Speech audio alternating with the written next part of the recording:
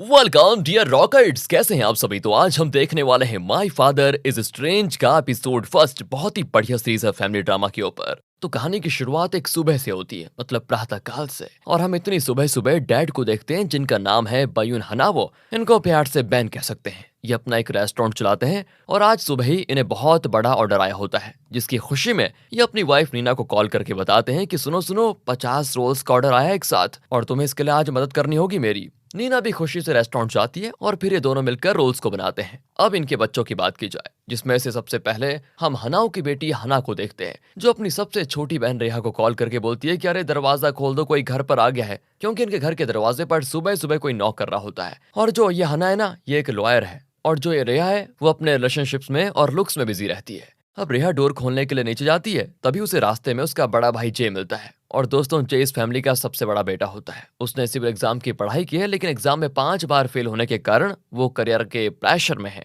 मतलब कुछ कर नहीं पा रहा है। तो वो दरवाजा खोलता है, तभी वहां पर रिपेयर मैन आते हैं। वो कहते हैं कि सुनिए सुनिए, आज आपको पानी नहीं मिलेगा क्योंकि आज पानी की टैंक की सफाई हो रही है। उधर बैन और नीना देखते हैं कि रेस्टोरेंट में भी पानी नहीं आ रहा है। दोनों सोचते हैं कि आज इतने दिनों के बाद इतना बड़ा ऑर्डर मिला था, लेकिन अब पानी की वजह से पूरा कैसे कर पाएंगे उसको। तो अचानक नीना को एक आइडिया आता है। वो कहती है क्यों ना हम बाहर से मिनरल वाटर खरीद लें। तो तुम एक काम करो, बाहर से वो मिनरल वाटर खरीद कर लेकर आ जाओ, फिर हम काम करेंगे अपना। इसके बाद नेहा रेहा को कॉल करके कहती है कि जाओ अपनी बहन मिया को जगाओ और बोलो कि तुम्हारे डैडी बहन पानी लेने के लिए गए हुए हैं, उनकी हेल्प कर दो।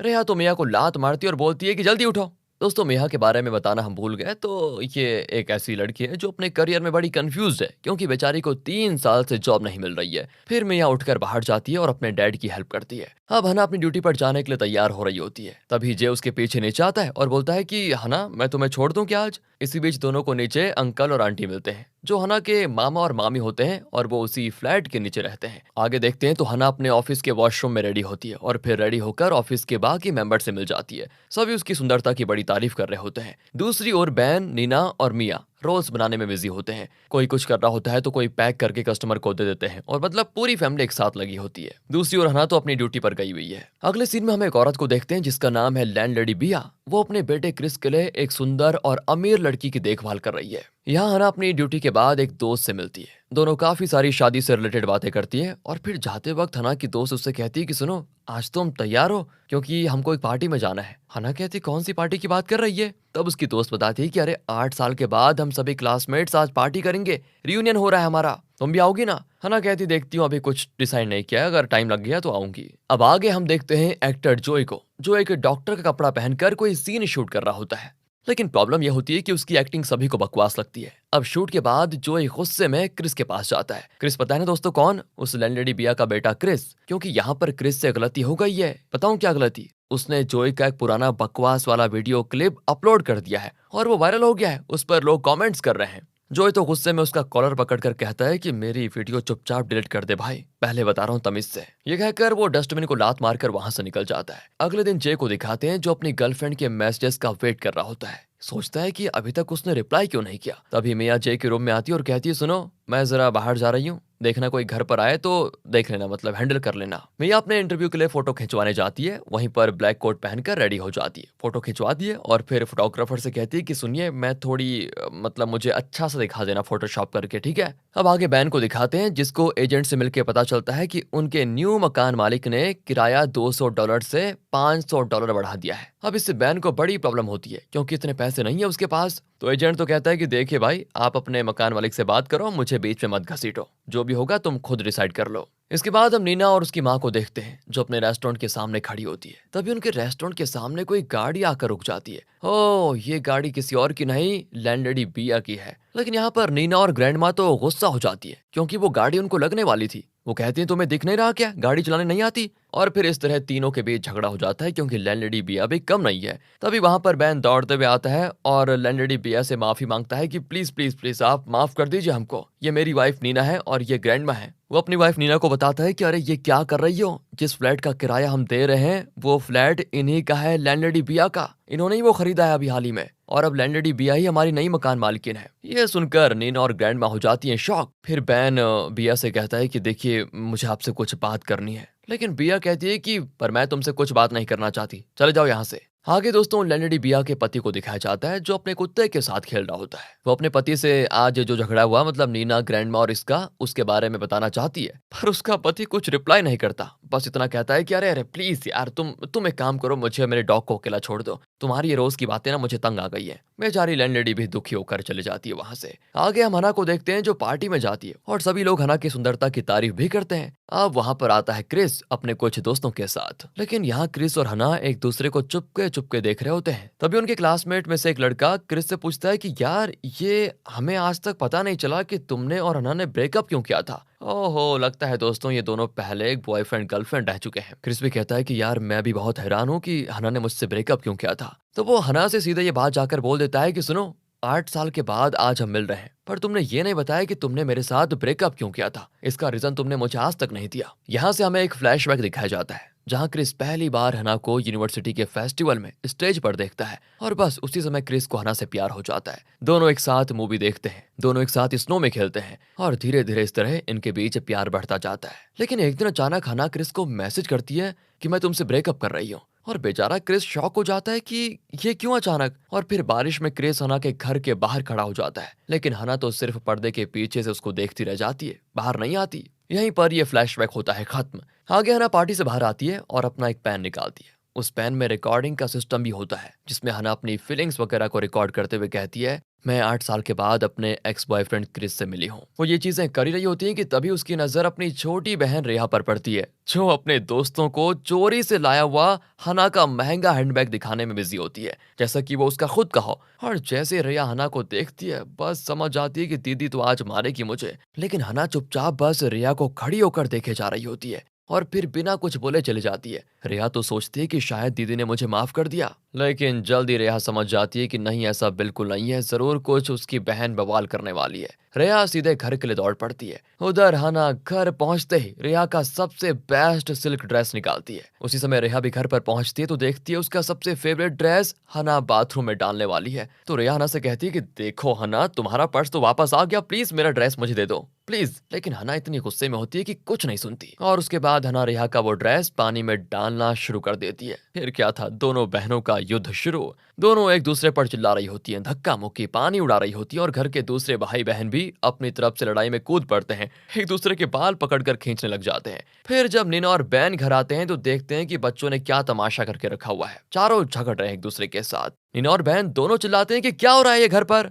उसके बाद तो सभी बच्चे एकदम शांत होकर खड़े हो जाते हैं, पिन ड्रॉप साइलेंस की तरह। बैन और नीना कुछ नहीं कहते, सिर्फ इतना कहते हैं कि अब तुम सबको मिलेगा पनिशमेंट। बस कहानी खत्म। और पनिशमेंट ये होता है कि इन लोगों को ठंड में 30 मिनट तक छत पर बैठना होगा स्टूल पर। बैन भी बच्चों को हुक्म देता है कि चलो बैठ जाओ चुपचाप। दोनों बहनें एक दूसरे से दूर एक स्टूल बीच रख के बैठ जाती हैं और मिया और जे को भी पनिश के लिए वही बैठाया जाता है क्योंकि उन्होंने लड़ाई को रोका नहीं बल्कि खुद भी लड़ने लग गए थे। लेकिन फिर थोड़ी देर के बाद ये माहौल शांत हो जाता है, सब एक दूसरे से अच्छे तरह बात करने लग जाते हैं। हर घर में यही होता है, थोड़ा लड़ाई थोड़ा प्यार चलता रहता है। अब उसी वक्त हम क्रिस को देखते हैं। वो अपनी माँ लैंडलेडी बिया को फोन करता है। बिया उससे कहती है कि बेटा घर में कभी तो सोने आ जाया करो, क्योंकि दोस्तों क्रिस ऑफिस में ही सोया करता है। क्रिस अपनी माँ से कहता है कि माँ मैं बहुत ही बिजी हूँ, मैं नहीं आ पाऊंगा। लैंडलेडी बिया कहती है कि कोई बात नहीं बेटा, कल घर आने की कोशिश करना पर, क्योंकि मैं बहुत ही अकेला महसूस कर रही हूँ। तुम्हारे पापा तो हैं कि बस अपने कुत्ते से उनको टाइम नहीं मिल रहा है। अब उसी रात को जब नीना और बैन लेटे होते हैं तो नीना बहन से कहती है कल जो मैंने लैंडलेडी बिया के साथ लड़ाई की थी, मुझे उस गलती का एहसास हो गया है। मैं उनसे जाकर माफी मांगू क्या? नहीं, मुझे मांगनी चाहिए, बल्कि मैं तुमसे पूछ क्यों रही हूँ, मुझे मांगनी चाहिए उनसे माफी। हालांकि यहाँ पर बैन कुछ कहता नहीं और कहता है देखो अभी चुपचाप सो जाओ, जैसा चल रहा है सब ठीक है। अगले सीन में हम देखते हैं कि जब सुबह सुबह जोई की आंख खुलती है तो जोई चौंक जाता है क्योंकि उसकी एक्स गर्लफ्रेंड उसके साथ बिस्तर में लेटी होती है। जोई शॉक होकर पूछता है कि तुम यहाँ पर क्या कर रही हो? उसकी गर्लफ्रेंड कहती है अरे मैंने तुम्हारे घर का पासकोड याद कर लिया था, खुद ही अंदर आ गई हो। जोई तो उससे रिक्वेस्ट करता है कि प्लीज यहाँ से चले जाओ कैसे भी करके, अब मेरा तुम्हारे साथ कोई संबंध नहीं है, कोई रिश्ता नहीं है तुम्हारा और मेरा। हालांकि वो इतनी आसानी से जाती नहीं, लेकिन फिर जोई उसको और ज्यादा सुनाता है और फाइनली उसको जाना पड़ता है वहां से। दूसरी तरफ मियाँ बस के इंतजार में होती है। तभी वो बस स्टैंड पर एक ओल्ड वुमन की हेल्प करती है, लेकिन उसके टाइट्स फट जाते हैं और अब उसको समझ में नहीं आता कि वो क्या करे, क्योंकि इस टाइम वो नए टाइट्स भी ले नहीं सकती और इसके साथ साथ उसे गबी एंटरटेनमेंट में इंटरव्यू देने के लिए भी जाना है बहुत ही जल्दी। लेकिन फिर वो दिमाग चलाती है और पार्किंग अटेंडेंट से एक ब्लैक मार्कर मांगती है। जल्दी जल्दी होल को मार्कर से भर देती ताकि सब कुछ मैनेज हो जाए। तभी जोई भी अपनी कार निकलवाने के लिए पार्किंग अटेंडेंट के पास आता है और देखता है कि मिया पेन लेकर खड़ी है। मिया को देखकर जोई को लगता है कि कहीं ये मुझसे ऑटोग्राफ तो नहीं मांग रही है, लेकिन मिया उसके पास आके उसको पेन देकर इंटरव्यू के लिए भाग जाती है। अब यहाँ से हम घर पर नीना को देखते हैं, जो अपनी बेटी हना को बाहर तक छोड़ने जाती है, क्योंकि हना आज टीवी पैनल में बैठने जा रही है और इससे नीना को अपनी बेटी पर बड़ा गर्व होता है। लेकिन हना का दिन खराब हो जाता है दोस्तों, जब वो जाते वक्त लैंडलेडी बिया को देख लेती है और फिर अपने पेन में रिकॉर्ड करके कहती है कि आजकल सब लोग जिन्हें मैंने 8 साल से देखा नहीं था, एक हफ्ते में अचानक मेरे सामने क्यों आ रहे हैं। ये 8 सालों में और क्या क्या हुआ दोस्तों, ये तो हमें आगे पता चलेगा। तो दोस्तों 8 साल का राज जानने के लिए वीडियो को लाइक कीजिए। मतलब 8 साल पहले पता है ना, वो उसका बॉयफ्रेंड था क्रिस और क्रिस की मम्मी है लैंडलेडी बिया, तो कुछ हुआ होगा इनके बीच। अब आगे हम डायरेक्टर को देखते हैं, जो क्रिस से रिक्वेस्ट करता है कि अरे तुम टीवी पैनल पर बस अपना हैंडसम चेहरा दिखा दो और कुछ मत करना, बस ये काम तो कर दो कम से कम। लेकिन जब पैनल शुरू होता है तो क्रिस शॉक में होता है, क्योंकि वहां उसके सामने हना बैठने वाली है। क्रिस भी रेडी होकर सीधा पैनल में हना के सामने आ जाता है और फिर दोनों ही एक दूसरे को घूर रहे होते हैं। और अब क्रिस और हना एक TV show love and battlefield के पैनल मेंबर बन जाते हैं। और फिर जैसे ही शो शुरू होता है तो क्रिस को हना को अपने सामने देखकर अपना ब्रेकअप याद आ जाता है दोबारा से। यहाँ से फ्लैशबैक में दिखाया जाता है कि हना एक दिन क्रिस को मैसेज करती है कि मैं अब तुम्हारे साथ रिलेशनशिप में नहीं रहना चाहती। पहले तो क्रिस को लगता है कि हना मजाक कर रही है, तो वो हना को कॉल करके पूछता है कि अरे कितनी देर तक आओगी, क्योंकि दोस्तों वो थिएटर में उसका वेट कर रहा होता है। लेकिन हना साफ कह देती है कि मैं सच में ब्रेकअप कर रही हूँ। क्रिस तो बार बार उसे फोन करता रहता है, लेकिन हना उसका कॉल का जवाब नहीं देती। और फिर क्रिस बारिश में भीगते हुए हना के घर के बाहर आ जाता है, चीखते हुए कहता है कि तुम मेरे साथ ऐसा क्यों कर रही हो। वो गुस्से में जोर जोर से गेट पर नॉक करता है। तब हना की बहन मिया आकर अपने जूडो स्टाइल में बताती है, सुनिए हना ऑस्ट्रेलिया चली गई है। और ये सुनकर उसका दिल टूट जाता है। यहीं पर होता है ये फ्लैशबैक खत्म। अब आगे दोस्तों मिया को देखते हैं, जिसको 3 साल हो गए हैं जॉब ढूंढते ढूंढते। मिया हर दिन नई नई नौकरी के लिए अप्लाई करती है, लेकिन कभी भी उसको सक्सेस नहीं मिली आज तक। उसने सीपीआर का सर्टिफिकेट ले लिया है, बस चलाने का लाइसेंस तक ले लिया है,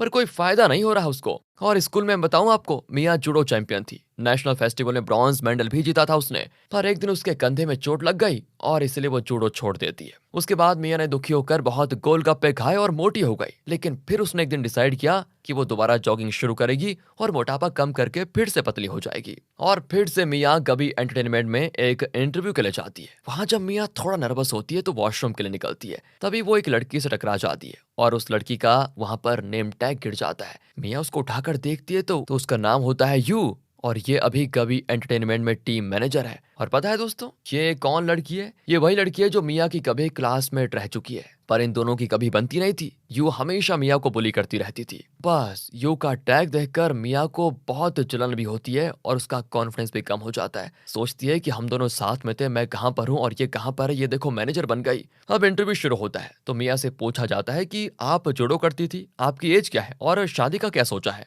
मिया कहती है मेरे पास अभी तक बॉयफ्रेंड भी नहीं है और शादी की बात कर रहे हैं आप लोग, मेरा इसका कोई प्लान नहीं है, मुझे बस जॉब करनी है और बहुत मेहनत करके पैसे कमाने हैं। आगे टीवी शो के बाद क्रिस और हना टीवी शो के सेट पर मिल जाते हैं। फिर से क्रिस हना से इस बात पर झगड़ता है कि तुमने मुझसे ब्रेकअप क्यों किया, कब बताओगी मुझे। पर हना तो कहती है मैं कहां से बताऊं, मुझे तो याद ही नहीं है मैंने तुमसे ब्रेकअप क्यों किया था। 8 साल यार बहुत होते हैं, मैं सब कुछ भूल गई हूँ। फिर हना दरवाजे से निकल जाती है, लेकिन क्रिस अभी भी शॉक में होता है। आगे एक्टर जोय को दिखाते हैं, जिसका सीन कॉमेडी से भरपूर होता है। उसका मैनेजर उसको एक नई स्क्रिप्ट ओ माई बॉस उसको देता है, पर जोय तो ये सोचता है कि ये रोमांटिक होगी। लेकिन जब पढ़ने लग जाता है तो जोय की समझ में आता है कि ये तो बाप बेटे की कहानी है और वो गुस्से में स्क्रिप्ट को फेंक देता है। तभी उसको पता चलता है कि उसका एक पुराना वीडियो फिर से वायरल हो रहा है। वो गुस्से में बोलता है कि इस क्रिस को मैं इस बार छोड़ूंगा नहीं, इसने फिर से कुछ वायरल कर दिया है। क्योंकि पिछली बार क्रिस ने प्रॉमिस किया था कि वो वीडियो डिलीट कर देगा, लेकिन डिलीट नहीं किया था उसने, वो पहला वाला वीडियो ही है। दूसरी ओर हना अपने शो के बारे में सोचते हुए अपने एक्स बॉयफ्रेंड क्रिस को बोलती है कि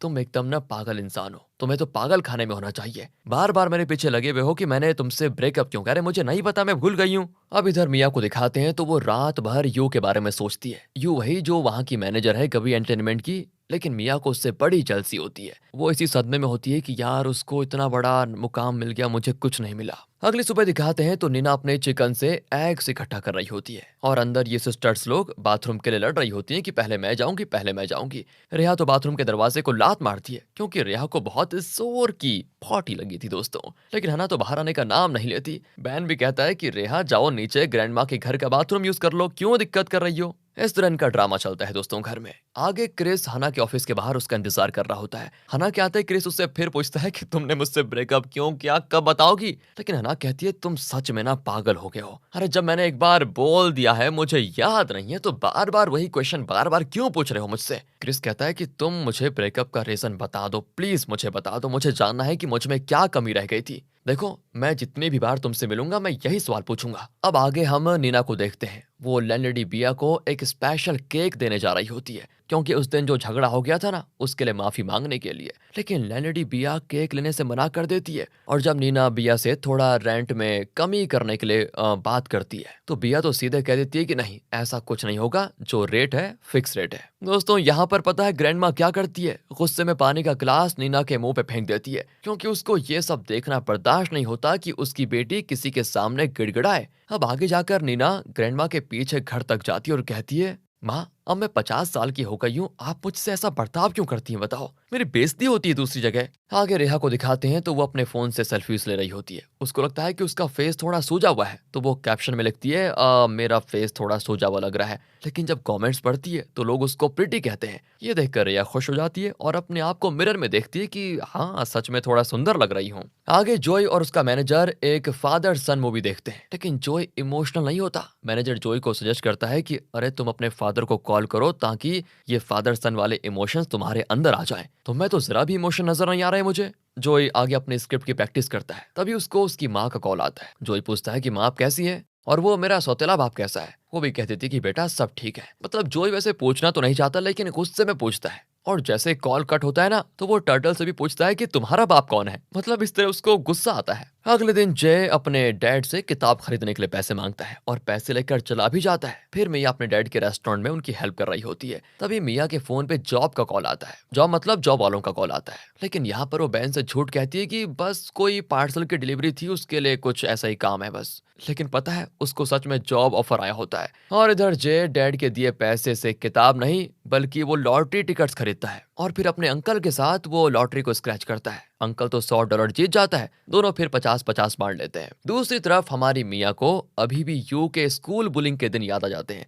यू के स्कूल बुलिंग मतलब जब यू उसको स्कूल में बुलिंग करती थी। उस समय यू तो मिया को सुअर कहती थी और मतलब बहुत तंग भी करती रहती थी। फिर मिया अपनी बहन से इस बारे में बात करती है तो हना तो उसको डांटती है, अरे तुम पागल हो गई हो क्या, इतनी अच्छी जॉब मिल रही है तुम्हें, एक्सेप्ट कर लो। तुम ये क्यों सोच रही हो कि वहां पर तुम्हारी क्लास की कोई लड़की जो तुम्हें बुली करती थी वो मैनेजर है तो तुम वहां पर काम नहीं करोगी। नहीं, तुम अपने दिमाग से वो सारी चीज निकाल दो, अब वो तुम्हारी मैनेजर है, तुम बस वहां पर काम करो, पैसे कमाओ। मिया तो बस रोती रहती है लेकिन हना का गुस्सा कम नहीं होता। हना को काम करने वाले पसंद आते हैं बस। और फिर वो अपनी मॉम को बताती है कि मॉम इसको जॉब मिल गई है मिया को, तो क्यों ना आज रात पार्टी करें। और इस तरह आज रात पार्टी करने का प्लान बनता है। मिया तो ये सुन के शॉक हो जाती है कि पार्टी क्यों रखी इन्होंने। फिर उधर नीना बैन को ये गुड न्यूज बताने जाती है कि सुनो मिया को जॉब लग गई है। बैन भी बड़े खुश होते हैं, मतलब पूरी फैमिली खुश होती है। बहुत सारा सामान खरीदा जाता है मार्केट से। आगे जॉय को दिखाते हैं तो वो अपना ऑडिशन देने जाता है लेकिन उसका परफॉर्मेंस बड़ा वीक होता है। तो डायरेक्टर जॉय से पूछता है कि तुम्हारे पापा अभी कहाँ पर हैं। जॉय कहता है मुझे नहीं पता उनके बारे में। और ये सुनकर डायरेक्टर उसको सीधे रिजेक्ट कर देता है।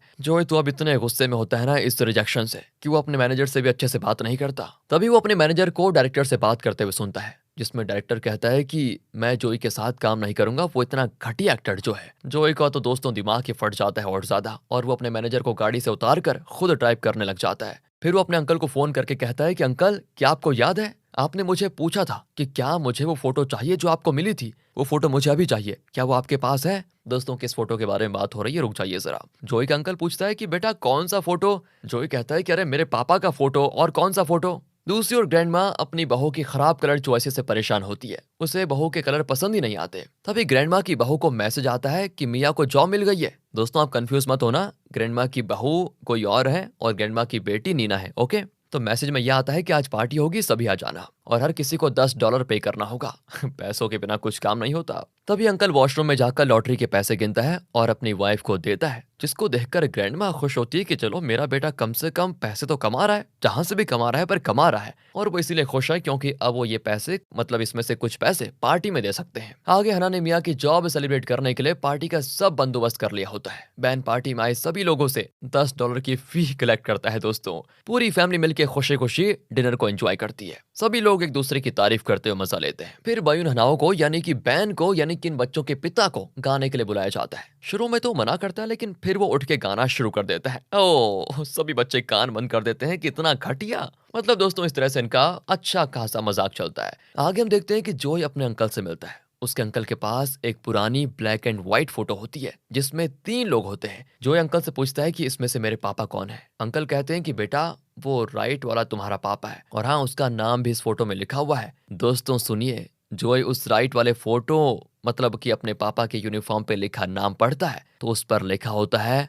बयून हनाओ। और दोस्तों ये क्या, बयून हनाओ तो हमारे बैन है, मतलब कि हना के डैड। ये कैसे हो सकता है? पर इसी सस्पेंस के साथ ये एपिसोड यहाँ पर खत्म हो जाता है। इस एपिसोड की शुरुआत में दिखाते हैं कि जॉय आईने में अपने लुक्स को देखकर बड़ी तारीफ करता है उसकी और फिर वो किसी को कॉल करके कहता है कि क्या आप बयून हनाओ को ढूंढ सकते हो मेरे लिए, मुझे उनका पता और सारी चीजें उनसे रिलेटेड जो भी हैं चाहिए। फिर जॉय कॉल कट करता है और अपने टर्टल को खाना देता है। कहता है कि जब मैं अपने पापा से मिलूंगा तो मैं जानूंगा कि बाप का प्यार क्या होता है। फिर अचानक से वो अपने आप से कहता है कि मैं अपने पापा से जब मिलूंगा तो खाली हाथ तो नहीं जा सकता, मैं उनके लिए कोई गिफ्ट लेना पड़ेगा। क्या गिफ्ट करूं? कपड़े, पर मुझे उनका साइज नहीं पता। शराब, हाँ ये अच्छा आइडिया है, मैं अपने पापा के लिए शराब ऑर्डर करता हूँ। इस तरह दोस्तों वो डिसाइड करता है। आगे हम मिया को देखते हैं जो अपने ऑफिस में पहले दिन जाती है और खुशी से अपने नेम टैग बयून मिया को किस करती है और फिर अच्छे से डांस भी। दूसरी ओर जॉय अपने मैनेजर से कहता है कि अरे यार आप डायरेक्टर से बात तो करो कि मुझे बस एक और मौका दे दे,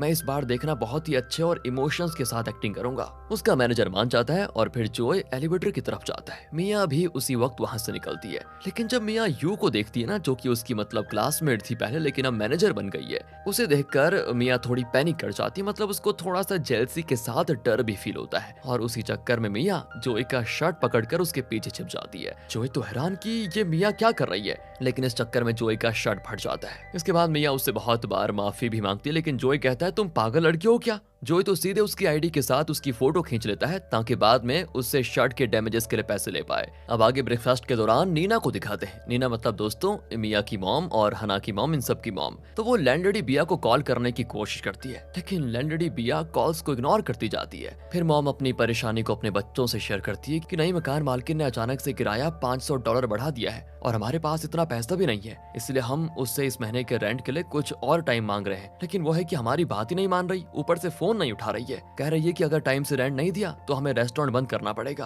अब बैन नीना से कहता है कि तुम परेशान मत हो जाओ, एजेंट से दोबारा बात करूंगा मैं। आगे क्रिस को दिखाते हैं दोस्तों थोड़ी टेंशन में अपने शो एंटरटेनमेंट टुडे की रेटिंग देखता है और रेटिंग होती है 2.9 ओनली, जो बहुत ही कम है। और फिर जो चीफ है वहाँ का वो रेटिंग की वजह से गुस्सा होकर क्रिस से कहता है कि देखो अगर तुम कुछ नहीं कर सकते तो ऑडियंस को जो पसंद है वही करो, जाके वो लव एंड बैटलफील्ड वाला शो करो और उस लॉयर लड़की को भी वहाँ पर बुलाओ, फिर तुम दोनों टॉम एंड जेरी की तरह लड़ो जैसे तुम पिछले शो में लड़े थे ताकि रेटिंग बढ़ जाए। चीफ कहता है क्रिस तुमको हमारी कंपनी के लिए ये करना ही होगा क्योंकि ऑडियंस को तुम्हारी और उस लड़की की जो हना था उसका नाम, उसकी लड़ाई बहुत ही पसंद आती है। ऑडियंस पता है तुमको टॉम एंड जेरी कहती है। क्रिस मान जाता है। उधर हना का दिन ऑलरेडी बेकार चल रहा था और कोर्ट में केस हार के वो वापस आ जाती है। टेंशन में होती है और स्टोर से बॉइल्ड एग्स और एक बॉयलर मेकर में बिरयानी मिलाकर अपना स्ट्रेस कम कर रही होती है। लेकिन ऑफिस जाके देखती है कि एक क्लाइंट उसका वेट कर रहा है और ये क्लाइंट कोई और नहीं क्रिस होता है दोस्तों। हना कहती है कि तुम पागल हो क्या। क्रिस कहता है कि पागल का क्या मतलब है, मैंने यहाँ आने के लिए पैसे दिए हैं और मुझे तुमसे कानूनी एडवाइस चाहिए। क्रिस कहता है कि मुझे रीजन बताओ ब्रेकअप का और मुझसे माफी भी मांगो। हना का तो दोस्तों जैसा मैंने आपको पहले बताया ऑलरेडी मूड खराब था, तो हना गुस्से में डोर बंद कर देती है और फिर बिना देखे जो उसके हाथ लगता है क्रिस पर फेंक देती है। क्रिस भी अपनी जान बचाने का सोचता है और बोलता है कि शायद तुम्हें ब्रेकअप का रीजन इसीलिए याद नहीं है क्योंकि तुम अभी भी मुझसे प्यार करती हो, सही कहा ना मैंने, और अभी भी तुम मुझसे मिलते रहना चाहती हो, सही कहा ना। अब हना का दिमाग घूम जाता है कि ये पागल हो गया है क्या। हना तो उसके बालों को पकड़कर खींचती है और फिर क्रिस भी हना का बाल खींचने लग जाता है। लड़ाई हो जाती है दोस्तों यहाँ पर। क्रिस तो हना को दीवार पर चिपका के बोलता है, तुमने पी रखी है क्या? हना भी सीधे जवाब देती है कि हाँ, पी रखी है मैंने। और फिर क्रिस फ्लर्ट करते हुए कहता है कि अरे तुम तो बड़ी सेक्सी लग रही हो। सेक्सी लग रही हो तो फिर कुछ कर क्यों नहीं देते हैं? इस तरह देख क्या रहे हो? और दोस्तों दोनों फिर एक दूसरे को किस करते हैं और किस करते हुए दोनों बहुत आगे बढ़ जाते हैं, जिसके होने के बाद लवर्स की लड़ाई अक्सर प्यार में बदल जाती है। अब अगले दिन मॉर्निंग में हना को उसकी मॉम नीना का फोन आता है। तब जाके हना को फुली रियलाइज होता है कि कल रात को क्या हो गया था, क्योंकि क्रिस और हना दोनों एक साथ बेड में बिना कपड़े के होते हैं। मॉम हना से कहती है कि एक बात बताओ, कल रात को ऑफिस लेट हुआ था क्या? मतलब लेट ड्यूटी थी तुम्हारी? हना भी जल्दी में कहती है कि हाँ, मैं बाद में बात करती हूँ आपसे, अभी अभी रखिए फोन को। दूसरी ओर दोस्तों क्रिस बेड में लेटा हुआ बड़ा खुश होता है जैसे उसका दिन बन गया हो। आगे हम देखते हैं कि बैन अपने दोस्त की कब्र पर अपनी वाइफ नीना के साथ जाता है। दूसरी ओर रेहा को अपने काम में थोड़ी मुश्किलें आ रही होती है, क्योंकि उसकी फिटनेस क्लासेस में स्टूडेंट्स कम आ रहे होते हैं, जो उसके करियर के लिए अच्छा नहीं होता। तब उसके टीम लीडर सीधा रेहा को वार्निंग देते हैं कि अगर रेहा अपने काम में तुम इंप्रूवमेंट नहीं करोगी तो तुम्हारी नौकरी खत्म हो जाएगी, पहले बता रहे हैं, तुम्हें दोबारा जॉब नहीं मिलेगी। इतनी टेंशन के बीच में एक नए हैंडसम स्टाफ मेंबर जिसका नाम श्योल होता है और वो एक यूथ सॉकर कोच भी है, उसे कोच इस बार इंट्रोड्यूस कराते हैं और सारे स्टाफ में एक्साइटमेंट आ जाता है। लड़कियां तो हंसी मजाक करते हुए उसका वेलकम करती है, लेकिन रेहा ज्यादा एक्साइटमेंट नहीं दिखाती, क्योंकि उसे बड़ा दुख होता है कि मेरी नौकरी जाने वाली है। रेहा घर आती है तो उसी वक्त एक मेलमैन पार्सल लेकर आता है, तो खुशी से वो अपना नया हेडफोन्स वाला बॉक्स खोलती है, लेकिन फिर एक और बॉक्स देखती है जो जे के लिए चॉकलेट कंपनी से आया है। वो जे का बॉक्स खोल देती है, चॉकलेट्स कैसे बनाए? रेहा उसे बड़ी हैरानी से देखती है। फिर रेहा वो बॉक्स उठाकर जे के कमरे में लेकर जाती है। जे आधे मन से पढ़ाई कर रहा होता है, लेकिन अंदर से बस अपनी गर्लफ्रेंड यू के मैसेज आने के इंतजार में होता है। और जब यू का मैसेज आता है तो वो इतना खुश होता है कि क्या बोले। फिर मैसेज देखता है जिसमें लिखा होता है, क्या तुम मेरे लिए टेंशन ले रहे हो? और सॉरी, मैं मैसेजेस नहीं कर पाई थी क्योंकि मैं बहुत ही बिजी थी, और मुझे तुम्हारे हाथ का खाना भी बड़ा अच्छा लगता है, वो मुझे याद है। तभी रेहा आती है और देख कर पूछती है कि पढ़ाई कर रहे हो या चॉकलेट्स बनाना सीख रहे हो तुम? तो जे तो बड़ा ऑकवर्डली बोलता है कि अरे ये मैंने गलती से ऑर्डर कर दिया था। अब वो तुरंत बाथरूम का बहाना करके चला जाता है। तो रेहा उसका फोन चेक करती है और जब रे के फोन में एक हार्ट सिंबल का मैसेज देखती है तो शॉक में कहती है, हार्ट? ओहो, और ये चॉकलेट बनाना ये तो लड़की का चक्कर है। वो अपने आप में बोलती है कि इसकी हिम्मत कैसे भी गर्लफ्रेंड बनाने की। बस दोस्तों यहाँ रेहा ठान लेती है कि सच क्या है वो पता लगा कर रहेगी। आगे बैन नीना से कहता है कि लैंडलेडी बिया को कॉल करके बताओ कि हम उसके टर्म्स मानते हैं, मतलब उसको मानने के लिए तैयार है। तो नीना तो बार बार लैंडलेडी बिया को कॉल करने की कोशिश करती है, लेकिन लैंडलेडी बिया फोन उठाने का नाम ही नहीं लेती। अब दूसरी ओर मिया को दिखाते हैं जो अभी इंटर्नशिप पे है, लेकिन इस बार उसको जोई का असिस्टेंट बना दिया जाता है। वो जोई के बारे में थोड़ा रिसर्च करती है और मिया को पता लगता है कि जोई पहले एक सिंगर था। आगे वो एक बड़े बैग को साथ लेकर घूमती है और लोगों से पूछती है कि जोई कहाँ पर है, और जब वो उसे ढूंढ लेती है तो दोनों को एलिवेटर का इंसिडेंट याद आ जाता है। वही इंसिडेंट जब मिया ने उसकी शर्ट फाड़ दी थी। अब यहाँ पर मिया थोड़ा डर भी जाती है। वो जोई को अपना इंट्रोडक्शन देने की कोशिश करती है, लेकिन जोई अपने मैनेजर से कहता है, इसको वापस भेज दो इसको अभी के अभी। लेकिन तभी स्टाइलिश भागते हुए आती है और मैनेजर को बताती है कि जोई के इंटरव्यू के कपड़े पीछे ही रह गए हैं। फिर मिया को तुरंत कपड़े लेने के लिए भेजा जाता है। तभी लॉबी में मिया देखती है कि यू के हाथ में जोई का बैग है और वो उसे लेकर आ रही है। मिया यू के पास जाती है तो यू तो उसको डांट लगाते हुए कहती है कि तुम सबसे जरूरी चीज कैसे भूल गई, बताओ। ये कहने के बाद यू मिया को घूर कर पूछती है कि हम पहले मिले हैं क्या, लेकिन दोस्तों मिया तो उसकी आंखों में आंखें नहीं मिलाती और चुप रहती है। यू भी थोड़ा रफ तरीके से मिया के हाथ में बैग दे देती है और बोलती है, ये बैग तुम्हारे महीने की सैलरी से ज्यादा महंगा है, इसको संभाल कर रखना। आगे हम क्रिस को देखते हैं जो अपने ऑफिस में बैठे हुए रात में हना के साथ जो मोमेंट्स बिताए थे उसी के बारे में सोच रहा होता है। अपनी स्माइल को रोक नहीं पाता। फिर अपना फोन देखता है और सोचता है कि क्या हना कॉल उठाएगी अगर मैं अभी करूंगा तो। उधर हना भी फोन चेक कर रही होती है और सोचती है कि क्रिस कॉल क्यों नहीं कर रहा। तभी हना को प्रोड्यूसर का कॉल आता है और वो हना से पूछता है कि क्या तुम लव एंड बैटलफील्ड शो में दोबारा काम करना चाहती हो क्या पब्लिक होकर तुम टॉम एंड जेरी जैसा लड़ाई कर सकोगी, क्योंकि लोगों को बहुत ही पसंद आता है वो। हना हाँ कहती है। आगे लैंडलेडी बिया अपने बेटे क्रिस के लिए एक ब्लाइंड डेट सेट करने में बिजी होती है। उसका हस्बैंड तो इरिटेट होकर कहता है कि यार बस करो, क्रिस को अपनी पसंद की शादी करने दो तुम। तभी बिया नीना के कॉल का जवाब भी देती है जिसमें नीना उससे मिलने के लिए बोलती है, लेकिन लैंडलेडी बिया बड़े रूड टोन में कहती है कि देखो मेरे पास तुमसे बात करने को समय नहीं है। लेकिन दोस्तों जब नीना बहुत रिक्वेस्ट करती है तो बिया कहती है कि ठीक है, मैं तुम्हारे एरिया में हूँ, मुझसे आकर मिल लो। और फिर नीना हना को कॉल करके कहती है कि बेटा क्या तुम अभी आ सकती हो मिलने के लिए। हना तो मना कर देती है और कहती है कि देखो माँ, अगर बात नहीं बनती तो मैं तब बात करूंगी। मॉम भी खुश होकर कहती है कि एक लॉयर बेटी होने का फायदा ही कुछ और है। अब आगे जे अपनी गर्लफ्रेंड के लिए खाना बनाने का प्लान बनाता है तो वो अपने घर के फ्रिज को चेक करता है, कुछ फैंसी इंग्रेडिएंट्स चुरा लेता है और कुछ वाइन और कुछ और चीजें लेने के लिए मार्केट जाता है। फिर जब जे यू के घर पर पहुंचता है तो पहले डोरबेल बजाता है और बड़े स्टाइलिश तरीके में खड़ा हो जाता है। फिर यू दरवाजा खोलती है और बड़ी स्माइल के साथ करती है जे का स्वागत। उधर नीना को दिखाते हैं तो बिल्डिंग के बाहर वो लैंडी बिया का वेट कर रही होती है। दोनों एक दूसरे को घूर रही होती है। मॉम तो पोलाइटली कहती है कि हम तुम्हारे कंडीशन को मानते हैं और $500 देने के लिए रेडी हैं, लेकिन हमें थोड़ा टाइम चाहिए। बिया तब भी नहीं मानती और तब मॉम फाइनली बोल देती है कि हम किराएदार हैं और हमें अपने राइट्स पता है। अचानक तुम इतना रेंट कैसे बढ़ा सकती हो, ये इलीगल है और मैं तुम पर केस करूंगी देखना। बिया को दोस्तों ये सुनकर बड़ा गुस्सा आ जाता है। वो चीख कर कहती है कि अच्छा तुम्हारी ये हिम्मत, तुम यहाँ से जा सकती हो अभी के अभी। और फिर बिया अपने बेटे का कार्ड दिखाकर कहती है कि तुम्हारी बेटी लॉयर है ना, तो मेरा बेटा भी प्रोसिक्यूटर है। दूसरी ओर यहाँ ऑफिस में दिखाते हैं तो ऑफिस का हेड क्रिस हना का वेट कर रहा होता है। दोनों एक साथ डिनर करते हैं और हल्की फुल्की बातें भी शुरू। अब इन दोनों के बीच लव एंड बैटलफील्ड के बारे में बात चल रही होती है, मतलब जो इनको शो करना है उसके बारे में। तभी वो अचानक बीच में बोल पड़ता है कि हना चलो दोबारा से डेट करते हैं। हना तो ये सुनकर शॉक हो जाती है कि ये इसको हो क्या गया है, बार बार इसको डेट पे डेट चाहिए क्या। तभी हना को उसकी मॉम नीना का इंपॉर्टेंट कॉल आता है। हना तो इतनी सोच में रहती कि मॉम का कॉल भी नहीं उठा पाती। और उधर नीना ने लैंडलेडी बिया को धमकी दे दी थी कि मैं रेस्टोरेंट ही बंद कर दूंगी और घर भी छोड़ दूंगी और मुझे सारी सिक्योरिटी डिपॉजिट भी वापस चाहिए। ये कहने के बाद नीना चली जाती है, लेकिन बिया सोचती है कि ये क्या कह के चली गई, घर छोड़ दूंगी। ओहो, इसका मतलब नीना का परिवार मेरी ही बिल्डिंग में रहते हैं, मतलब इनका घर मेरी ही बिल्डिंग में है और मैं तो सोच रही थी कि इनका सिर्फ शॉप मेरी बिल्डिंग में है। आगे दोस्तों बात करें हना और क्रिस की, तो जब क्रिस ने हना को बोला कि चलो फिर से डेटिंग करते हैं तो हना सीधा बोल देती है कल रात तुम्हें पता है मुझे शराब का नशा था और कल जो भी हुआ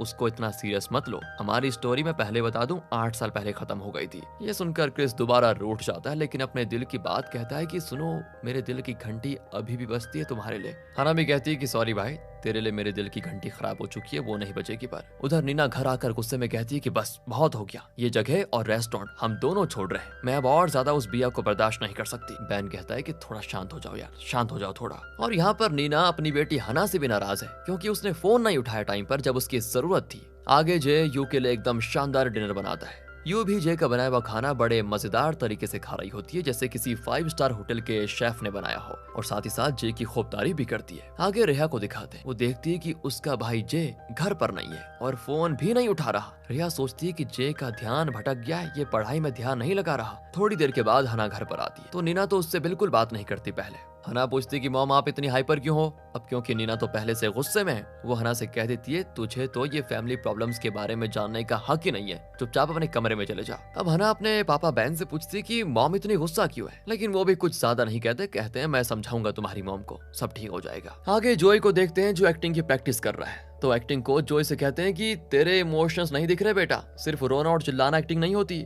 जोई को समझ नहीं आता और वो बिल्कुल बच्चों की तरह चेयर उठा उठा के पटकता है। तभी जोई को एक कॉल आता है जो उसका ध्यान पूरी तरह से खींच लेता है और उसे पता चल जाता है कि उसके पापा एक रेस्टोरेंट चला रहे हैं और वो सिर्फ उसकी लोकेशन से सिर्फ 1 घंटे की दूरी पर है। जोई थोड़ा इमोशनल हो जाता है और रूफटॉप पे खड़ा होके काफी सोचने लग जाता है। और अब क्लास में वापस आके जोई बिना कोई एक्टिंग की कोशिश किए दिल से अपने डायलॉग्स बोलता है। और भाई जोई की एक्टिंग तो फुल ऑन इमोशन से भरी होती है, दिल को छू जाती है सभी के। कोच बड़ा खुश होता है देखकर। आगे जब रात को जे चुपके से घर आता है तो रेहा जान जाती है और जब जे अपने रूम में जाकर सो जाता है तो रेहा चुपके से उसके रूम में घुस जाती है। उसको एक खाने का बिल मिलता है जिसकी रेहा फोटो खींच लेती है और फिर तो रेहा स्मार्ट बनके जे का फोन जे के फिंगरप्रिंट से अनलॉक कर देती है। उसके फोन में आए यू के मैसेजेस का स्क्रीनशॉट ले लेती है। अब आगे दिखाते हैं तो नीना और बैन अपनी प्रॉब्लम को फैमिली के सामने रखते हैं। आंट अंकल और ग्रैंडमा के साथ मीटिंग होती है और नीना का प्लान है कि सब मिलके शॉप का रेंट बढ़ाने और लैंडलेडी बिया की बुरी हरकतों के खिलाफ जाके रेस्टोरेंट और फ्लैट दोनों छोड़ देंगे फाइनली। लेकिन आंटी है ना इस प्लान का विरोध करती है तो ग्रैंडमा कहती है कि लैंडलेडी बिया गलत है, लेकिन पहले तो रेस्टोरेंट शिफ्ट करना होगा। और यहाँ पर रेहा जो हमेशा मॉम डैड का सपोर्ट करती है वो कहती है कि मुझे तो लगता है कि हमें दोनों छोड़ना चाहिए। तभी ग्रैंडमा कहती है कि नहीं, पहले रेस्टोरेंट शिफ्ट करना सही होगा फिर घर। अब दूसरी ओर लैंडलेडी बिया को अपने पति के स्टडी रूम में लगी अपने पति और उसके कुत्ते की फोटो देखकर समझ आ जाता है कि फैमिली में कुछ भी कॉमन नहीं है, बस खाना हम साथ में खा लेते हैं और बात तो कभी करते नहीं, कभी कोई ऐसे बैठते नहीं जैसे परिवार बैठता है। थोड़ा दुखी भी होती है वो इस तरीके से, क्योंकि कभी उसका पति उसके साथ एक अच्छी बात ही नहीं करता। फिर वो एजेंट के पास जाके अपने किराएदारों के बारे में और डिटेल्स मांगती है और तब उसको अच्छे से पता चलता है कि नीना और बैन का रेस्टोरेंट और 4th फ्लोर पर उसकी फैमिली और 3rd फ्लोर पर उसके भाई की फैमिली मेरी ही बिल्डिंग में रहती है। अब उसे अपने एजेंट पर बड़ा गुस्सा आता है। पता है दोस्तों क्यों गुस्सा आता है? क्योंकि इतने सारे लोग उसकी बिल्डिंग में रह रहे हैं, अगर छोड़ के चले गए तो इसको क्या मिलेगा? कुछ नहीं। आगे नीना फ्रिज खोलती है और सोचती है मैकरेल और स्पाइसी जुकीनी बनाती हूँ, लेकिन फ्रिज में मैकरेल होता ही नहीं। अब ये सुन के जे की सांस अटक जाती है, क्योंकि जे ये सब कुछ कल अपनी गर्लफ्रेंड के लिए चुरा कर लेकर चला गया था। और ये सुन के रेहा सोचती है कि जे सच में पागल हो गया है क्या? इसके एग्जाम नजदीक आ रहे हैं और ये अपनी गर्लफ्रेंड के लिए इस तरह मर रहा है। रेहा ने एक्चुअली जे के फोन में गर्लफ्रेंड के लिए बनाए गए खाने की फोटो को देख लिया था। फिर रेहा अपनी बहनों को एक धमाकेदार मैसेज भेजती है कि जे किसी को डेट कर रहा है। आज शाम 6 बजे सभी लोग मिलकर जे की क्लास लेते हैं। तो जल्दी से अपना काम खत्म करके सभी 6 बजे घर आ जाते हैं। मिया तो ये मैसेज पढ़कर एकदम शॉक हो जाती है। फिर मिया अपने ऑफिस में सभी को कॉफी बना कर देती है और गार्बेज भी बाहर लेकर जाती है। उसका एक और काम होता है जोई का छोटा सा फैन बॉक्स डिलीवर करना। और जोई का बॉक्स इतना छोटा होता है कि मिया को भी बुरा लग जाता है। जोई के पास बताओ इतने कम फैंस हैं। और जब बॉक्स लेके मिया जाती है ना, तो वो दोबारा यू से टकरा जाती है और इस बार यू से पहचान लेती है। वो सीधे मिया से पूछती है कि अरे तूने वेट लूज कैसे कर लिया, और तू एक बात बता, मुझसे छुपती क्यों रहती है और मुझे हेलो भी नहीं कहेगी क्या? लेकिन मिया एकदम शांत खड़ी होती है। फिर यू चली जाती है। अब आगे क्रिस और हना का सीन दिखाते हैं। दोनों लव एंड बैटल के शो में मिल जाते हैं। क्रिस हना से पूछता है कि क्या तुम मेरे साथ फिर से डेट पर चलोगी? तो हना तो एकदम बोल्ड स्टाइल में अपना शोल्डर थोड़ा बाहर करके क्रिस से कहती है बिल्कुल नहीं। अरे बिल्कुल नहीं? वो कहता है कि एक बार सोच लो, नहीं तो बाद में तुम्हें पछताना पड़ेगा। तभी दोस्तों एक फीमेल कोवर्कर जिसका नाम लिम है, वो क्रिस के पीछे आती है और क्रिस के सर के बालों को हटाती है। और अब लिम का क्रिस के साथ फ्लर्ट करते हुए देखना हना को थोड़ा जेलस कर जाता है। शो के बाद तो हना को लगता है कि वो क्रिस को गुड बाय बोलेगी, लेकिन फिर लिम माइक्रोफोन पे क्रिस को कॉल करके पूछती है, क्रिस क्या मेरी आवाज क्लियरली सुनाई दे रही है तुमको? क्रिस कहता है हाँ बिल्कुल। लिम उससे अगला सवाल पूछती है, तो क्या तुम मुझसे डेट करोगे? और क्रिस कहता है इसका जवाब मैं प्राइवेट में दूंगा तुम्हें। लेकिन हना भी ये बातें सुन लेती है। क्रिस भी दोस्तों इस चांस का फुल फायदा उठाता है और हना से कहता है कि एक बार फिर सोच लो, कहीं ऐसा ना हो जाए कि तुम मुझे खो दो। आगे शाम 6 बज जाते हैं। बहनें अपने भाई जे को पकड़ने के लिए बिल्कुल तैयार होती है। 2 बहनें उसके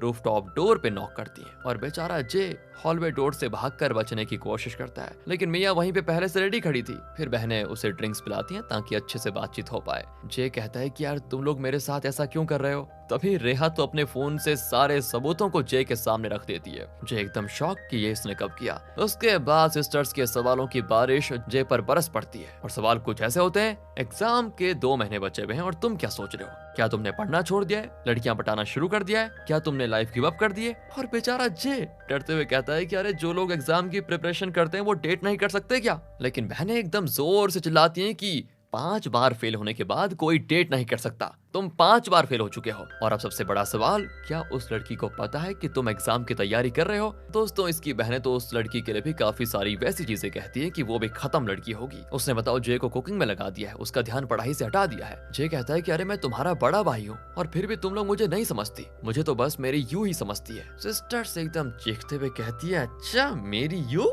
जे कहता है कि हाँ मेरी गर्लफ्रेंड यू ही है जो मुझे समझती है। और एक बात बताओ, क्या मैं कोई चोर हूँ जो तुम मुझसे ऐसे सवाल पूछ रही हो? पर बहनें यहाँ पर भी नहीं रुकती और कहती है, मॉम डैड के लिए कभी सोचा है? कभी मॉम डैड ने तुम्हारे लिए कितने सेक्रीफाइसेस किए हैं और तुम बस अपनी गर्लफ्रेंड के लिए सोचते हो। कभी उनके बारे में भी सोच लिया करो। इस टाइम तो जे दोस्तों बिल्कुल एक पपी की तरह दिख रहा होता है। अब चलते हैं नीना और लैंडलेडी बिया की तरफ। नीना अपने फोन में नए अपार्टमेंट ढूंढने में लगी हुई है, पर या तो अपार्टमेंट्स बहुत दूर हैं या बहुत ही महंगे हैं। नीना बाहर जाती है तो लैंडलेडी बिया से टकरा जाती है। बिया पूछती है कि तुम यहाँ पर क्या कर रही हो? और तभी दोस्तों एक नया कैफे का बोर्ड जो अभी अभी लगाया गया था वो गिर जाता है, लेकिन नीना बिया को धक्का मारकर बचा लेती है।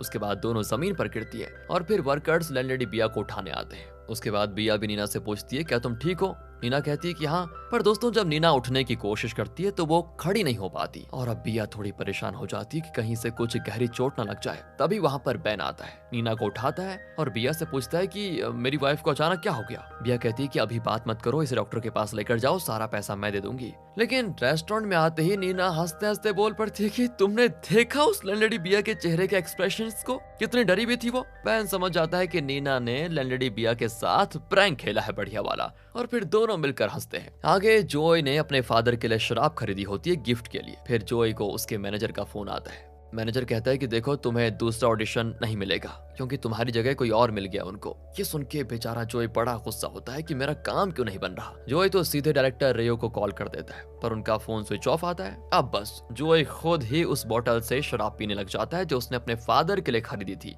नशे में अपने आप से कहता है कि उस सेक्टर में ऐसा क्या है जो मुझ में नहीं है, अरे मैं उससे 100 गुना ज्यादा बढ़िया हूँ, क्या ये मेरी गलती है कि मेरे पास बाप नहीं है। फिर जॉय तो पूरा टूट जाता है और बार बार डायरेक्टर रेयो को कॉल भी करता है। आखिर में जॉय डायरेक्टर को एक मैसेज करता है कि मिस्टर रेयू, मुझे आपसे कुछ कहना है। क्या आप जानते हैं कि मैंने अपने फादर को इस ड्रामा की वजह से ढूंढा है, इसी की वजह से वो मुझे मिल गए हैं। वो यहाँ से बस 40 मिनट की दूरी पर ही रहते हैं कहीं, और आपने कहा था कि मेरी एक्टिंग बकवास है। ये ऑडिशन ही था जिसने मुझे मेरे फादर को ढूंढने पर मजबूर किया था, क्योंकि इसमें मुझे फीलिंग्स नहीं आ रही थी। मुझे अपने पापा की फीलिंग्स चाहिए थी, उसी वजह से मैं उनको ढूंढ पाया, और अब मेरे पापा मुझे मिल गए हैं, तो आप मुझे इग्नोर कर रहे हो। मिस्टर रेयू, मैं सच कह रहा हूँ, मैं इससे अच्छा कर सकता हूँ। इस तरह अपने मन की भड़ास निकालता है दोस्तों वो। दूसरी ओर हना अपने बाथरूम में खुद से बात कर रही होती है और उसके दिमाग में वो लिम और क्रिस का ख्याल आते हैं कि वो दोनों साथ कैसे हो गए थे वहाँ पर। हना सोचती है कि कहीं मैं क्रिस को खो ना दूं, और फिर वो अचानक से खुद से पूछती है, हना क्या तुझे क्रिस पसंद है? तो वो अपने आप से कहती नहीं नहीं बिल्कुल नहीं। लेकिन फिर उसके मन में वो माइक्रोफोन पर लिम ने जो क्रिस को कहा था ना प्रपोज करने के लिए, वो बातें गूंजती हैं। वो तुरंत क्रिस को टेक्स्ट करती है कि कहाँ पर हो तुम, मुझे तुमसे मिलना है। क्रिस रिप्लाई करता है कि हाँ मैं आ रहा हूँ। फिर दोनों मिलते हैं तो हना पूछती है कि क्या तुमने उस लड़की को अपना जवाब दे दिया? क्रिस कहता है अच्छा तुम लिम की बात कर रही हो क्या? नहीं नहीं अभी तक नहीं दिया। और दोस्तों तुरंत ही हना कह देती है कि उसे अभी इतनी जल्दी हाँ मत कहो। क्रिस थोड़ा कंफ्यूज होकर कहता है कि अरे तो क्या इसका मतलब तुम हाँ कह रही हो? हना कहती नहीं, मैं बस नहीं चाहती कि तुम उसके पास जाओ। दोस्तों हना का ये बोलना क्रिस को इम्प्रेस करने के बजाय गुस्सा दिला देता है। क्रिस कहता है कि एक बात बताओ, तुमने मुझे समझ के क्या रखा हुआ है? तुम बस एक सीधा जवाब दो, हाँ या ना। हना तो कुछ नहीं कहती। क्रिस कहता है कि तुम जवाब नहीं दे सकती ना, तो मैं जवाब देता हूँ। मेरा जवाब है no, thank you, goodbye. इतना कहकर वो चला जाता है और इसी के साथ ये सेकंड एपिसोड खत्म होता है। तो अब इस एपिसोड की शुरुआत में हम लैंडलेडी बिया को देखते हैं जो अपने बेटे क्रिस को अपने घर में सोते हुए देखकर बड़ी खुश होती है, क्योंकि क्रिस का अपना खुद का एक अपार्टमेंट है जहाँ पर वो अकेला ही रहता है और घर पर कभी कभार ही आता है। उसके बाद वो अपने बेटे से कहती है कि बेटा चलो नाश्ता कर लो, मैंने तुम्हारे लिए पेस्ट सूप बनाया हुआ है। और जब सभी टेबल पर बैठे होते हैं तो बिया क्रिस से पूछती है, एक बात बता बेटा, तू किसी को डेट कर रहा है क्या? क्रिस कहता है कि नहीं तो मामा। तो ये सुनकर वो अपने बेटे को शादी के लिए कुछ लड़कियों की फोटोज दिखाती है और उससे कहती कि बेटा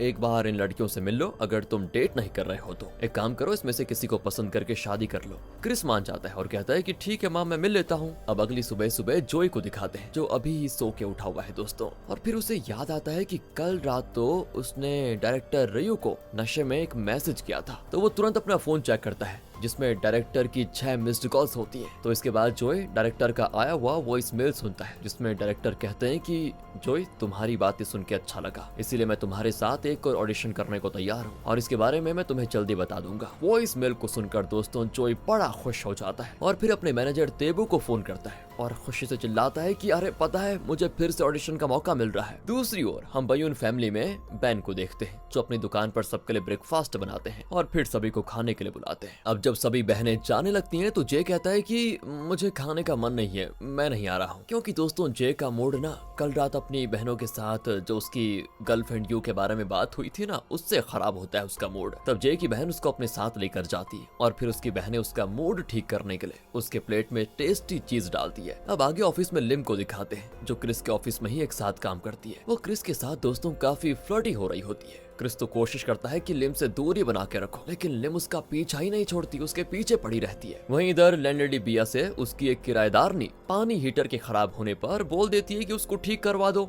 अब बिया सोचती है कि मैं तो इस बिल्डिंग की ओनर हूँ, मैं क्यों ठीक करवाऊं? पता हो दोस्तों इस तरह की मेंटालिटी है इस औरत की। तभी बैन अपने रेस्टोरेंट से ये सब सुन के आता है और बिया से कहता है कि मैं हेल्प कर दूं आपकी। ये कहकर बैन हीटर को ठीक कर देता है। लैंडलेडी बिया भी ये देखकर बड़ी खुश हो जाती है कि चलो इसने मेरी मदद कर दी, बहुत बढ़िया, और सोचती है क्यों ना इसके लिए रेंट कम कर दिया जाए, बड़ा नेक बंदा लगता है। तो वो बैन से पूछती है आप उस दिन मुझे वो रेंट से रिलेटेड कुछ बात करना चाहते थे ना, तो बताओ क्या बात है। तो बैन भी कहता है कि हाँ करना तो चाहता था लेकिन अभी कुछ नहीं कहना है। वहीं दोस्तों रेहा को दिखाते हैं जो कि उनके नए कोच पार्क श्योल को सॉकर फील्ड में देखती है। रेहा थोड़ा स्माइल कर देती है उसको देखकर, क्योंकि रेहा को लगता है कि कोच श्योल उसकी तरफ आ रहा है, लेकिन कोच सीधा उसके पास से निकल जाता है। और फिर रेहा मिरर में अपने आप से कहती है कि अरे यार कोच ने मुझे इग्नोर क्यों किया, लगता है उसकी आंखों में कोई खराबी होगी इसलिए उसने मुझे इग्नोर कर दिया। इस तरह वो सोच लेती है दोस्तों, क्योंकि पता है रेहा को लगता है कि वो बड़ी खूबसूरत है। तभी रेहा देखती है कि कोच श्योल उसके सामने फोन लेकर खड़ा हुआ है। रेहा को लगता है कि शायद कोच ने मेरी तस्वीर खींच ली है, तो वो पूछ लेती है कि तुमने मेरी तस्वीर क्यों खींची है। लेकिन श्योल सीरियस तरीके से कहता है कि क्या बकवास कर रही हो, मैं तुम्हारी तस्वीर क्यों लूंगा बताओ।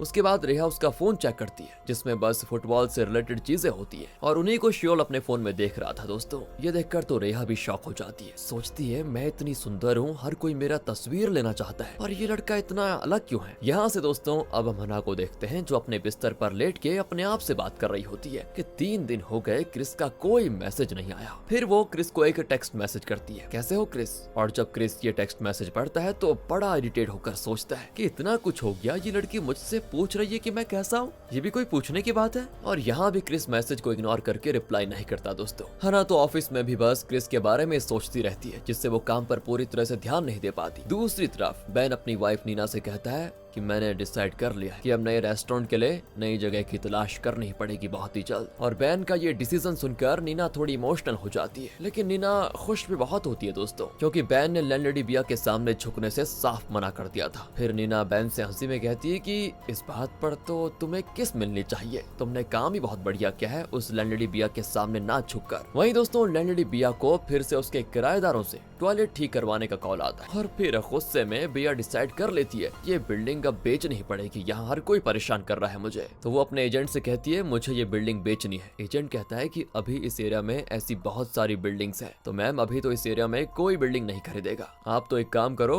आप बयून फैमिली से बात करो। बयून फैमिली दोस्तों वही बैन की फैमिली। तो वो आगे कहता है उनसे डील कर लो, क्योंकि उनसे ट्रिपल रेंट भी मिल जाएगा, और बैन तो सारा काम खुद ही कर लेता है, आपने देखा उसने आपकी मदद की थी उस दिन, तो आपको मेंटेनेंस का भी कोई टेंशन नहीं लेना पड़ेगा, इसलिए उनका रेंट थोड़ा कम कर दीजिए और मेंटेनेंस का काम बैन को दे दो, काम खत्म। ये सुनकर लैंडलेडी बिया को ये ऑफर बड़ा अच्छा लगता है, और फाइनली एजेंट की बात मानने के लिए वो तैयार हो जाती है। और फिर नीना को एजेंट कॉल करके बताता है कि लैंडलेडी बिया रेंट कम करने को तैयार हो गई है। तभी नीना बैन को इशारा करती है कि हो गया काम, अब हमें नई जगह ढूंढने की जरूरत ही नहीं है। फिर नीना और लैंडलेडी बिया एजेंट के ऑफिस में मिलती हैं। दोनों ऐसे बिहेव करती हैं जैसे एक दूसरे पर एहसान कर रही हो। तो वहाँ पर नीना को एजेंट कहता है कि सुनिए, रेंट तो लैंडलेडी बिया कम कर देंगी, लेकिन उसके बदले में आपके पति को यानी बैन को मेंटेनेंस का काम करना होगा, और तुमको 1 फ्लोर और सीढ़ियों की सफाई करनी होगी, बोलो मंजूर है। फिर नीना थोड़ा सोचती है, लेकिन फाइनली वो एजेंट की बात मान जाती है। और उधर दोस्तों मिया को दिखाते हैं जो अभी भी इंटर्नशिप में है। उसे वहाँ पर टाइबो का सपोर्ट मिल जाता है। टाइबो मिया को बताता है कि तुम्हें कैसे जोई को हैंडल करना है, कैसे नहीं, क्या क्या करना है क्या नहीं, और इस तरह मिया उससे काफी कुछ सीख भी जाती है। आगे हम हना को देखते हैं जो क्रिस को डायरेक्टली कॉल करके पूछ लेती है कि तुम हो कहाँ पर क्रिस।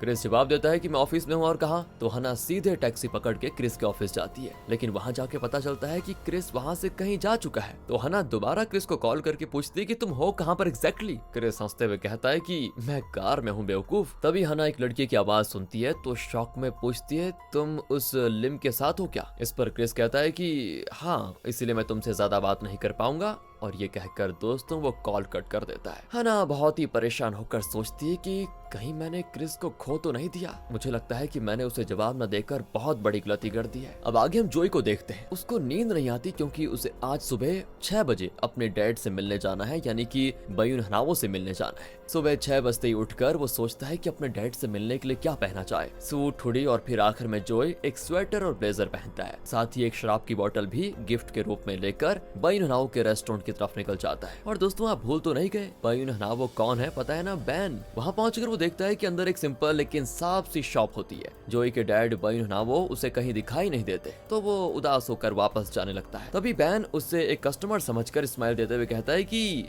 हेलो डियर, कैसे हो। उसके बाद वो जोई का वेलकम करता है और बैठने के लिए कहता है। फिर पूछता है कि बेटा क्या खाना पसंद करोगे। जोई कहता है कि नूडल्स। तो वो जोई को नूडल्स सर्व करता है। जोई तो बस यही सोचता रहता है कि कैसे बोलूं कि मैं कोई कस्टमर नहीं बल्कि तुम्हारा बेटा हूँ, लेकिन जोई के मुंह से एक भी शब्द नहीं निकल पाता। तभी बेन का नेफ्यू मिन्हा रेस्टोरेंट में आता है और बेन से रोल मांगता है। जैसे ही मिन्हा की नजर जोई पर पड़ती है तो वो कहता है कि अरे ये तो एक्टर जोई है। और फिर पास वाले टेबल पर बैठे स्कूल गर्ल्स भी जोई को देखकर कहती हैं कि देखो देखो एक्टर जोई कितना हैंडसम है। और फिर जोई तुरंत टेबल पे पैसे रखकर रेस्टोरेंट से सीधा अपनी कार में छुप जाता है। बेन भी जल्दी से उसके पीछे रेस्टोरेंट के बाहर निकलता है और देखता है कि बाहर तो वो आदमी है ही नहीं। बेन भी सोचता है कि कैसा आदमी है इतनी जल्दी चला गया। फिर बेन रेस्टोरेंट के अंदर आ जाता है। तभी दोस्तों जोई के पास में जे आता है और कहता है कि हेलो मिस्टर, आप यहाँ कार पार्क नहीं कर सकते हो क्योंकि यहाँ पर रेस्टोरेंट है। फिर जोई वहाँ से निकल जाता है। आगे हम हना को देखते हैं जो अपने ऑफिस में काम कर रही होती है। तभी उसको एक सेक्रेटरी बताती है कि आपका एक क्लाइंट आपका वेट कर रहा है, पता है आपको।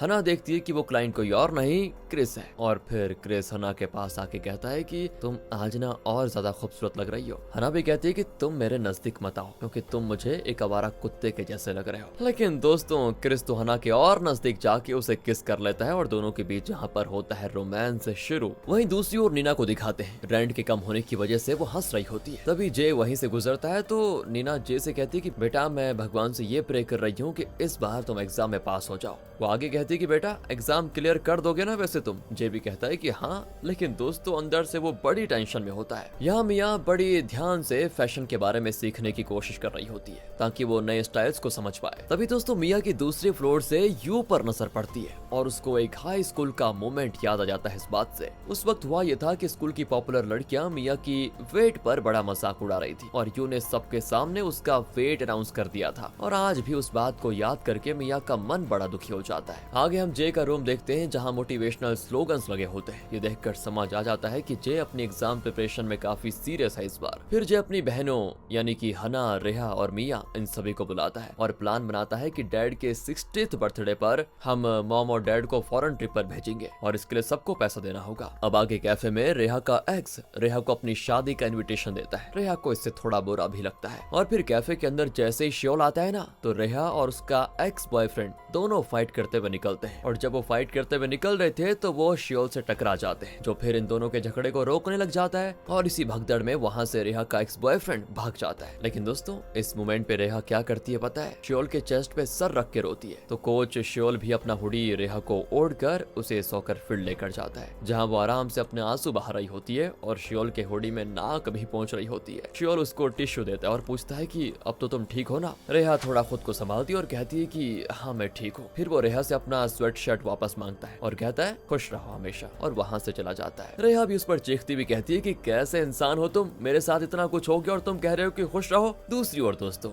लैंडलेडी बिया अपनी कार्ड से देखती है कि नीना बिल्डिंग के बाहर क्लीनिंग कर रही है और बेन भी उसकी मदद के लिए आ जाता है। ये मोमेंट बढ़िया होता है दोस्तों, ये मोमेंट काफी स्वीट होता है। लेकिन यहाँ पर लैंडलेडी बिया नीना को ले जाकर फ्लोर पे गम और डस्ट पॉइंट आउट करके कहती है कि देखो देखो अच्छे से क्लीन नहीं हुआ है, क्या कर रही हो तुम। नीना भी मुस्कुराते हुए कहती है मैं दोबारा कर लेती हूँ, कोई दिक्कत नहीं। वैसे दोस्तों नीना इस समय अंदर से बड़े गुस्से में होती है लेकिन फिर भी बाहर ऐसे दिखाती है जैसे बढ़िया है सब। उधर मिया अपने ऑफिस के मेंबर के लिए लंच ऑर्डर्स करती है और सबको सर्व भी करती है और इंटर्न होने के नाते वो बड़ी बिजी होती है। तभी होती है वहाँ पर यू की एंट्री और फिर यू मिया को एक कैन पीने के लिए देती है जिसको खोलते मिया के ऊपर स्प्लैश हो जाता है। मिया फिर वॉशरूम में जाके अपने आप को साफ करती है लेकिन दोस्तों यू वहाँ पे भी पीछे पीछे आती है और मिया से कहती है तुम अभी भी वैसी की वैसी हो डरपोक। लेकिन इस बार मिया अपनी बहन का एडवाइस फॉलो करती है और यू का हाथ पकड़ के कहती है कि बस अब और नहीं वरना तुम्हें यहीं पर गिरा दूंगी, समझी। आगे दिखाते हैं दोस्तों तो जोई और टेबू एक मूवी प्रीमियर में होते हैं जिसमें एक न्यू एक्टर को दिखाया जाता है जिसका नाम है जॉर्ड। और जॉर्ड अपने इंटरव्यू के दौरान प्राउडली अनाउंस करता है कि उसका next project oh my boss है। ये सुनकर जोई शॉक होता है क्योंकि वो प्रोजेक्ट तो जोई को मिलने वाला था ना। इसलिए जोई तो सीधे डायरेक्टर रियो के ऑफिस में जाता है। तो डायरेक्टर यहाँ कहता है कि देखो जोई, जॉर्ड एक फेमस एक्टर है और उसके साथ काम करने से हमारी कंपनी को बहुत प्रॉफिट होगा। जो ये सुनकर एकदम एकदम से दुखी हो जाता है कि क्या जिंदगी है मेरी। उसके बाद तो वो खूब ड्रिंक करता है। ड्रिंक करने के बाद वो बैन के रेस्टोरेंट में जाता है। इस बार बैन जोई को देखकर पहचान जाता है और कहता है कि अरे तुमने कल विस्की वहीं पर छोड़ दिया था, वही लेने के लिए आए हो क्या? लेकिन जोई कहता है कि बायुन हनाओ, क्या तुम सच में मुझे नहीं जानते हो? दोस्तों पता है ना आपको, बैन का नाम बायुन हनाओ है। और फिर जोई गुस्से में बैन के पास जाता है। तभी जोई की नजर बैन की फैमिली फोटो पे पड़ती है। उसे देखकर जोई इमोशनल हो जाता है और बैन से कहता है कि मैं बताऊं मैं तुम्हारा कौन हूँ? मैं तुम्हारा बेटा हूँ मिस्टर बायुन हनाओ। और यहीं पर इस सीरीज का एपिसोड खत्म होता है। तो आखिरी एपिसोड में हमने देखा था कि जोई पूरी तरह नशे में होता है और सीधे अपने डैड के पास जाके उनके सामने जोर से कहता है, मैं तुम्हारा बेटा हूँ मिस्टर बायुन हनाओ। बैन थोड़ा चौंक जाता है, लेकिन फिर हंसकर कहता है कि बेटा तुमने शायद ज्यादा पी रखी है, इसलिए बकवास कर रहे हो। जाओ घर जाओ और आराम करो। बेचारा जोई अंदर से बिल्कुल टूट जाता है क्योंकि बैन उसको बिल्कुल पहचान नहीं रहा है। जोई फिर थोड़े इमोशनल होकर कहता है, तो आप मेरी माँ सुजिन को भी नहीं जानते? दोस्तों ये सुनते ही बैन एकदम से सीरियस हो जाता है, जैसा कि उसे कुछ बहुत बड़ा याद आ गया हो। लेकिन यहाँ पर भी बैन थोड़े सॉफ्ट होकर कहता है कि चलो बेटा बैठकर बात करते हैं। लेकिन दोस्तों जोई अभी तक गुस्से में और तुरंत मना कर देता है। कहता है कि अब तो याद आ गया होगा ना आपको, अभी तक तो आप मुझे पहचान नहीं रहे थे और अभी अचानक ये क्या हो गया? उसके बाद तो बैन कितनी ही बार समझाने की कोशिश करता है, लेकिन जोई का दिल इतना दुख जाता है कि वो बात करने के लिए तैयार नहीं होता। वो वहाँ से चला जाता है और घर आके अपने डेस्क से बैन की एक पुरानी फोटो निकालता है। उस फोटो को देखते ही उसके अंदर का दर्द और गुस्सा फिर से उभर आता है और वो गुस्से में उस फोटो को फाड़ कर फेंक देता है। इस तरह जोई का दुख यहाँ पर खत्म होता है और अगले सीन में लैंडलेडी बिया अपने बेटे क्रिस से शिकायत कर रही होती है कि बेटा तुम्हारे पापा आजकल ना बिल्कुल अलग बिहेव कर रहे हैं, पता है तुम्हें? तुम्हारे पापा ने बेडरूम छोड़कर स्टडी रूम में सब कुछ शिफ्ट कर लिया है, लगता है मेरे साथ रहने का उनका मन ही नहीं है। क्रिस समझाता है कि माँ आप भी ना हर बार टेंशन ले लेती हो, अरे सब कुछ ठीक हो जाएगा ना। यहाँ दोस्तों इनका ड्रामा खत्म होता है तो दूसरी ओर हना को दिखाते हैं जो तैयार होकर ऑफिस जाने लगती है और रास्ते में क्रिस को कॉल करती है कि क्रिस आओ मुझे ऑफिस छोड़ दो। क्रिस भी कह देता है कि अरे अपने पीछे देखो मैं तुम्हारे लिए ही आ रहा हूँ। और फिर हना क्रिस की गाड़ी में बैठ जाती है, लेकिन तभी क्रिस को लिम का कॉल आता है। दोस्तों लिम उससे कहती है कि क्रिस चलो कॉफी पीने चलते हैं, लेकिन इतने में हना को आता है गुस्सा। वो फोन पर कह देती है कि वो नहीं आने वाला, वो आज पूरा दिन फ्री नहीं है, समझी? इस तरह फोन कट कर देती है। जोई की तरफ दोबारा चलते हैं दोस्तों। तो टेबू जब उसके फ्लैट में आता है ना तो देखता है कि जोई जमीन में पड़ा हुआ है और जमीन पे खून भी है, जिसको देखकर टोइबो के तो होश उड़ जाते हैं कि कहीं कुछ बुरा तो नहीं हो गया। टेबू जोई को एक थप्पड़ लगाता है तो जोई उठ जाता है और पता चलता है कि जो ब्लड जैसा था वो सिर्फ वाइन गिरा हुआ था। तब टेबू उससे कहता है कि अरे मुझे लगा तुम मर गए हो, ऐसा क्यों करते हो? और तुम मर जाते तो मेरी तो नौकरी चली जाती। बताओ इसको नौकरी की पड़ी हुई है। और अब बेचारा टेबू जोई को तैयार करने के लिए नए प्रोफाइल शूट के लिए रेडी करता है। वो उसे बाथरूम के अंदर लेकर जाता है और कहता है कि नहा के बाहर आना। लेकिन जल्दी बड़ी मुसीबत आ जाती है क्योंकि जोई को बवासीर हो जाता है और दर्द बहुत ज्यादा होता है। बेचारे को शूट के पहले डॉक्टर के पास जाने का टाइम भी नहीं मिलता। अब यहाँ से हम बैन को देखते हैं जो रेस्टोरेंट के पास जोई के बारे में ही सोच रहा होता है और खुद से ही कहता रहता है कि मुझे उसे रोकना चाहिए था। तभी बैन अपने नेफ्यू मिन्हा से जोई के बारे में पूछता है। मिन्हा भी ऑनलाइन प्रोफाइल चेक करके बैन को बता देता है कि जोई पहले स्टील हार्ट्स का सिंगर था और अभी कुछ ड्रामाज और मूवीज में एक एक्टर है। तो यहाँ इस तरह बैन को जोई के बारे में पता चल जाता है कि वो क्या करता है। आगे दोस्तों नीना अपनी तरफ से बिल्डिंग को अच्छे से साफ करती है और ऊपर से लैंडलेडी बिया ने नीना को अपने कैफे के ओपनिंग डे के लिए पर्चे बनाने का काम भी दे दिया होता है। और जब ग्रैंडमा रोड पे अपनी बेटी नीना को पर्चे बांटते हुए देखती है तो ग्रैंडमा को बर्दाश्त नहीं होता कि उसकी बेटी का कोई ऐसे फायदा उठाए, तो वो खुद पत्रे बांटने में उसकी हेल्प करने लग जाती है। आगे रेहा को दिखाते हैं तो उसकी अलग ही टेंशन होती है क्योंकि उसका एक्स बॉयफ्रेंड उसको चैलेंज कर रहा है कि वो उसकी शादी पे आए। तो रेहा की फ्रेंड्स उसे कहती हैं कि अगर शादी में जाना है तो फुल स्टाइलिश होके जाना और एक ऐसे बंदे के साथ जाना जो तुम्हारे एक्स बॉयफ्रेंड से ज्यादा हैंडसम हो। और इसलिए रेहा के मन में बस उसके कोच श्योल का ही ख्याल आता है क्योंकि वो बहुत ज्यादा हैंडसम है। रेहा सोचने लगती है कि कैसे उसको शादी में जाने के लिए मनाऊं। आगे दोस्तों हम लिम को देखते हैं जो ऑफिस में क्रिस के पीछे पड़ी हुई है और जब क्रिस कहता है कि मैं हना को डेट कर रहा हूँ तो भी लिम को कोई फर्क नहीं पड़ता और वो क्रिस का पीछा छोड़ने को तैयार ही नहीं होती और वो डायरेक्ट हना को टक्कर देने के लिए तैयार हो जाती है। यहाँ लॉबी में फिर दोनों मिलती है और फिर दोनों के बीच क्रिस को लेकर होती है तकरार। हना कहती है कि क्रिस से दूर रहो क्योंकि मैं उसे डेट कर रही हूँ, तो लिम कहती है कि क्रिस मेरा क्रश है, ऐसे कैसे उससे दूर रहूं। आगे दिखाते हैं जे को, उसे यू का मैसेज आता है कि क्या कर रहे हो तुम, चलो आज कॉफी पीने चलते हैं। और जे भी दोस्तों यू से मिलना चाहता है लेकिन वो मैसेज का रिप्लाई करके ये कहता है कि देखो एग्जाम्स में पास होने के लिए मुझे अभी पढ़ाई पे फोकस करना पड़ेगा। लेकिन दोस्तों यू समझदार है, वो भी एग्री कर लेती है। आगे देखते हैं तो लैंडलेडी बिया और उनके हस्बैंड के बीच दूरियां बढ़ जाती है। हस्बैंड इतना अलग हो जाता है कि जब वो किचन में खाना बना रहा होता है ना, तो वो खाना अपनी वाइफ के लिए नहीं बल्कि अपने कुत्ते के लिए बना रहा होता है। लैंडलेडी बिया भी ये देखकर हैरान हो जाती है कि मेरा हस्बैंड को कुत्ते से ज्यादा प्यार है, बताओ। उसे समझ में नहीं आता कि मुझको छोड़कर ये कुत्ते को इतना टेंशन क्यों दे रहा है। जब भी दोस्तों लैंडलेडी बिया अपने हस्बैंड से बात करने की कोशिश करती है ना, तो उनकी बात हमेशा झगड़े में बदल जाती है, जिससे दोनों का रिश्ता बस टूटने की कगार पर है। तो आगे रेहा अपने एक्स बॉयफ्रेंड से बदला लेने के लिए एकदम स्टाइलिश और धमाकेदार आउटफिट ढूंढने के लिए निकल जाती है। शॉपिंग के दौरान उसने 2 आउटफिट्स खरीद लिए होते हैं जो उसके बजट से काफी ज्यादा महंगे होते हैं,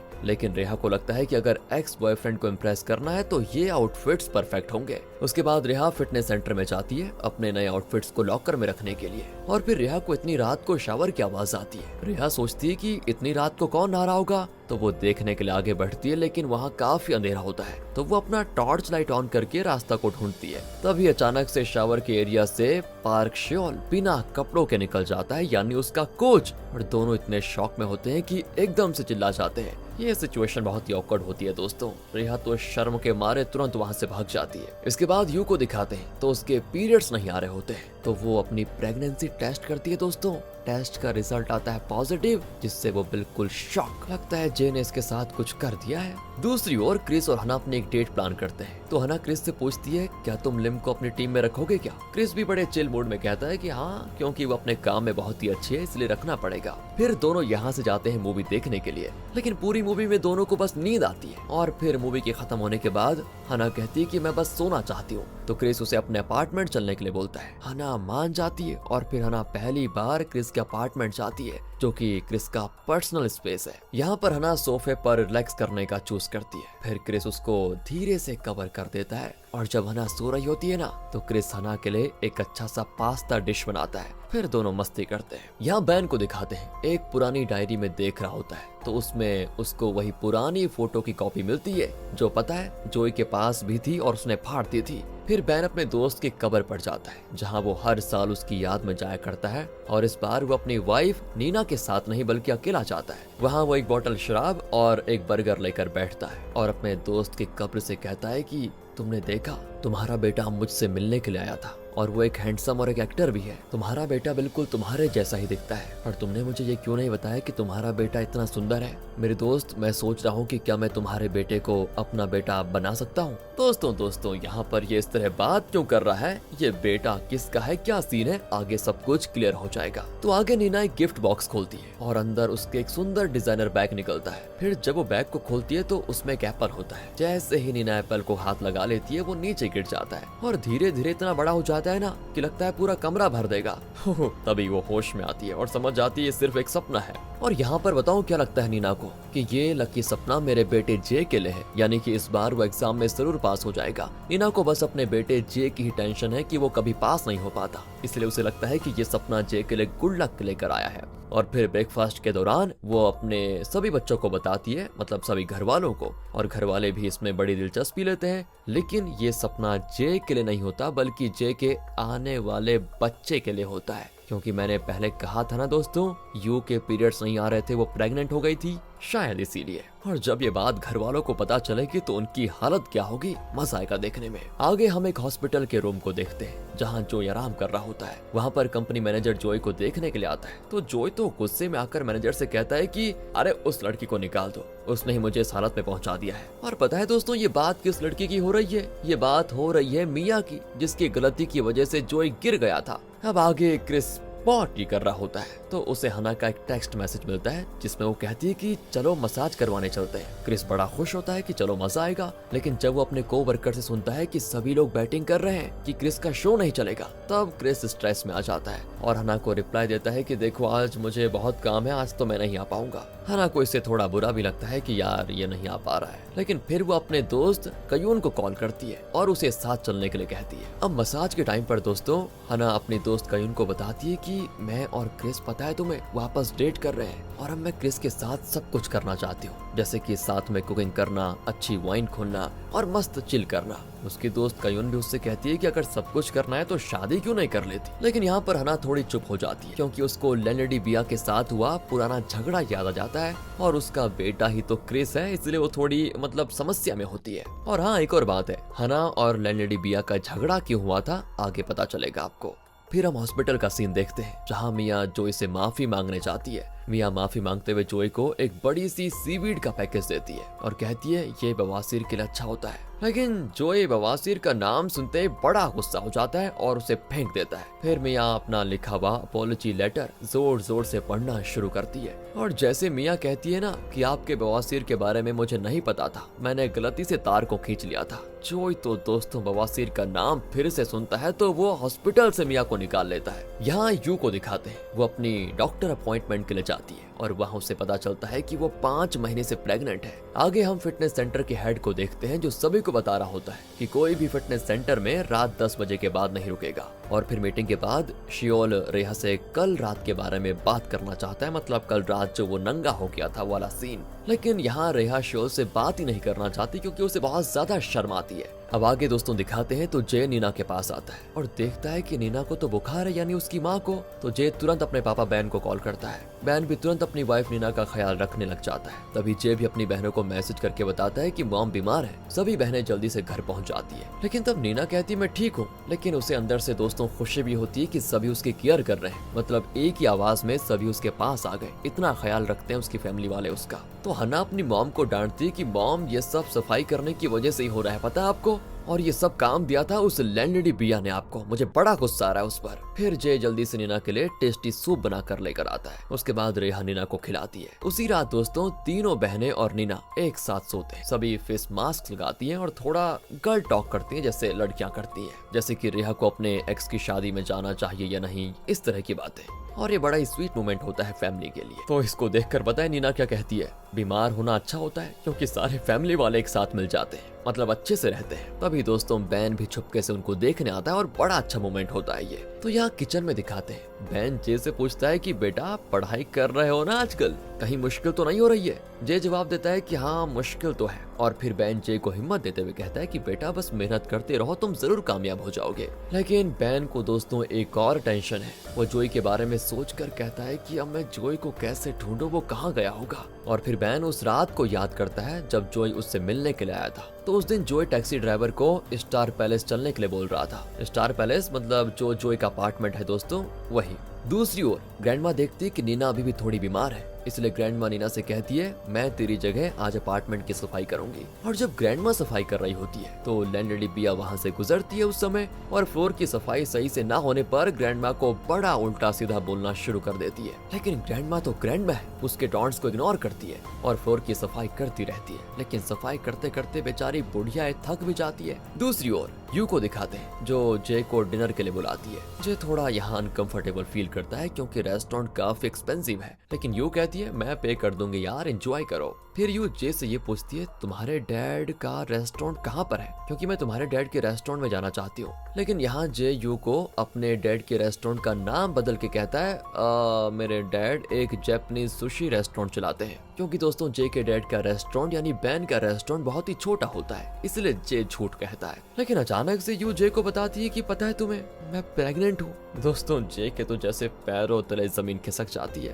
अभी एग्जाम भी नहीं दिया, अभी पास भी नहीं हुआ और बाप बन रहा है। यहाँ से सीन कट होता है और आगे शियोल को दिखाते हैं जो रेहा से अभी भी उस रात के बारे में बात करना चाहता है, क्योंकि अब तो नया रूल आ गया है ना, क्योंकि फिटनेस सेंटर वाले ने कहा है कि रात के 10 बजे के बाद कोई अंदर नहीं आ सकता। तो उस रात शियोल 10 बजे के बाद ही दोस्तों वहाँ पर था। तो उसे ये भी डर है कि कहीं वो रेहा मेरा राज न खोल दे, मतलब हेड को बता ना दे कि शियोल वहाँ पर उस रात 10 बजे के बाद भी था। शियोल रेहा से कहता है कि प्लीज किसी को मत बताना कि मैं सेंटर में रात को रुकता हूँ। अब रेहा भी दोस्तों मौका देखकर शियोल से सीधा बोल देती है कि ठीक है नहीं बताऊंगी, लेकिन उसके बदले में तुम्हें मेरे एक्स बॉयफ्रेंड की शादी में मेरा बॉयफ्रेंड बनकर जाना होगा, बोलो चलोगे, क्योंकि मैं बस अपने एक्स को जेलस फील करवाना चाहती हूँ। लेकिन शियोल तो साफ मना कर देता है। लेकिन तभी रेहा भी वहाँ का वीडियो बना लेती है। कहाँ का पता है, जहाँ शियोल रात को छुप के रहता है। क्योंकि दोस्तों मैं ये बात बताना भूल गया था आपको, शियोल हर रात को यहीं पर रहता है, शायद उसका कोई ठिकाना नहीं है। अब वीडियो बनाकर रेहा उस वीडियो को शियोल को भेजती है, तो शियोल तो तुरंत रेहा को फोन करता है और पूछता है कि एक बात बताओ, शादी कब है और कहाँ जाना है, मैं रेडी हूँ चलने के लिए।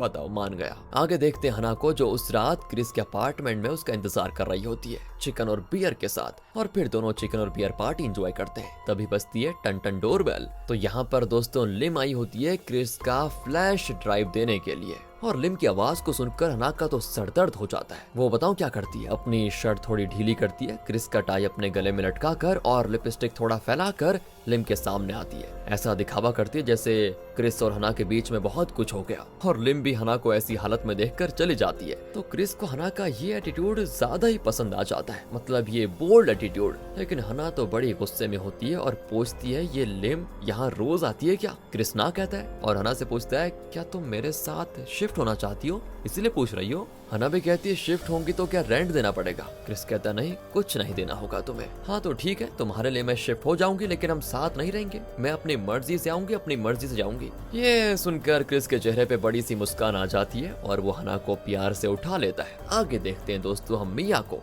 जो टाइबो से मिलती है और पूछती है कि मैं जोई के साथ सब कुछ कैसे ठीक करूं, मैं हमेशा कुछ बढ़िया करने चाहती हूँ तो कुछ गड़बड़ी हो जाता है। तो इस पर टाइबो कहता है कि जोई के लिए कुछ ऐसा करो जो उसे कुछ ज्यादा ही पसंद आ जाए। इसीलिए मिया कार के पास फूलों का बुके लेकर जोई का इंतजार करती है। लेकिन जब जोई आता है ना, तो मिया को देखकर और गुस्सा हो जाता है कि तुम मेरे सामने क्यों आ जाती हो हर बार, और मिया को वहीं छोड़कर टाइबो के साथ वो चला जाता है। और जब जोई अपने अपार्टमेंट पहुंचता है तो देखता है बैन उसका इंतजार कर रहा है। बैन यहाँ बड़ा खुश होता है जोई को देखकर, लेकिन जोई उसे इग्नोर कर देता है और अपने अपार्टमेंट में चला जाता है। दोस्तों इसके आगे बैन क्या करेगा, ये बेटा है किसका और बैन के दोस्त का इससे क्या लेना देना, मतलब क्या सीन है? तो अब चलते हैं सीरीज के अंदर, जहां जोई के अपार्टमेंट के बाहर बैन खड़ा होता है, लेकिन जोई उन्हें इग्नोर करके चला जाता है। यहाँ से बैन जोई के पीछे पीछे जाते हैं और जोई से कहते हैं कि बेटा क्या हम 1 मिनट बात कर सकते हैं? तो जोई तो बड़े गुस्से में कह देता है कि अरे आप हैं कौन, मैं आपको जानता तक नहीं, इसलिए मुझे लगता है कि बात करने की जरूरत ही नहीं है। इस तरह बोलकर जोई अपने अपार्टमेंट के अंदर चला जाता है और बेचारा बैन बार बार बैल बजाते बजाते दरवाजा खटखटाते रहता है, लेकिन जोई उनकी एक नहीं सुनता। फिर थक हार के बैन वापस चले जाते हैं। अब यहाँ जोई के पास बस उसका दोस्त टर्टल बचा हुआ है जिससे जोई बात करता है। अब अगले दिन की बात है कि बैन जोई के लिए खाना लेकर फिर से जोई के अपार्टमेंट में आता है। फिर बैल बजाता है, लेकिन जोई फिर भी दरवाजा नहीं खोलता।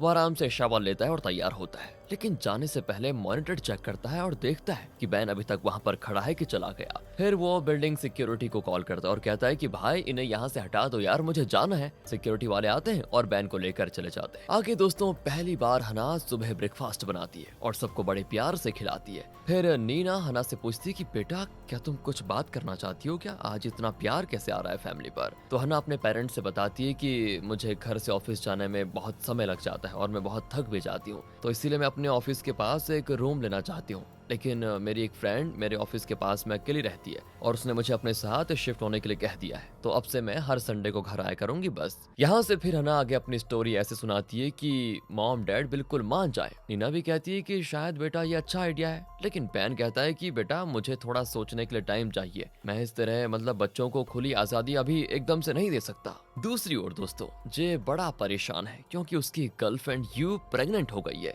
और यहाँ तक कि उसने यू से अपने फैमिली रेस्टोरेंट के बारे में भी झूठ बोला था। तभी हम यू को देखते हैं तो वो इंटरनेट पर जे के फैमिली रेस्टोरेंट को सर्च करती है, लेकिन ऐसा कोई रेस्टोरेंट मिलता ही नहीं जो जे ने यू को बताया था। और तभी यू को एक फादर रेस्टोरेंट के नेम की वेबसाइट की प्रोफाइल में जे की फोटो मिल जाती है दोस्तों, और यू समझ जाती है कि जे ने उससे झूठ बोला था। आगे अंकल को रूफटॉप पर जे रोता हुआ मिलता है। यहाँ जे अंकल को भी यू के बारे में सब कुछ बता देता है, लाइक वो प्रेग्नेंट हो गई है इस तरह का। अंकल को तो इतना गुस्सा आता है कि वो जे को डांट लगा देते हैं। दूसरी ओर दोस्तों शियोल को दिखाते हैं, वो कमरे में पढ़ाई कर रहा होता है। तभी रेहा उसका दरवाजा खटखटाती है। वो तो ये चेक करने आई थी कि शियोल के कपड़े कल की शादी के लिए ठीक हैं भी या नहीं। वो कह देती है कि सुनो थोड़ा ब्रांडेड कपड़े पहन कर आना।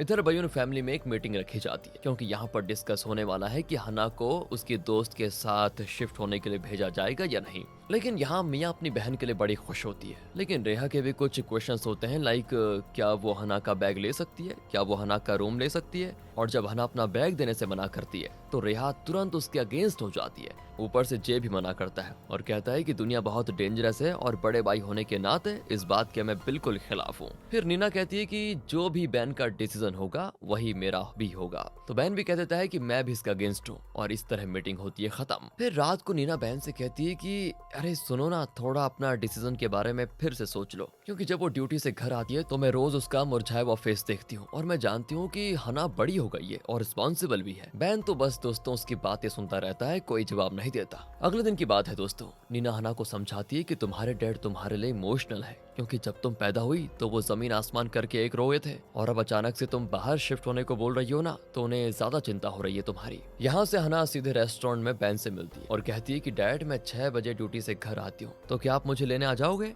बैन को तो लगता है कि हना इसीलिए बोल रही है ताकि वो मुझसे अपनी बात को मनवा पाए, लेकिन हना का उद्देश्य कुछ और ही था। उसकी मॉम ने कहा था ना उसे कि तुम्हारे डैड बहुत ही इमोशनल है, तो वो बस अपने डैड से थोड़ा कनेक्ट करना चाहती थी, इसलिए उनको लेने के लिए बुला रही है। लेकिन उसके डैड कुछ और समझ जाते हैं। दूसरी ओर मिया को सुबह 5 बजे जोई का टेक्स्ट मिलता है, जिसमें वो कहता है कि मेरे लिए सेल फिश का सूप लेकर आ जाओ और प्रूफ के लिए ये फोटो भी खींच कर लेकर आना। दोस्तों ये जोई बस मिया को परेशान करना चाहता है, इसलिए उसको हर वक्त कोई न कोई काम देता रहता है ताकि मिया बस जॉब छोड़ दे। लेकिन मिया भी अपना काम अच्छे से पूरा कर लेती है और जब वो जोई को टेक्स्ट करती है ना कि नीचे सूप लेकर खड़ी हूँ, तो जोई को और कोई बहाना नहीं मिलता, तो वो उसको डांट देता है कि अरे इतनी देर कैसे होगी तुम्हें, अब मैं नीचे नहीं आने वाला, खुद ही खा लो उसे। इसके बाद जोई खुद में बोलता है कि देखता हूँ मिया तुम कब तक यहाँ टिकी रहती हो। और यहाँ बेचारी मिया अपने इमोशंस को कंट्रोल करती है, क्योंकि उसके साथ कुछ जाती हो रही है। वो वापस अपने ऑफिस जाती है। आगे दोस्तों हम रेहा को देखते हैं जो लॉबी में श्योल का इंतजार कर रही है और फिर श्योल मारता है मस्त एंट्री। श्योल को देखकर रेहा के चेहरे पे तो मुस्कान आ जाती है और जब रेहा अपने एक्स बॉयफ्रेंड और उसकी ब्राइड को कांग्रेचुलेशंस देने जाती है तो उसका एक्स तो बड़ा रूड बन जाता है और रेहा के वेट को लेकर कमेंट्स पास करता है। तभी श्योल हीरो की तरह रेहा के पास आकर एक्स बॉयफ्रेंड से कहता है कि तुम मेरी गर्लफ्रेंड से दोबारा ऐसे बात मत करना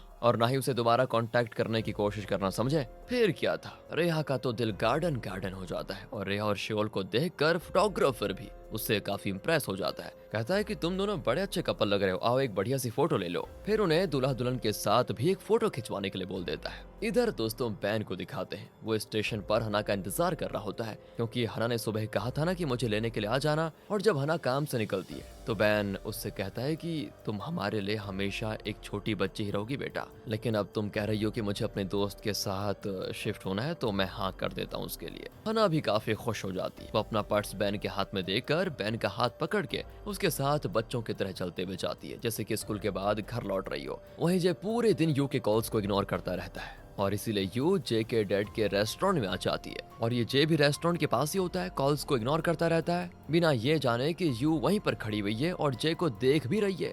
यू को तो इतना गुस्सा आता है, वो सीधे जे से कह देती है कि एक बात बताओ यार, तुमने मुझे मजाक समझ के रखा हुआ है क्या कर रहे हो तुम ये? और यू तो फिर गुस्से में अपने पर्स से जे को जोर जोर से मारती है और कूड़ा भी जे के ऊपर फेंक कर मारती है। बेचारा जे कुछ कर नहीं पाता, बस चुपचाप उसका गुस्सा झेलता रहता है। और फिर यू वहाँ से ये कहकर चली जाती है कि अगर तुम दोबारा दिखे ना तो मैं तुम्हें मार डालूंगी, सच बता रही हूँ। ये सारी चीजें दोस्तों अंकल भी देख लेता है और फिर वो जे के पास दौड़ कर आता है। यहाँ से सीन होता है कट। अगले सीन में हम बैन को देखते हैं, वो फिर से जोई से बात करने की कोशिश करता है, उसके अपार्टमेंट में जाता है, लेकिन तब भी जोई बैन से बात करने के मूड में ही नहीं होता और उसको जाने के लिए कह देता है। लेकिन एक लड़की उनको देख लेती है तो मजबूरी में जोई बैन को अंदर बुला लेता है और फिर जोई जल्दी से कह देता है कि देखो जो भी कहना है आपको जल्दी से बोल दो। फिर बैन माफी मांगता है और कहता है कि उस दिन रेस्टोरेंट में तुम्हें मैं पहचान नहीं पाया था, लेकिन अब मैं तुम्हारा पापा बनने के लिए रेडी हूँ और तुम्हारे साथ रहना चाहता हूँ। लेकिन जोई बैन की एक नहीं सुनता, वो तो बैन को जाने के लिए तुरंत दरवाजा खोल देता है और फिर बैन भी समझ जाता है कि अब बहुत देर हो चुकी है, मुझे चले जाना ही चाहिए। वो बाहर आता है तो लिफ्ट के पास में उसको एक डिलीवरी मैन दिखता है जो कि एक डब्बा जोई के घर के सामने रख रहा होता है। वो बैन से पूछता है कि अरे आप उस एक्टर के घर में रहते हो क्या? बैन कहता है कि नहीं। तो डिलीवरी वाला कहता है कि अरे सर, यहाँ जो सेलिब्रिटी रहता है ना वो हर रोज लंच ऑर्डर करता है, पर पता नहीं ये सेलिब्रिटी है कौन, मैंने आज तक उसको देखा नहीं। और यहाँ पर बैन को पता चल जाता है कि जोई हर दिन डिलीवरी का खाना खाता है, यानी कि अब बैन पक्का उसके लिए कुछ ना कुछ जरूर करेगा। फिर उधर क्रिस और उसकी टीम को दिखाते हैं जो बिल्कुल दुखी और नशे में डूबे हुए हैं, क्योंकि पता है क्या हुआ था, क्रिस का शो कैंसिल हो चुका था। अगले सीन में बयून फैमिली को दिखाया जाता है जहाँ बैन अनाउंस करता है कि हना अब घर छोड़कर जाने वाली है फाइनल। इसी बीच सब लोग जे को देखते हैं जो बहुत ही कमजोर दिख रहा होता है, तो नीना जे से कहती है कि बेटा खाना खा लो, थोड़ी एनर्जी आ जाएगी तुम्हें, अच्छे से फिर पढ़ पाओगे तभी पास हो पाओगे। लेकिन यहाँ पर अंकल यानी कि हना के मॉम के भाई, जिनको असली रीजन पता है वो डिनर के बाद अपनी वाइफ को बता देते हैं कि जे की गर्लफ्रेंड प्रेग्नेंट है और ये सुनकर आंटी भी हैरान हो जाती है। फिर अगला सीन हना का क्रिस के साथ शिफ्ट होने का होता है। नीना उसके लिए साइड डिशेस पैक करती है और बैन लगेज कार में डाल देता है। पूरी फैमिली हना को विदा करती है।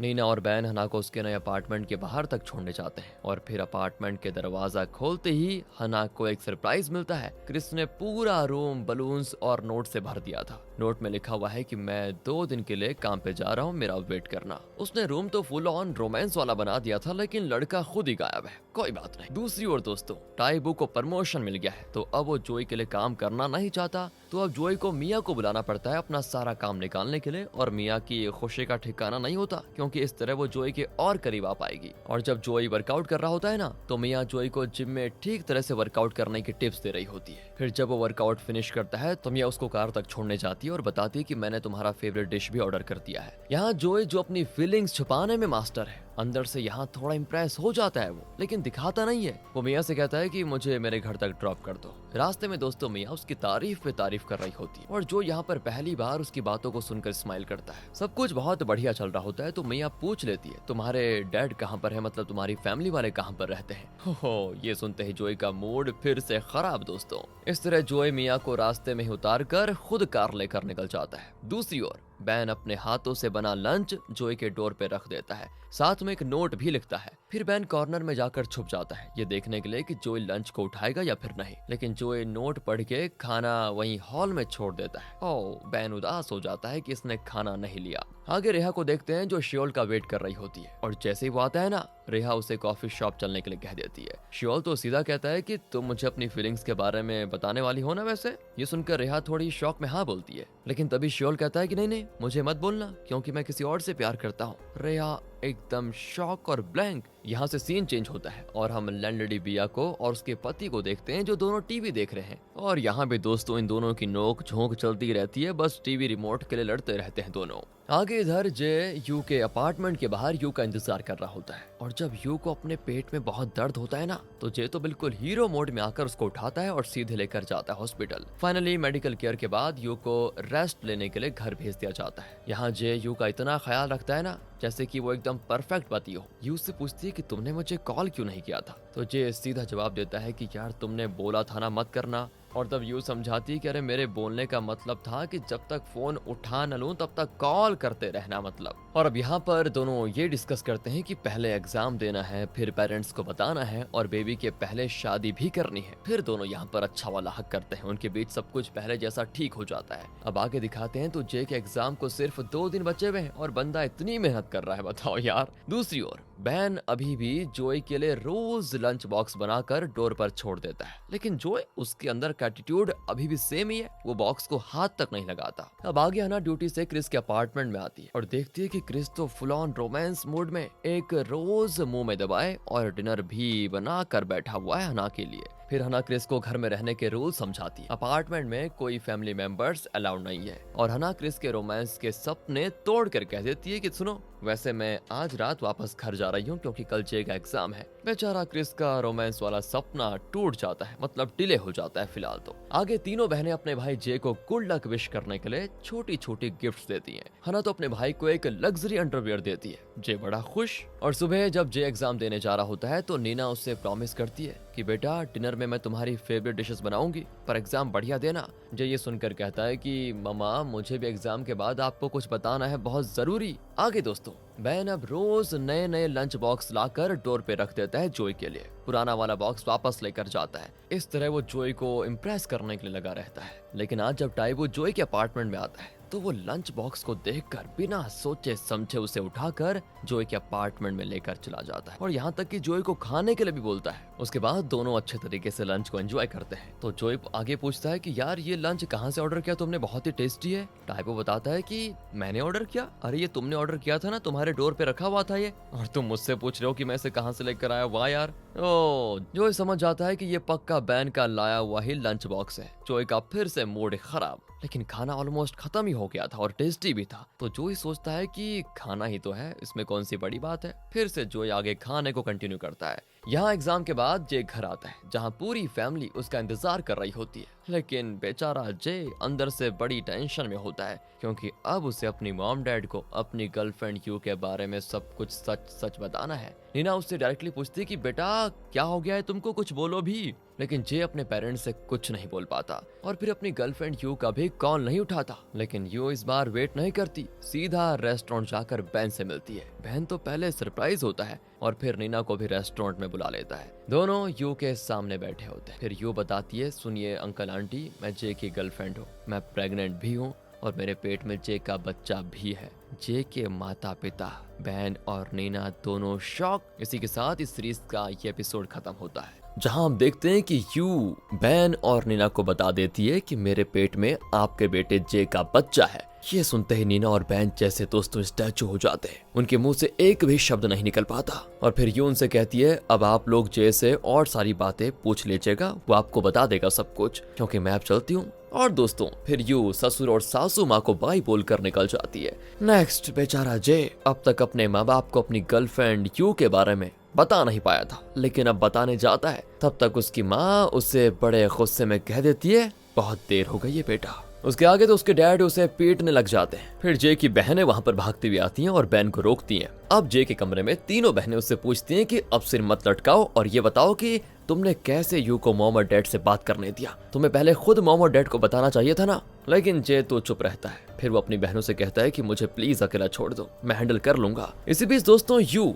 जे को टेक्स्ट करती है कि कॉल करना जब घर का माहौल थोड़ा ठीक हो जाए। फिर जे की बहनें भी यू के बारे में आपस में बात कर रही होती है कि उस लड़की की हिम्मत कैसे भी हमारे पेरेंट्स को ऐसी शॉक देने की। अब सभी बच्चों को दोस्तों अपने मॉम और डैड के लिए बहुत ही बुरा लग रहा होता है। फिर रात को बिस्तर में नीना करवटें बदल रही होती है और जब वो बहन को ढूंढती है तो देखती है कि बहन तो रेस्टोरेंट में अकेले बैठे हुए हैं। फिर दोनों ड्रिंक करते हुए बात करते हैं कि हमने अपने बेटे जे का हर तरीके से सपोर्ट किया और फिर भी उसने हमारे साथ ऐसा किया, बताओ। दोनों आपस में बात करते हैं कि हमने बहुत ज्यादा लाड प्यार दे दिया जे को, इतना नहीं देना चाहिए था, तभी बिगड़ा हो। उधर दोस्तों रेहा को दिखाते हैं, वो बियर पी रही होती है। उससे बड़ा गुस्सा आ रहा होता है कि उसका बेवकूफ भाई भी गर्लफ्रेंड के साथ में चक्कर चला रहा है, बताओ, और ऊपर से बाप बनने वाला है। और एक मैं हूँ, मेरा कोई बॉयफ्रेंड तक नहीं है। फिर वो अपने फोन पे शियोल की तस्वीर देखती है और रेहा अपने आप को रोक नहीं पाती। इस बार वो शियोल को फोन कर देती है। रेहा रोते हुए कहती है कि तुम्हारी हिम्मत कैसे भी मुझे ठुकराने की, बताओ। और जब वो लगातार बकबक करती है ना तो मिया फोन ले लेती है और शियोल से माफी मांगते हुए कहती है कि देखिए रेहा ने थोड़ा ज्यादा पी रखी है, उसकी बातों को नजरअंदाज कर दीजिएगा। और इस तरह दोस्तों आज बयून परिवार में माहौल अच्छा नहीं रहता, दुख भरा माहौल रहता है हर जगह। सुबह की बात है, जे सभी के लिए नाश्ता बनाता है। सभी लोग एकदम चुपचाप बड़ी टेंशन में खाना खा रहे होते हैं, लेकिन बैन टेबल छोड़कर चला जाता है। जे फिर नीना से यानी कि अपनी माँ से माफी मांगता है। नीना कहती कि बेटा अगर तुमने सच में हमारे बारे में सोचा होता ना तो तुम ये नहीं करते जो तुमने किया। वो आगे अपनी बेटियों से कहती है कि तुम लोग खाना खा लो, फिर काम पे चलो, हम बाद में खाएंगे। दोस्तों पहले का खुशहाल परिवार अब बिल्कुल उलट पुलट गया है। फिर बच्चों के जाने के बाद नीना बहन से कहती है, देखो तुम भी कुछ खा लो, ना खाने से बीमार पड़ जाओगे। नीना यहाँ पर थोड़ा पॉजिटिव होने की कोशिश करती है और बहन से कहती है कि शायद इस सिचुएशन को एक परेशानी की जगह हम क्यों ना एक तोहफा समझ के देख लें। हाँ मुझे वैसे बहुत दुख है, लेकिन जिंदगी लंबी है और कौन जाने आगे क्या होगा, शायद चीजें आगे चलकर बदल जाए। लेकिन बहन को ये सारी बातें सुनने का मन नहीं होता। बहन रेस्टोरेंट चला जाता है और गाजर छीलने में लगा होता है। तो नीना उससे फिर विनती करती कि देखो जो हो गया उसे स्वीकार कर लो, अगर हम अपने बच्चों का साथ नहीं देंगे तो कौन देगा। वो बहन से गुजारिश करती है कि जे को माफ कर दो प्लीज। उसके बाद नीना अपने बेटे जे से भी कहती है कि बेटा मर्द बन जाओ और डैड के सामने जाओ, घुटने टेक कर उनसे माफी मांगो जब तक कि उनका दिल नरम न हो जाए। जे भी बहन के पास रेस्टोरेंट में जाता है, रोते हुए कहता है कि मुझे माफ कर दो डैड, मैं बार बार आपको डिसअपॉइंट करता रहता हूँ, पहले एग्जाम्स के लिए और अभी ये जो हो गया इसके लिए। फिर वो बहन से यानी कि अपने पापा से यू से शादी की परमिशन भी मांग लेता है। बहन उससे कहता है कि इस हफ्ते तुम यू को घर लेकर आ जाओ, हमें उससे मिलवाओ पहले। अब अगली सुबह की बात है, हना और मिया देखते हैं कि डैड और मॉम किचन में बड़े नाश्ते की तैयारी कर रहे हैं। हना तो हंसकर कहती है कि क्या बात, आज तो आप दोनों ठीक हो ना कम से कम। अच्छा क्या आप लोगों ने जे को माफ कर दिया है क्या? तो नीना जवाब देती है कि हम अपने बेटे को मार तो नहीं सकते इसलिए माफ कर दिया। अगले सीन में दोस्तों लैंडलेडी बिया को दिखाते हैं। वो नीना को कैफे में मदद करने के लिए बुलाती है। नीना भी मान जाती है और लैंडलेडी बिया उन पे हुक्म चलाती है। यहाँ पर बहुत ही बुरा बर्ताव भी करती है। फिर जब नीना लैंडलेडी बिया और उसके दोस्तों को सर्व करती है तो वो लोग उन्हें नीचा दिखाते हैं और तब नीना कहती है कि सुनिए, मैं यहाँ पर काम नहीं करती, सिर्फ मदद करती हूँ, समझे।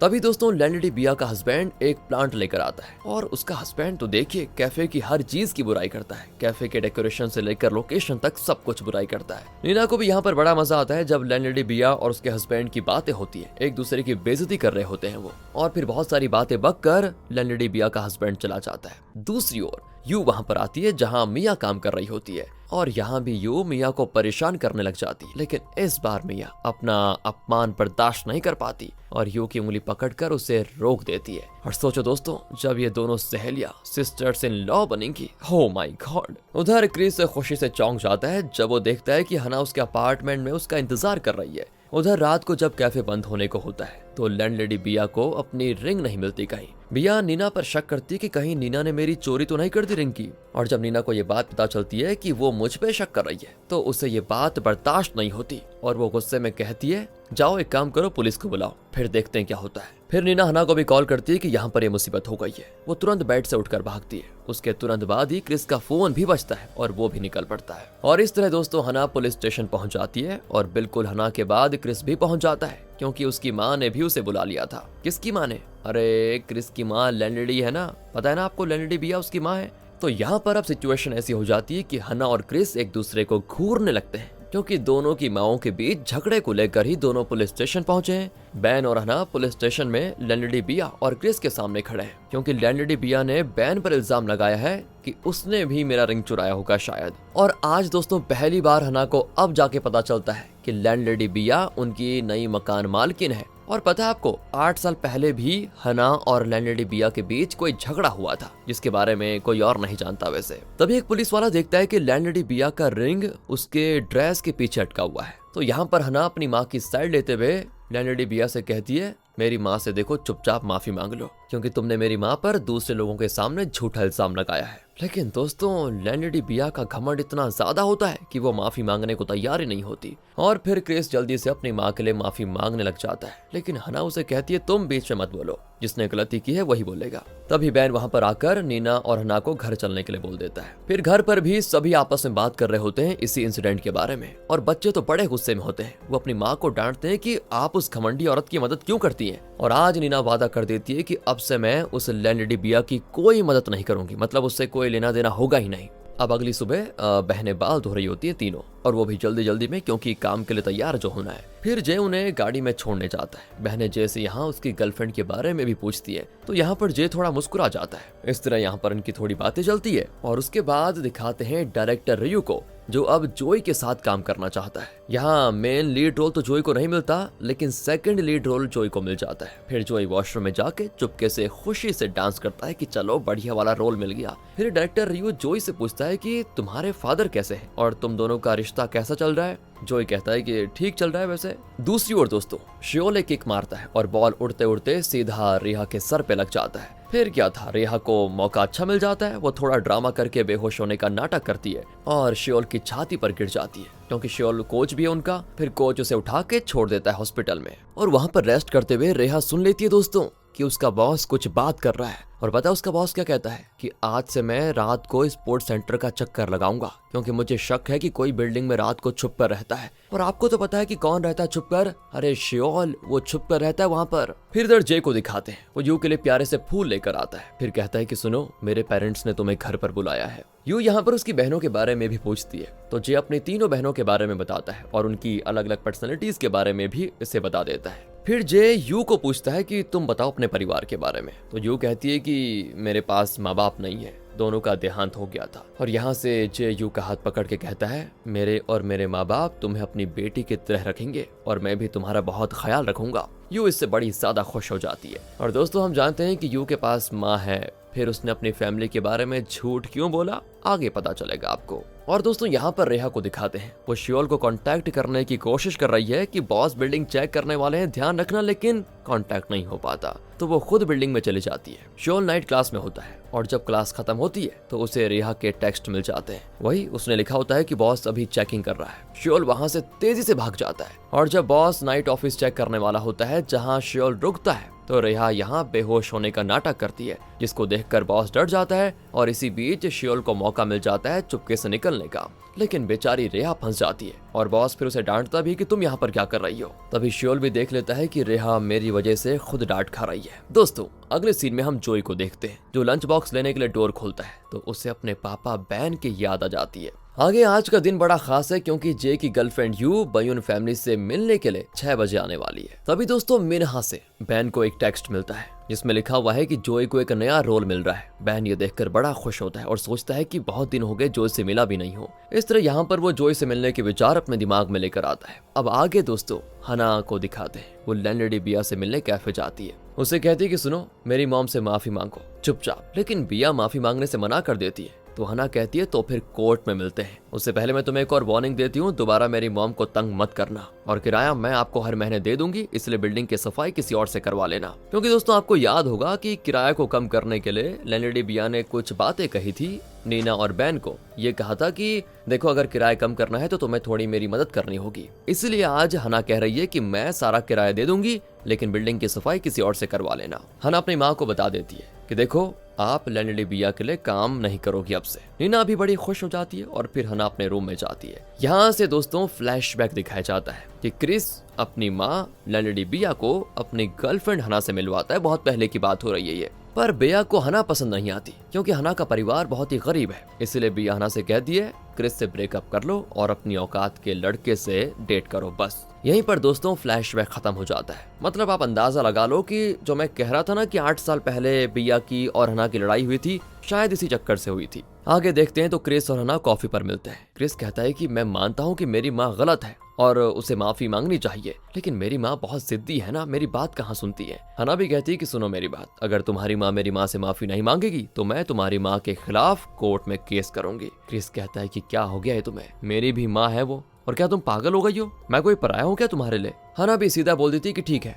जब तुम्हारी माँ नहीं माफी मांगेगी तो चलो ब्रेकअप कर लेते हैं। क्रिस को बड़ा गुस्सा आता है और वो हाँ बोल देता है और गुस्से में चला भी जाता है। लेकिन कुछ ही पल के बाद वो वापस मुड़ता है और कहता है कम से कम आज तो तुम्हें बता दो कि 8 साल पहले तुमने ब्रेकअप क्यों किया था मुझे। और दोस्तों हना के पास आज भी कहने के लिए कुछ नहीं होता। फिर दूसरी तरफ यू को दिखाते हैं, वो मिया से हैवी बॉक्सेस उठाती है और जब मिया सब कुछ इजीली हैंडल कर लेती है तो यू मिया को देर तक काम करने और पूरा एरिया साफ करने का हुक्म भी देती है। और जब मिया कहती है देखो मुझे जल्दी घर जाना है तो यू तो चिल्ला के कह देती है अरे तुम इंटर्नशिप पे हो अभी, कोई पर्सनल लाइफ नहीं है तुम्हारी ये। मिया को फिर अपनी मॉम को कॉल करके बताना पड़ता है कि माँ देर हो जाएगी आज। इधर बयून फैमिली में दोस्तों जे की गर्लफ्रेंड यू के आने का बड़ा इंतजार हो रहा होता है। फिर यू आती है और नीना को फूल और बैन को मिठाई देती है। फिर यू सबसे मिलती है और मिया भी घर आ जाती है। दोस्तों बिना एक दूसरे को देखे मिया और यू झुककर अपना नाम बताते हैं, लेकिन 1 सेकंड के बाद दोनों एक दूसरे को देखते हैं अच्छे से। उनकी मुस्कुराहटें गायब हो जाती हैं 1 ही सेकंड में और आंखें बड़ी हो जाती हैं। दोस्तों आप जानना नहीं चाहोगे कि इनके बीच आगे क्या होने वाला है, मतलब कहाँ ऑफिस में उस तरह से रहते हैं और कहाँ यहाँ पर ये होने वाला है। तो जैसा कि लास्ट एपिसोड में हमने देखा कि जे की गर्लफ्रेंड यू यानी कि उसकी होने वाली पत्नी, क्योंकि वो प्रेग्नेंट जो है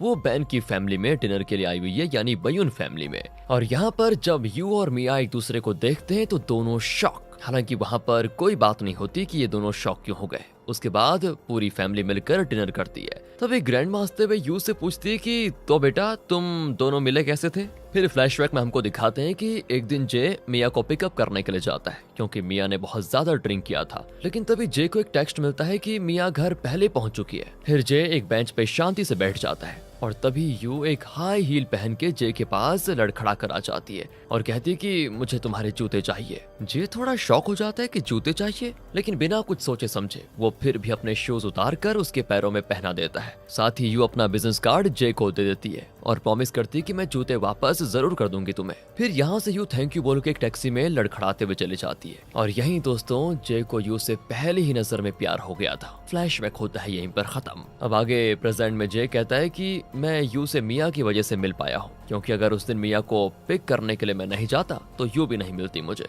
अब इसकी स्टोरी को सुनकर सभी कहते हैं कि वाह यार, ये तो बहुत ही फिल्मी स्टोरी जैसी है। तभी दोस्तों सभी यू से पूछते हैं कि तुम और मिया तो दोनों गबी एंटरटेनमेंट में काम करते हो ना, तो तुम दोनों तो मिलते ही होंगे आपस में। और दोस्तों यहाँ पर यू ऐसे बिहेव कर रही होती है जैसे मिया को पहचानती नहीं, और बोलती है कि ऑफिस में इंटर्नशिप बहुत लोग करते हैं, तो शायद एक दो बार ही मिया को मैंने देखा होगा लेकिन याद नहीं है। लेकिन मिया तो अपना दुख अपने अंदर दबा के बाथरूम भाग जाती है। मन ही मन सोचती है कि काश उस दिन मैं पार्टी में गई ना होती और मैंने फिर ड्रिंक नहीं किया होता, और ना ही ये यू हमारे परिवार में घुसती। क्योंकि दोस्तों सब कुछ वहीं से शुरू हुआ, मतलब उस पार्टी की वजह से। वहीं जाकर मिया ने ड्रिंक किया था और फिर उसको लेने के लिए जे गया था, फिर उसकी मुलाकात यू से हो गई और आज यू इनके घर पर आई हुई है। तभी एक और फ्लैशबैक दिखाते हैं जहाँ पर रेहा और मिया ट्रैक पर दौड़ते हैं, जहाँ रेहा को मिया के फोन पर रीयूनियन का टेक्स्ट मिलता है और रेहा भी अटेंडिंग का रिप्लाई कर देती है और मिया को मनाती है कि देखो वहां जाकर अपना वेट लॉस सबको दिखाओ तुम, कि तुमने अपना वेट लॉस कैसे कर दिया है। फिर रियूनियन में जाकर मिया को थोड़ा ऑकवर्ड भी फील होता है और उसके पुराने दोस्त उसको पहचानते भी नहीं, क्योंकि अब वो पहले से सही हो गई है। एंड तभी वहां पर यू सूट पहनकर पार्टी में एंट्री करती है। सबका टेंशन यू की तरफ चला जाता है और मिया फिर दुखी होकर वहां से चली आती है।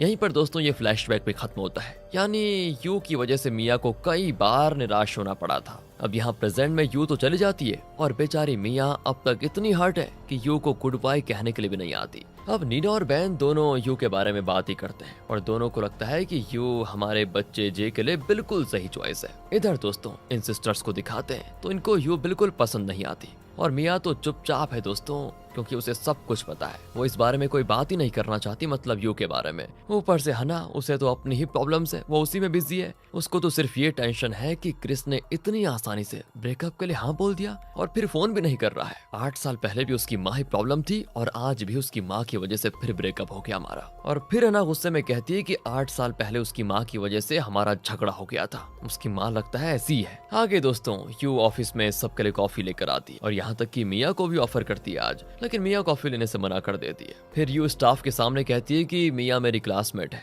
ये कहने के बाद यू मिया से हेल्प मांगती है, लेकिन मिया की टीम मैनेजर यू से कहती है कि सुनो, मिया हमारी टीम में है, अगर तुमको काम कराना है तो अपनी टीम के लोगों से करवाओ। इस पर मिया हो जाती है खुश। दूसरी ओर दोस्तों क्रिस थोड़ा हाइपर हो जाता है जब उसका फोन बजता है तभी, क्योंकि ये उसके बॉस का फोन होता है और काम के लिए बुला रहा होगा, यही सोचता है वो। उसका मूड फिर खराब हो जाता है कि अब काम करना पड़ेगा। लेकिन जब उसे पता चलता है कि ओ माई बॉस की शूटिंग करनी है तो वो बड़ा खुश होता है, क्योंकि उससे पहले उसे लग रहा था कि ये कोई छोटा मोटा काम होगा इसलिए बॉस फोन कर रहा है। यहाँ से रेहा का सीन दोस्तों अलग चल रहा होता है। क्लास फिनिश करते ही शियोल उसके इंतजार में होता है। वो रेहा से कल के लिए थैंक यू भी कहता है जो उसने उसके लिए किया। फिर वो रेहा को लंच के लिए बुलाता है। रेहा पूछती है कि तुम सेंटर में क्यों रहते हो यहाँ, तो वो तो बस इतना ही कहता है कि देखो ये पर्सनल है मेरा मैटर। अब यहाँ से लंच के बाद रेहा उससे कॉफी मांगती है और फिर शियोल कॉफी भी खरीद लेता है रेहा के लिए, लेकिन अपने लिए नहीं खरीदता क्योंकि उसके पास ज्यादा पैसे नहीं है दोस्तों।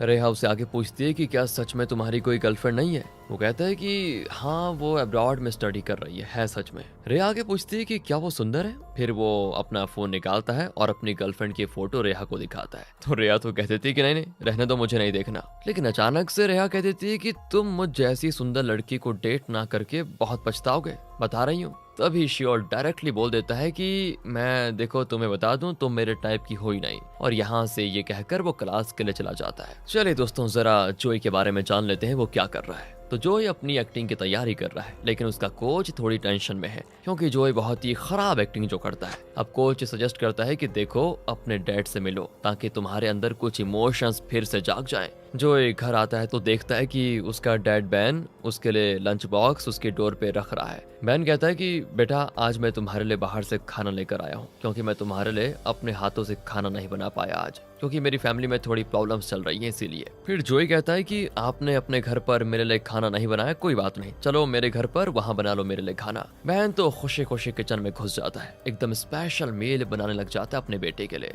तभी जोई भी अपने स्क्रिप्ट को देख रहा होता है, लेकिन बार बार उसकी नजर बैन की तरफ चली जाती है और जब टेबल लग जाता है तो बैन को वो कहता है कि मेरे साथ तुम भी खाओ ना। इस तरह यहाँ से दोनों के बीच अच्छी बातचीत होना शुरू हो जाती है। अब डैड भी कहता है कि मैं तुम्हारे लिए रोजाना आके यहाँ पर खाना बना सकता हूँ। जोई भी कहता है कि ठीक है कोई दिक्कत नहीं। फिर दोनों एक दूसरे का नंबर भी एक्सचेंज कर लेते हैं और अब जोई को भी अंदर से फील हो रहा होता है कि उसके डैड उसके साथ है। लेकिन अभी दोस्तों इनका संबंध है क्या असली का, ये बाद में पता चलेगा। आगे जब मिया ऑफिस से निकलती है तो यू उसका इंतजार कर रही होती है, लेकिन मिया यहाँ पर डायरेक्टली कह देती है मैं तुमसे कोई बात ही नहीं करना चाहती बस।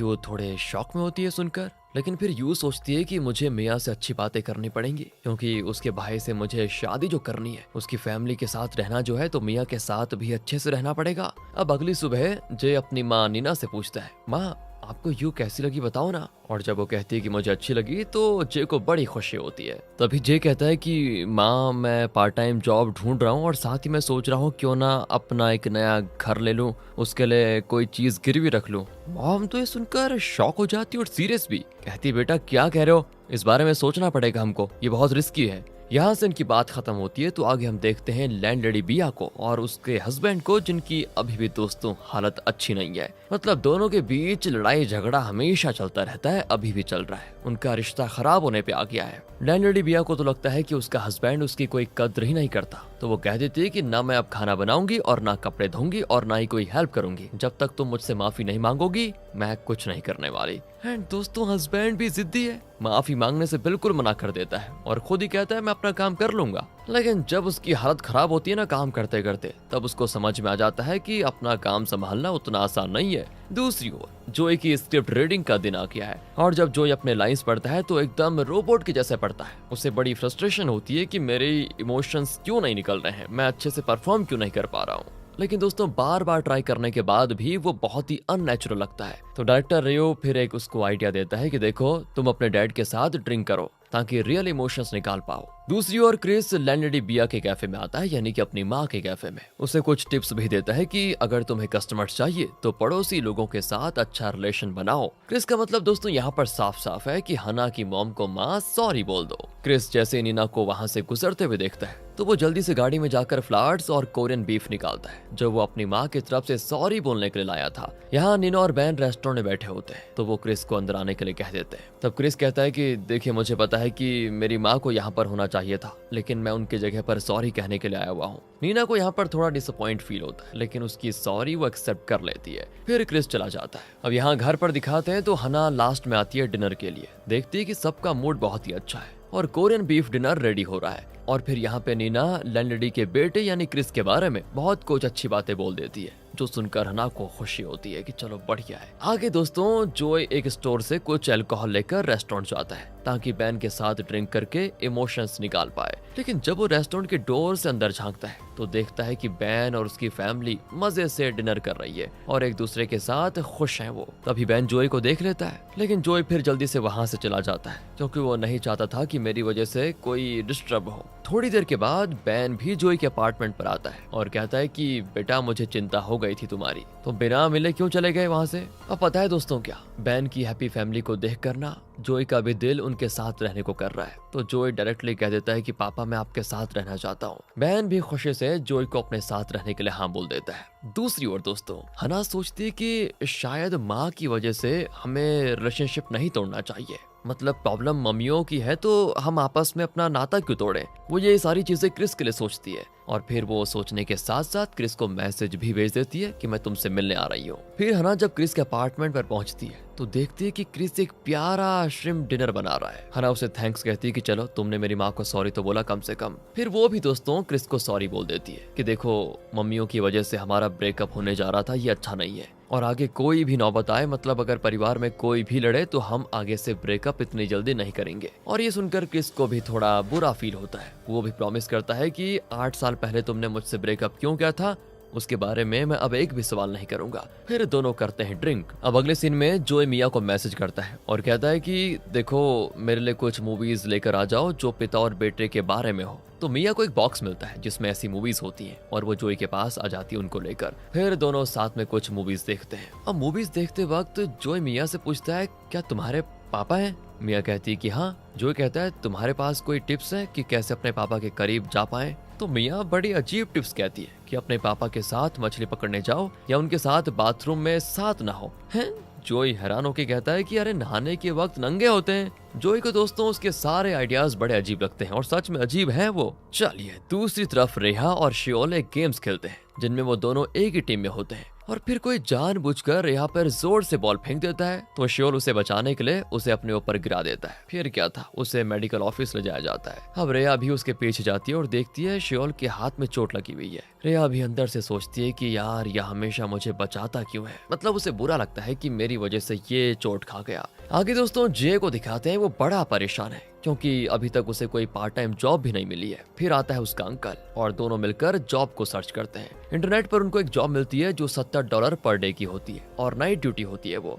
तो इस तरह दोनों ट्रक लोडर्स के तौर पर होते हैं हायर और रात भर बारी बारी पहले ट्रक्स में भरते रहते हैं। एक ट्रक खत्म होता है तो दूसरा खाली ट्रक आ जाता है। मतलब ऐसे काम करते करते दोनों बहुत थक भी जाते हैं। आगे लैंडलेडी बिया और उसके हस्बैंड एक ही घर में रहते हैं लेकिन अलग अलग जिंदगी जीते हैं, एक नॉर्थ एक साउथ। अब जैसा कि आपको पता है कि बिया ने अपने हस्बैंड के लिए खाना बनाना, कपड़े धोना, सारी चीजें करना छोड़ दिया है और उसका हस्बैंड बिल्कुल बेफिक्र रहता है क्योंकि उसे खुद भी कुछ काम करना नहीं है। वो तो हर समय ऑनलाइन ऑर्डर कर देता है खाने का और 1 महीने के लिए सॉक्स और अंडरवियर खरीद लेता है ताकि धोना ही ना पड़े। बताओ यार। और झगड़ा वो तो उनके बीच हमेशा ही चलता रहता है। इस तरह इनकी लाइफ चलती रहती है। आगे दोस्तों रेहा श्योल के सीक्रेट रूम में उससे मिलने जाती है लेकिन वो वहाँ पर नहीं होता तो रेहा उसको ढूंढती है कि कहाँ गया है। तभी पता चलता है कि श्योल तो पार्किंग लॉट में है। वहाँ पर एक कार आती है तो रेहा छुप जाती है। उस कार से एक लड़का निकलकर श्योल को जोर से गले लगाता है। श्योल भी उसके माथे से बाल हटाता है। फिर वो श्योल का हाथ पकड़कर दोनों कार में बैठ जाते हैं।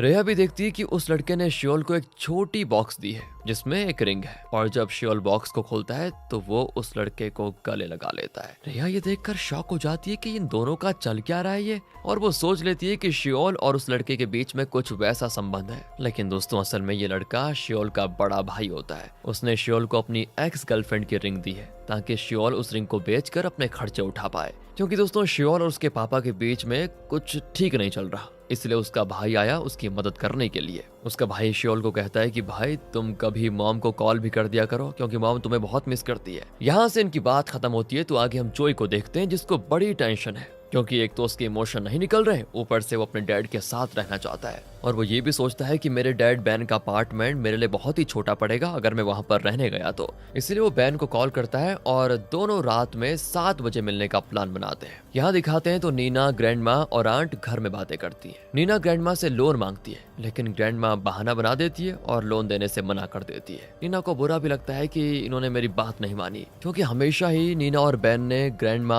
आंट और अंकल की बहुत ही मदद की थी। तभी आंट को बैन का फोन आता है कि फिर से रेस्टोरेंट देख ले। मतलब बैन कहीं जाने की सोच रहा होगा ना तो वो आंट को कह रहा है कि तुम फिलहाल देख लो। तो आंट भी सोचती है कि अरे नीना को बता देते, मैं आजकल बहुत रेस्टोरेंट देख रही हूँ अकेले। लेकिन फिर वो सोचती है कि ये बैन आजकल जा कहाँ रहे हैं। आंट को शक होता है कि कहीं बैन का कोई चक्कर तो नहीं चल रहा बाहर, और नीना को भी ये चीज क्लिक कर जाती है कि बैन आजकल जा कहाँ रहा है बिना बताए। वो भी अंदर से परेशान हो जाती है। दोस्तों यहाँ से नीना लैंडलेडी बिया से मिलती है और बताती है कि तुम्हारा बेटा आया था, तुम्हारी तरफ से माफी मांग के चला गया। तुम्हारा बेटा सच में तुमसे बहुत ज्यादा अच्छा है और मैंने तुम्हारे बेटे की माफी को एक्सेप्ट कर लिया है। तो एक काम करते हैं, पुरानी बातों को भूल जाते हैं जो भी हमारे बीच हुआ है और अब से अच्छा बनकर रहते हैं। ये सुनकर लैंडलेडी बड़ी चिढ़ जाती है, पता नहीं इसको क्या प्रॉब्लम है। आगे दोस्तों यू को दिखाते हैं जो मिया के ऑफिस में उससे दोस्ती करने की कोशिश करती है। मिया तो और गुस्से में जवाब देती है कि मैं नहीं चाहती कि तुम मेरे भाई से शादी करो, बात खत्म बस। लेकिन मिया को भी पता है कि उसकी ये इच्छा कभी पूरी नहीं होगी क्योंकि उसका भाई जे यू को पसंद करता है तो शादी तो इसी से करेगा। इसीलिए वो यू से कहती है कि तुमको मुझसे सच्चे दिल से माफी मांगनी होगी, मैं तुम्हें माफ कर दूंगी, उसके बाद सब बढ़िया। ये कहने के बाद मिया चली जाती है वहां से। आगे बैन को देखते हैं जो जोई के अपार्टमेंट में आ गया है। जोई पूछता है क्या तुमने अपनी फैमिली से मेरे बारे में कुछ कहा? तो बैन कहता है कि नहीं अभी तक तो नहीं कहा, लेकिन आज रात सबको बताने वाला हूँ। जोई पूछता है कि आपका घर कितना बड़ा है, मैं ये देखना चाहता हूँ कि मैं वहाँ पर शिफ्ट हो सकता हूँ या फिर नहीं। वैसे दोस्तों यहाँ पर जोई का प्लान ये है कि वो बैन को बता दे कि भाई तुम्हारा घर उतना बड़ा नहीं है कि मैं वहाँ पर अच्छे से रह पाऊँ। लेकिन वो ये बात बोलता इससे पहले बैन को रेहा का फोन आ जाता है और फोन को सुनकर वो चले भी जाता है। उधर मिया अकेले ही एक शॉप के बाहर पी रही होती है बियर। तभी जोई भी वहाँ पर कुछ खाने को लेने के लिए गया होता है और देखता है कि मिया टेबल पर बैठी बियर पी रही है। वो उसे कुछ स्नैक्स ऑफर करता है और उसके साथ ही बैठ जाता है। तो थोड़ी देर में दोनों मिलकर कुछ 6 पैक्स को खत्म कर देते हैं। दोस्तों 6 पैक। मिया कहती है एक्टर जोई मैं तुम्हें कुछ बताना चाहती हूँ, और यहाँ भी मिया वही चीज शुरू कर देती है कि तुम्हें पता है मेरा भाई उस लड़की से शादी कर रहा है जो हाई स्कूल में मेरा मजाक उड़ाया करती थी। और अभी मेरी किस्मत इतनी खराब है कि मैं उसी लड़की के साथ काम करती हूँ, वो भी उसके अंडर। जोई दोस्तों सब समझ जाता है कि किसके बारे में बात हो रही है। वो कहता है कि तुम्हें उनका ब्रेकअप कराना होगा, तभी तुम्हें शांति मिलेगी। मिया कहती है कि ये मुमकिन है क्या, क्योंकि वो लड़की तो प्रेग्नेंट है। फिर जोई कहता है कि पेरेंट्स अक्सर अपने बच्चों को छोड़ क्यों देते हैं, पता है क्या तुम्हें। मिया ये सुनकर हैरान हो जाती है कि एक्टर जोई, क्या तुमने अपने बच्चों को छोड़ दिया है क्या। यहाँ मिया गलत समझ लेती है दोस्तों, तो जोई उसे चुप करवाने की कोशिश करता है कि क्या बकवास कर रही हो फालतू की। कहता है नहीं ऐसा नहीं है, मेरी कुछ और ही प्रॉब्लम है। और फिर मिया को समझ आता है कि असल में जोई के पेरेंट्स ने उसे छोड़ दिया था, यही बात वो कहने की कोशिश कर रहा है। और ये बात मिया को वैसे बहुत उदास कर जाती है। दोनों फिर ये डिसाइड करते हैं कि जो लोग उनको हर्ट कर रहे हैं उनसे हम बदला लेंगे। इस तरह इनकी ड्रिंक करने के बाद बात खत्म होती है। इसी बीच दोस्तों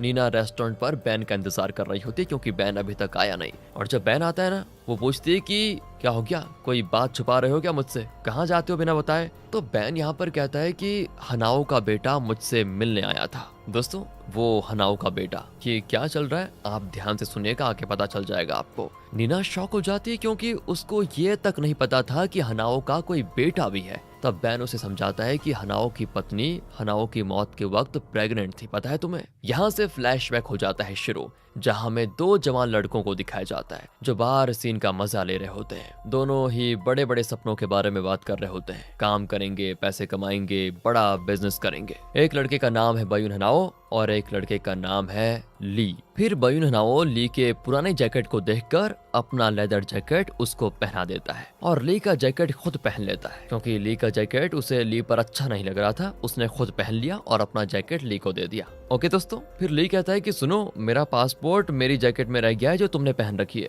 लेकिन बयून हनाओ यहाँ पर कुछ नहीं सुनता, शोर ज्यादा होता है ना, और वो ली को ले जाकर डांस करवाता है। लेकिन कुछ टाइम के बाद होता है एक जोर का धमाका, आग और धुआं चारों तरफ फैल जाता है। लोग चीखते और भागने लग जाते हैं। फिर ली को जब होश आता है तो वो हॉस्पिटल में होता है। तभी एक नर्स ली को बताती है कि तुम 15 दिनों से कोमा में हो। उसके बाद एक कोरियन नर्स आती है, उससे ली अपने दोस्त के बारे में पूछता है। तो नर्स कहती है कि तुम्हारा दोस्त ली मर गया है। ली सोचता है कि मैं तो जिंदा हूँ और नर्स कह रही कि मैं मर गया हूँ, ये क्या है। फिर ली सोचता है कि अच्छा, ये कंफ्यूजन उस कोड की वजह से है, क्योंकि बयून हनाओ ने मेरी जैकेट पहनी हुई थी और उसमें मेरे सारी आइडेंटिटी थी, और इसीलिए ये लोग जो मरा उसको ली कह रहे हैं और बयून हनाओ ये लोग मुझे समझ रहे हैं। तभी दोस्तों वहाँ पर नीना आती है। उसे तो ये खबर मिली थी कि तुम्हारा पति ली मर चुका है, वो उसकी बॉडी लेने के लिए आई होती है। लेकिन जैसे ही नीना ली को देखती है ना बेड पर, अब वो तो अपने पति को पहचानेगी कि ये ली है, तो वो बेहोश हो जाती है। और जब वो होश में आती है तो ली उसे सब कुछ समझाता है कि ये सीन हो गया। और तब नीना उसे कहती है कि सुनो, किसी को कुछ मत बताओ, हमने कुछ गलत तो नहीं किया ना, और मैं तुम्हें बता दूं कि मैं अभी प्रेग्नेंट भी हूँ। दोस्तों यहाँ से ली अपने दोस्त बयून हनाओ की आइडेंटिटी ले लेता है। तो दोस्तों अब आगे यू और जे का क्या होगा। जे को पार्ट टाइम जॉब मिलेगी या कहीं वो अपना घर ही ना बेच डाले। क्रिस और हना का तो सही हो गया, लेकिन लेनिडी बिया और उसके पति का चक्कर अभी भी दोस्तों बस बहुत ही बुरे हालात हैं, क्या कहूँ। बहुत ही मजेदार सीरीज है, ड्रामा मजेदार है, बस आप सपोर्ट कर दीजिए। प्रेजेंट में बैन को लगता है कि उन्होंने अपने दोस्त के साथ गलत किया था, इसलिए अब उसके बेटे को अपना बेटा मानना उसका फर्ज है। लेकिन नीना अभी भी बैन से नाराज है। दोस्तों आगे मिया और रेहा को दिखाते हैं, दोनों अपना दुख बांट रहे होते हैं बियर पीकर। फिर अगली सुबह मिया सर दर्द के साथ उठती है और सोचती है कि कल रात को मैंने जोई को क्या क्या बोल दिया यार। दूसरी तरफ जोई भी उठता है और याद करता है कि मैंने मिया को कितना कुछ बोल दिया। फिर जब मिया जोई से मिलती है ना, तो दोनों ऐसे प्रिटेंड करते हैं जैसे उन्होंने कल रात कोई बात ही नहीं की हो। आगे शियोल को दिखाते हैं, वो अपने भाई से जो उसको रिंग मिली थी वो बेच देता है और उस पैसों से अपनी फी चुका देता है। फिर वो अपने भाई को थैंक्स बोलने के लिए कॉल भी करता है। और यहाँ पर एक बात पता चलती है कि शियोल और उसका भाई ट्विंस ब्रदर है। लेकिन आगे पता है रेहा को क्या लगता है कि शियोल और उसका भाई दोनों लवर्स हैं। तो वो डिसाइड करती है कि अगर शियोल मेरा बॉयफ्रेंड नहीं बन सकता तो उसको अपना दोस्त तो बना ही सकती हूँ। फिर वो सॉकर फील्ड पे जाती है। शियोल से कहती है कि देखो, अगर हम लवर्स नहीं बन सकते तो क्या हम दोस्त बन सकते हैं। शियोल तो उसकी बातें सुनकर बड़ा कंफ्यूज हो जाता है कि ये कह क्या रही है। अब आगे हना और क्रिस ग्रोसरीज शॉपिंग करते वक्त काफी मजा कर रहे होते हैं और जब घर पर आते हैं तभी उनके घर की बैल लैंडलेडी बिया बजा देती है और इस जल्दबाजी में क्रिस हना को पेंट्री में छुपा देता है। और यहाँ पर क्रिस की माँ बड़े गुस्से में होती है, क्योंकि क्रिस ने नीना से माफी मांगी थी अपनी माँ के बदले। और जैसे ही हना अपनी माँ के बारे में उस लैंडलेडी बिया से गलत सुनती है, मतलब अनसेंट बोलती है वो, तो हना अपना कंट्रोल नहीं कर पाती और लैंडलेडी बिया के पीछे आती है। तो क्रिस सिचुएशन को संभालने के लिए जल्दी जल्दी दरवाजे से अपनी माँ को बाहर निकाल देता है। फिर रूम में आकर देखता है तो हना फुल गुस्से में सोफे पर बैठी होती है। तो वो तो तुरंत घुटनों पर गिरकर हाथ उठाकर माफी मांगता है और माफी में वो कहता है कि देखो मैंने रूल तोड़ दिया, मुझसे गलती हो गई। दोस्तों आपको पता है रूल क्या था? रूल ये था कि इस अपार्टमेंट में कोई भी फैमिली मेंबर नहीं आएगा, ना ही हना का और ना ही क्रिस का। लेकिन हना समझ जाती है कि ये सिचुएशन क्रिस ने नहीं बनाई है, इसलिए वो उसे माफ कर देती है। फिर क्रिस अपार्टमेंट का पासकोड चेंज कर देता है। आगे मिया जोई को ओ माई बॉस के पोस्टर को शूट करने पे लेकर जाती है और उसका नाम पोस्टर पे टॉप बिलिंग पर होता है। फिर क्रिस यहाँ पर कैमरामैन बन के एंट्री करता है। क्रिस और जोई एक दूसरे को देखकर अंदर ही अंदर चिढ़ भी जाते हैं और यहाँ फिर जोई का फोटोशूट स्मूथली चल रहा होता है। लेकिन जैसे दूसरा एक्टर जावेद आता है ना, तो सबका ध्यान उस पर चला जाता है और जब जावेद मिया के साथ बातचीत करने की कोशिश करता है तो जोई उन दोनों के बीच आ जाता है, ये दिखाने के लिए कि मिया सिर्फ उसकी इंटर्न है। अगले दिन जे को दिखाते हैं दोस्तों, वो अपने अंकल को अल्ट्रासाउंड दिखाता है और शादी को लेकर बड़ा एक्साइटेड भी होता है। आगे दिखाते हैं तो दिन भर नीना अकेले बैठकर जोई के बारे में सोचती रहती है और फिर नीना डिसाइड करती है कि हनाओ की ग्रेव पर जाकर शायद कुछ जवाब मिल जाए। तो वो एक गुलाबों का गुच्छा लेकर जाती है। उसे वो दिन याद आ जाता है जब वो और बहन नए नए हनाओ के कब्रिस्तान में खड़े थे। और फिर पूजा करने के बाद नीना बहन से कहती है तुम जोई को घर लेकर आओ, क्योंकि मैं हनाओ के बेटे को नजरअंदाज नहीं कर सकती। साथ ही साथ वो ये भी कहती है कि बच्चों को ये बात मैं खुद बताऊंगी। बहन इतना खुश होता है कि अपनी खुशी छुपा नहीं पाता ये सुनकर। अब नीना सभी बच्चों को टेक्स्ट करती है कि आज रात बच्चों एक इमरजेंसी मीटिंग है, सबको आना है। फिर रात की मीटिंग में सब बच्चे आ जाते हैं। तो नीना कहती है कि पहले सब एक चिंता की गोली खा लो, क्योंकि तुम्हें चिंता बिल्कुल नहीं करनी है। यहाँ नीना कहती है कि सुनो बच्चों, तुम्हारे डैड का एक और बेटा है। ये सुनकर तो उनके चारों बच्चों के अलग अलग रिएक्शंस हो जाते हैं। फिर बच्चे एकदम से शॉक में आ जाते हैं और सभी पूछते हैं कि ये सब कैसे और कब हो गया। नीना थोड़ा शांत होकर समझाती है कि ये सब तब हुआ जब तुम्हारे डैड मुझसे नहीं मिले थे और तुम्हारे डैड को पता ही नहीं था कि मुझसे पहले जिस लड़की को वो डेट कर रहे थे वो प्रेग्नेंट हो गई। तुम्हारे डैड को भी अभी अभी पता चला है और वो लड़का भी हमारे साथ आके रहना चाहता है। बच्चे दोस्तों एकदम हैरान हो जाते हैं ये सुनकर। सभी सोच रहे होते हैं कि ये रियल लाइफ है या हम किसी ड्रामा में जी रहे हैं। फिर बैन तो खुशी से फूला नहीं समाता और वो जोई को ये गुड न्यूज सुना देता है कि अब तुम भी बेटा हमारे साथ रहने आ सकते हो। लेकिन जोई को थोड़ा अजीब लगता है ये सोचकर कि इतने सारे लोग तो एक छोटी सी जगह में नहीं रह सकते ना। फिर वो बैन से कहता है कि देखो मैं सोच कर बताऊंगा। इधर तो सभी बच्चे नाराज हो जाते हैं और कोई भी नहीं चाहता कि जोई उनके घर में आए। आगे मिया जोई को काम पे ड्रॉप करने के लिए लेकर जा रही होती है और उसे एक रेस्टोरेंट के बाहर ड्रॉप कर देती है जहाँ पर स्टाफ डिनर हो रहा होता है। वहीं दूसरी तरफ जे अपनी वाइफ यू के साथ अल्ट्रासाउंड करवाने जाता है और जब दोनों बेबी का हार्ट बीट सुनते हैं तो उनकी आंखों में आंसू आ जाते हैं। आगे श्योल को दिखाते हैं तो रिकॉर्डिंग सेंटर से कुछ आवाजें आती। वो फ्लैश लाइट लेके अंधेरे हॉल में चुपके से जाता है और देखता है कि रेहा तो दारू में डूबी हुई है और जोर जोर से रो भी रही है। श्योल उसे वार्न करता है कि अरे सिक्योरिटी गार्ड आ जाएंगे, अब इससे पहले कि वो पकड़ी जाए उसे यहाँ से लेकर चलना होगा, ये श्योल के दिमाग में आता है। लेकिन रेहा तो पूरी तरह से नशे में होती है और वो रोते हुए श्योल को बताती है कि पता है तुम्हें, मेरे पापा का एक और बेटा है। दोस्तों जैसे सिक्योरिटी गार्ड पास आ जाता है ना, श्योल जल्दी से रेहा को एक दीवार के पीछे खींच लेता है और उसका मुंह हाथ से बंद कर देता है ताकि कोई आवाज ना आए। और जब गार्ड चला जाता है तब रेहा स्माइल करती है और श्योल का दिल भी तेज तेज धड़कने लग जाता है। फिर रेहा को मिया का टेक्स्ट आता है तो रेहा भी श्योल को गुड बाय बोल देती है और चली जाती है। आगे रेहा और मिया स्टोर के बाहर दारू पी रही होती है। हना भी उनको ज्वाइन कर लेती है। तीनों अपने दिन की सारी तकलीफें डिस्कस करती है। तभी जे आता है और कहता है कि जो हो रहा है उसे हमें एक्सेप्ट करना ही पड़ेगा। लेकिन यहाँ पर जे क्लियर कर देता है कि मैं उस बंदे को अपना बड़ा भाई कभी नहीं मानूंगा। आगे दोस्तों क्रिस को दिखाते हैं वो रेस्टोरेंट जाता है, लेकिन लैंडलेडी बिया ने उसका ब्लाइंड डेट अरेंज किया हुआ था। फिर क्रिस तुरंत उस इनोसेंट लड़की से कह देता है कि देखो मैं ऑलरेडी किसी को डेट कर रहा हूँ तो तुम्हें डेट नहीं कर सकता। लड़की भी गुस्से में लैंडलेडी बिया को फोन कर देती है और कहती है अरे अपने बेटे को समझा लो, तुम्हारा बेटा ऑलरेडी किसी और के साथ है और तुम मुझसे सेट करने के लिए कह रही हो उसे। और फिर गुस्से में लैंडलेडी बिया भी क्रिस से ही सवाल करती है अरे कौन है वो लड़की जिसे तुम डेट कर रहे हो। क्रिस कहता है कि माँ आप मेरी लाइफ में इंटरफेयर मत करो, मैंने आपको पहले भी बोला है और दोबारा नहीं बोलूंगा। आगे जोई अपने नए परिवार के मेंबर्स की एक लिस्ट बनाता है और सबके लिए गिफ्ट चूज करने के लिए मिया की हेल्प भी लेता है। मिया भी उसकी हेल्प करती है। फिर लंच के दौरान जोई मिया को बताता है कि मैं अपने डैड के घर में रहने जा रहा हूँ, पता है तुम्हें। मिया भी एक लंबी सांस भरती है और पूछती है एक बात बताओ कितने बच्चे हैं तुम्हारी फैमिली में। जोई रिप्लाई करता है कि 4। तो मिया तो एक पल के लिए सोचती है कि कहीं हमारे डैड का बेटा यही जोई तो नहीं है, लेकिन फिर सोचती है कि अरे और भी तो फैमिलीज हो सकती हैं जिनके 4 बच्चे हों। आगे हना अपना रूम खाली कर रही होती है और मिया भी वहीं पर होती है। तभी मिया को कॉल आता है और वो हना से एक पेन लेकर कुछ लिखती है। फिर कॉल कट होने पे मिया कहती है कि तुमने अब तक माफी भी नहीं मांगी और तुम्हें लगता है कि तुम इजीली मेरे भाई जे से शादी कर लोगी, वाह। और मिया की ये बात दोस्तों हना के पेन में रिकॉर्ड हो जाती है, क्योंकि वो दूसरे किस्म का पेन होता है। आगे जोई अपने डैड बैन के यहाँ रहने के लिए तैयार हो जाता है और अपने पेट टर्टल को भी लेकर चला जाता है। इधर जे अपनी बहनों को टेक्स्ट करता है कि तुम लोग घर पर क्यों नहीं हो,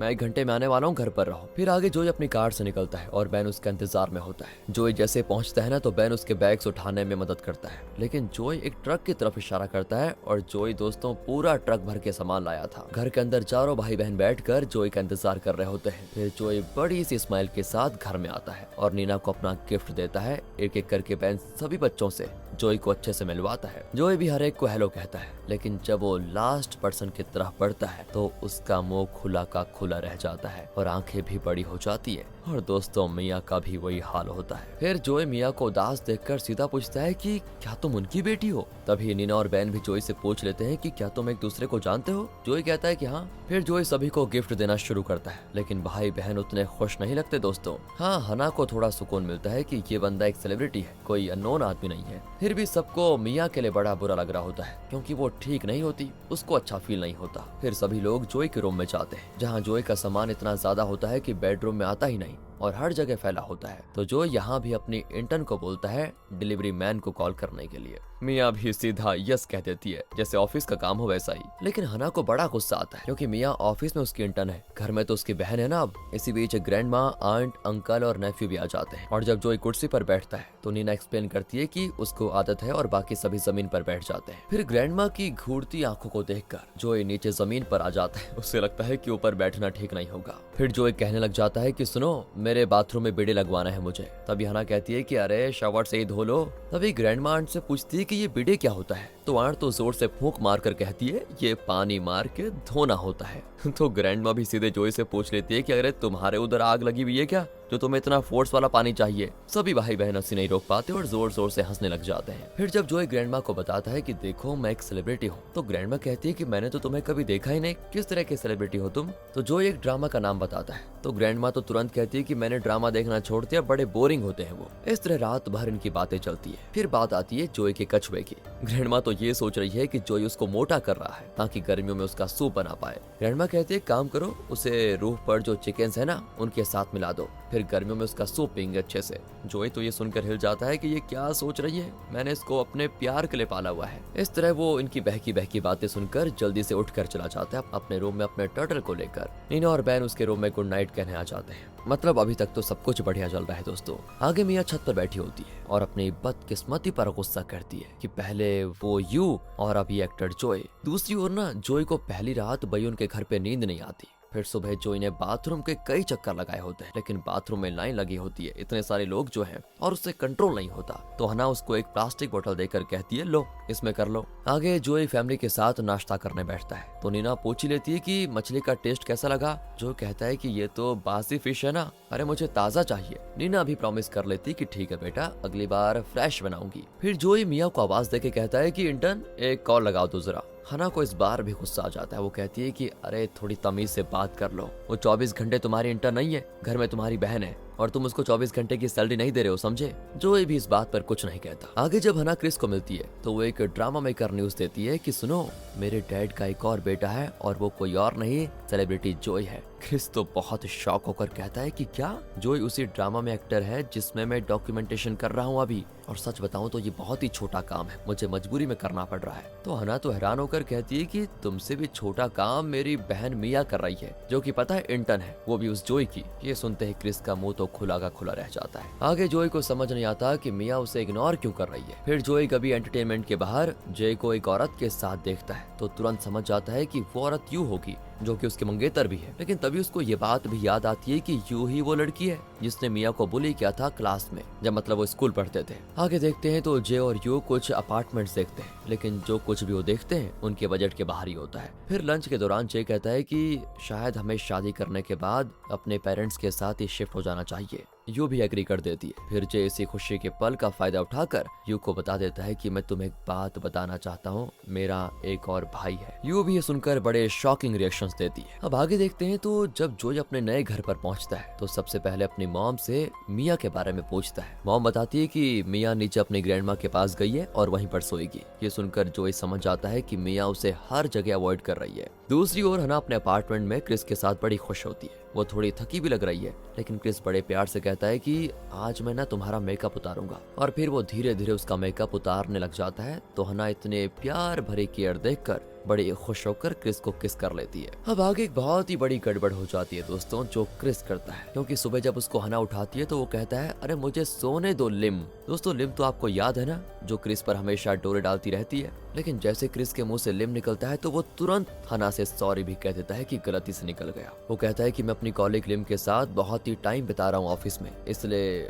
आदत पड़ गई उसका नाम लेने की, बाकी कुछ नहीं है हमारे बीच। और ये सुनते ही हना क्रिस को अपने सर से मारती है, और फिर क्रिस अपनी गलती सुधारने के लिए ऑफिस में हना को सुनाने के लिए लिम को बार बार हना कहकर पुकारता है, ताकि हना को अच्छा लगे। यहाँ से दोस्तों शियोल को दिखाते हैं, जो रिया को देख लेता है जब वो एक अंधे आदमी की मदद कर रही होती है। शियोल सोचता है कि ये लड़की इतनी बुरी भी नहीं है जितना मैं सोच रहा था। और जब आगे शियोल सो रहा होता है ना, तो रिया शियोल के मेकशिफ्ट रूम में आ जाती है। तो शियोल तो रिया का आईलाइनर देखकर कहता है कि ये कैसा मेकअप किया है तुमने। रिया कहती है तुम वो छोड़ो, ये बताओ कि कौन सा आई मेकअप बेटर लगेगा, नेचुरल या स्मोकी। फिर तो आगे वो अपने बाल धोने में भी उसकी मदद मांगती है, ताकि अपने ब्लाइंड डेट के लिए तैयार हो पाए। क्योंकि दोस्तों ब्लाइंड डेट वो इसीलिए करना चाहती है क्योंकि अभी वो शियोल को अपना दोस्त मानने लगी है। उसने कहा था ना कि अगर हम दोनों लवर्स नहीं बन पाते तो दोस्त ही अच्छे हैं। आगे जय अपनी मॉम और डैड से पूछता है कि क्या मैं और यू शादी के बाद घर में रह सकते हैं क्या। तो बैन और नीना बड़े खुश हो जाते हैं कि बेटा हम तो यही चाहते थे। दूसरी ओर जोए मिया को काम पे ढूंढता है, लेकिन मिया डेस्क के नीचे छुप जाती है। जोए मिया का फोन उठा लेता है ताकि मिया उसके पास अपना फोन लेने के लिए आए। और जब मिया जोए के ऑफिस अपना फोन लेने जाती है तो जोए पूछ लेता है कि एक बात बताओ, तुम मुझे 2 दिन से इग्नोर क्यों कर रही हो। लेकिन मिया इस सवाल का जवाब नहीं देती। फिर जोए गुस्से में कहता है कि एक बात बताओ यार, तुम्हारी फैमिली मुझसे इतनी बदतमीजी क्यों करती है। तुम्हारी ग्रैंडमा तो लेजर जैसी आंखों से देख रही थी, और तुम्हारे सिबलिंग्स तो अरे मुझे जिंदा जला देंगे इस तरह दिखते हैं वो। मैंने कोई गलत काम किया है क्या। मिया तो इरिटेटेड होकर कहती है कि तुम्हारी समझ में क्यों नहीं आता, मेरे डैड एक सौतेले बेटे को लेकर आए हैं तो फैमिली तुम्हारे साथ अच्छे से कैसे रहेगी।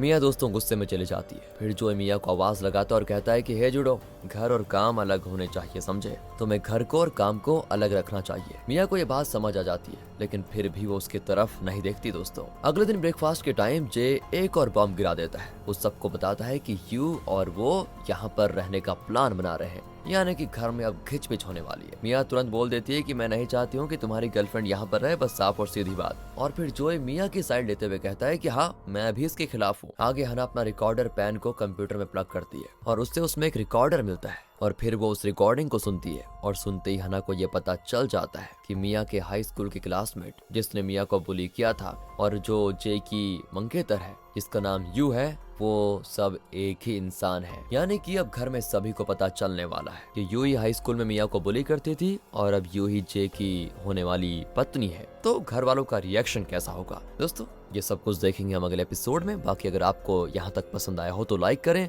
कमेंट करके बताइएगा। तो चलिए चलते हैं सीरीज के अंदर, जहाँ मिया जोर लगा के मना करती है कि जे और यू शादी के बाद घर पर रह नहीं सकते। फिर अचानक जोई भी बोल देता है कि घर में वैसे भी बहुत लोग हैं और जगह बहुत ही कम। इस तरह दोस्तों जोई भी मिया की साइड लेता है, लेकिन बैन सबसे कहता है कि देखो फैसला हो चुका है और अब सबको इस फैसले को मानना होगा। ये सुनकर मिया गुस्से में सीधे छत पर चली जाती है। जोई भी उसके पीछे चला जाता है। अब दोस्तों अगली सुबह की बात है, जोई बड़ा खुश होता है कि कम से कम आज तो बाथरूम खाली है, और वो वॉशरूम जाता है। पर दोस्तों वो आज भी सही ढंग से कर नहीं पाता, क्योंकि बाहर से रिया बार बार दरवाजे पे फोड़ रही होती है कि खोलो खोलो खोलो। अब आगे देखते हैं तो हना मिया को मिलने के लिए बुलाती है और दोनों एक छोटे से कैफे में लंच करते हैं। हना मिया को समझाती है कि देखो तुम्हें जे को सब बता देना चाहिए कि उसकी गर्लफ्रेंड यू तुम्हारे साथ पहले बदतमीजी करती थी जब तुम 10th में थी। काफी सोचने के बाद मिया भी परेशान हो जाती है कि अगर उसने जे को सब कुछ बता दिया और फिर भी जे ने यू से शादी कर ली तो शायद वो जे को कभी भी माफ नहीं कर पाएगी। फिर मिया दोस्तों ऑफिस में यू से सीधा सवाल पूछ लेती है कि सुना है तुम बिना माफी मांगे हमारे घर में रहने का प्लान बना रही हो।